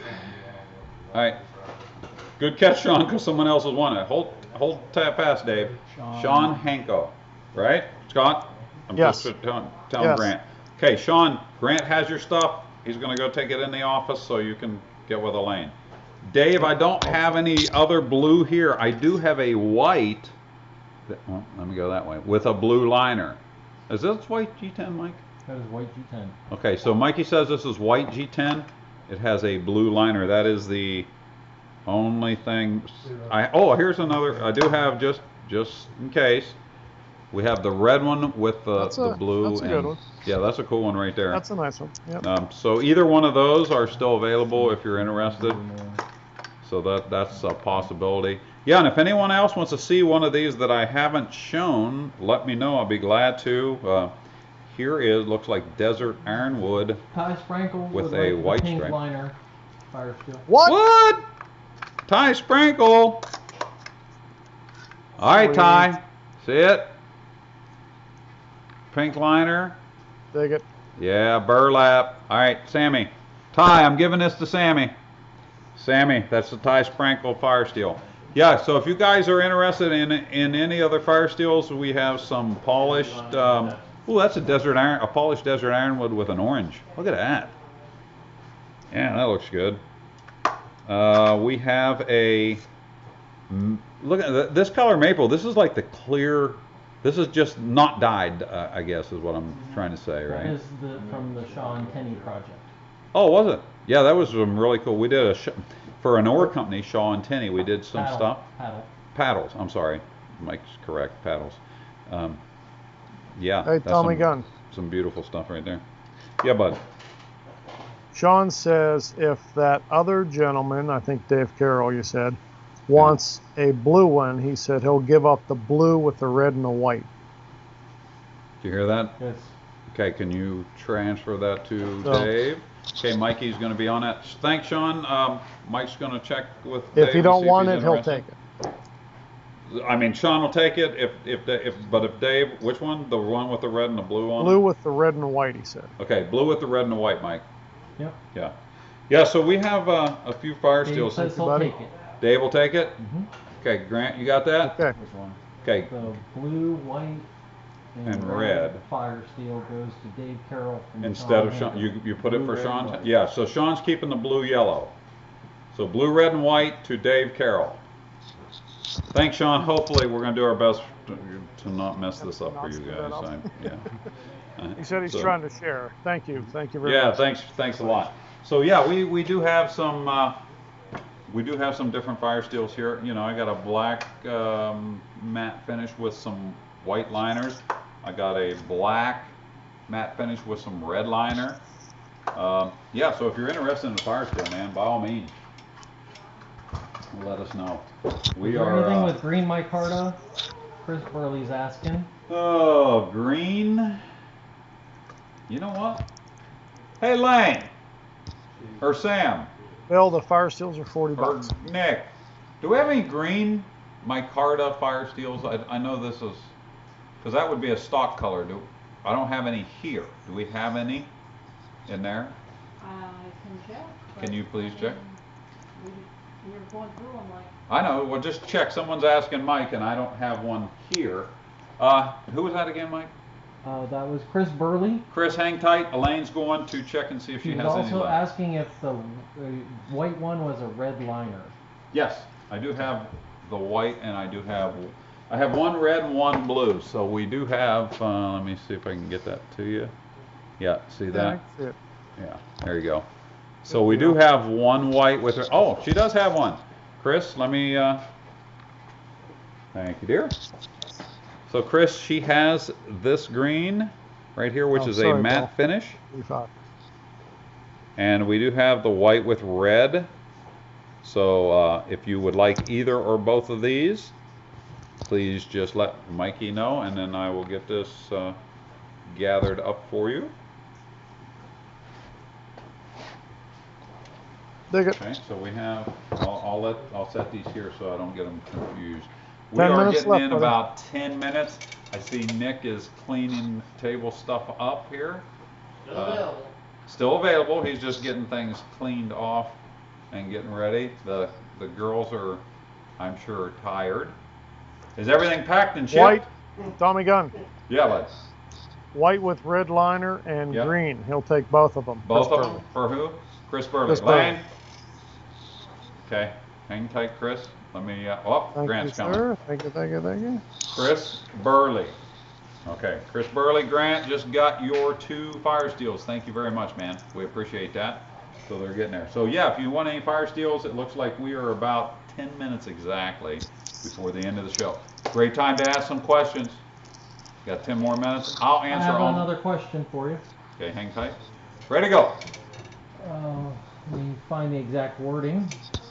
Please? Okay, that scares me when you have to look at verbatim. Well, I want to quote the man properly. I can't believe this one exposed tang knife is up. You should sell it real quick. I'm trying. Chip, chip. Ready to go. I noticed LT mentioning blessed day. Are you a very religious person? I don't know. One second. Yes, is the best answer I can say that I am a Christian, and I write God bless on every email. I have a Bible verse on the back of our company cards. The company was, when I first put it together, was put together because I've been blessed. God has blessed me with a wonderful wife and a bunch of great guys that I get to work with every day. And I do my best to live a Christian life, and I'm like everyone else, I'm not perfect. I make my share of mistakes, but I sure do try to attend church on Sundays and on Wednesdays, and when we travel, if possible, we try to make sure that we show up and hit church when I can. So yeah, I am a very religious person. I do believe in God, and I'm very proud to be a Christian. And again, I try to live the Christian life the best I can. So thank you for asking. I appreciate that, and God bless all of you guys. Yes, Mike. Kent would like to know what pets you have. Right now, we don't have any pets. We have in the past had dogs. We were back, I'm trying to think, I might have the years wrong, but in the late 80s. Oh, matter of fact, when Aaron was 1 year old, that's how I can remember. We got our pet Rottweiler, our first dog, Roxy. She was a great Rottweiler. Then we had another Rottweiler after that, was Major, and then the smartest dog we ever owned was a German Shepherd named Tora, and she was with us for a lot of years. I don't know how many, but yeah. So I was probably, I guess, a dog person back a number of years ago. And the reason we don't have a pet, no, I never had a goat. And the reason we don't have a dog is because we travel a fair amount, and I just don't think it's fair. Mikey. Aaron is reminding you have 2 grand dogs. Oh, jeez. Yes. And flow grown. Wait. Let me answer Aaron. Yes, I do, and one of the 2 of them like me. I have 2 grand dogs, Penny and Sansa. Aaron, my daughter, has 2 dogs, and I like them both. Penny was the firstborn. She was my buddy way back when. Actually, I think my profile on Instagram for a number of years was a picture of me sitting in a recliner with Penny on my shoulder, I think, or something. Yeah, so I like her quite a bit. Hey, Tommy, I like them both. Yeah. Are there any fire steels there with koa wood? I do not believe so. All right, I didn't hear you say it, but no, I don't think none of these are. There's a fly all of a sudden that is getting on my nerves. No, yeah, no koa. All right, Mike, I know you had your hand up. Another question? Yes. Gentleman would like to know how you lost the sight in his eye, because he is blind in his right eye in a pellet accident from 2009. Okay. As far as I know, I have been this way since birth. Matter of fact, I did not know I was blind in my eye until I went to the 1st grade. Now, I know that sounds crazy, but when you don't know, you don't know. I knew I had 2 eyes, but I didn't even realize, I guess, that I wasn't able to see out of both of them, or I didn't think it was abnormal. But when I first took my eye test in 1st grade when I went to school, and they put this thing over my right eye and I couldn't see, that was odd to me. Now, I had, I guess, a hole in the back of my eye since birth, don't know why, but I could see peripherally. And just until a few years ago, I lost vision completely. Now I can see nothing, and it's a detached retina that has now, in my 40s, I think this happened to me. But I could always see peripherally. It was bad enough. I mean, I was totally blind. I couldn't get into the Marine Corps, which was my only goal in life when I got out of high school. But it's one of those things, and I preach this to the guys at the shop a lot, is you learn how to take your limitations and you turn them into your strengths. Even to this day, I can't just step up to a grinder and put a knife on it. I have to find my spot. I have to know where that grinder is. And sometimes I even have to touch it with my hand first. so that I can figure out where I'm going in. A lot of times when I'm doing the tail, or what we call the shoulder on a knife, I have to bend my knees, square myself up, look at a running belt, and then step into it with my whole body so that I don't get kind of off cue. So I have no depth perception. But as I said, I took that weakness and I turned it into my strength, because now my strength is I can see everything symmetrical, level, plumb, you name it. I'm extremely good at that, and I can see detail. And that fly, if I could see it better, I'd whack him right out of the sky. Get your All right, chopsticks Mike, out. This Mike is a has good another question. transition into Scott's sharpening story with the blue tape. Oh, come on. Blue tape. That's a whack me story. It is. All right, you got 3 minutes. You better say Okay. the quick version. Quick version. It's 3:56 because we're quitting it at Quick- 4, so make it quick. Quick version, okay. LT is teaching me how to sharpen knives finally. And it's a progression. You do the buffing, and then I'll set the edge, and now you set the edge, and then you buff it, and on it goes. But he was so- too hard-headed. But you tell your version. So one weekend we had to sharpen a bunch of, I think, NRA banquet knives, and we're sharpening. And the first thing that LT does is put the blue painter's tape on these fingers from about the middle knuckle out. Only when I had to sharpen a bunch of knives. Yeah. Not just one. And so, the heck do I know? I do it too. And here's the knife set on this work steady, and we're putting the bevel on it. And I'm doing it too, and he's dragging his finger on the belt. I am too. We are both cutting through, because eventually the blue tape goes away. You're cutting through the tape into our fingers that get a little bloody, and then onto this fingernail and this one. And they're getting faceted and thin, and if you've ever thinned out your fingernail somehow, that hurts a little bit. We sharpened a bunch of knives this weekend, and we both have sore fingers and You there's got blood 2 here and minutes. there. I don't want to And, rush you. 2 minutes. Okay.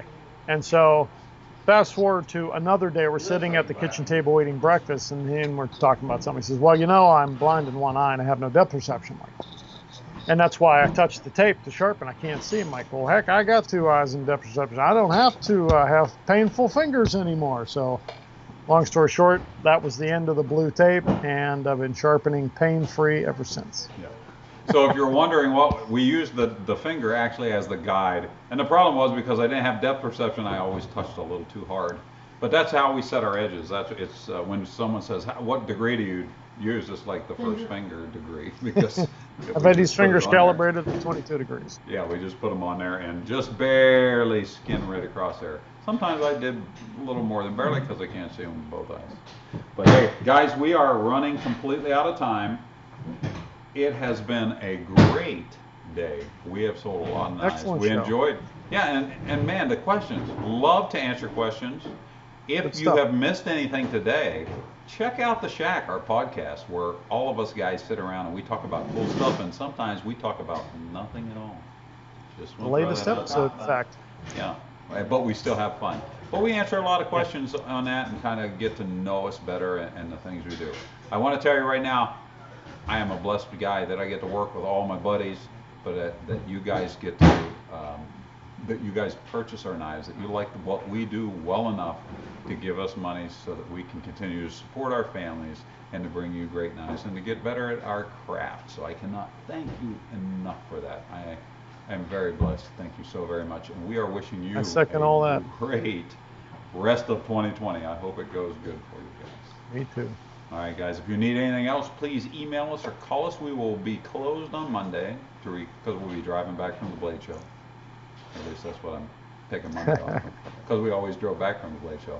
We'll be back in here on Tuesdays. If you have any questions or if you want to see any of the knives, Elaine will be on top of that when she gets back in here. Glad to show you anything, and thank you for being a big part of it. We did a great show. Thank you. God bless you. Have a great day. Thank you. See you guys later.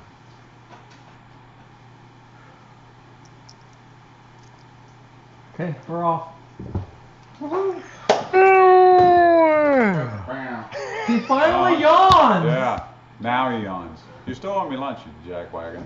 I can see you're over here like this. I might.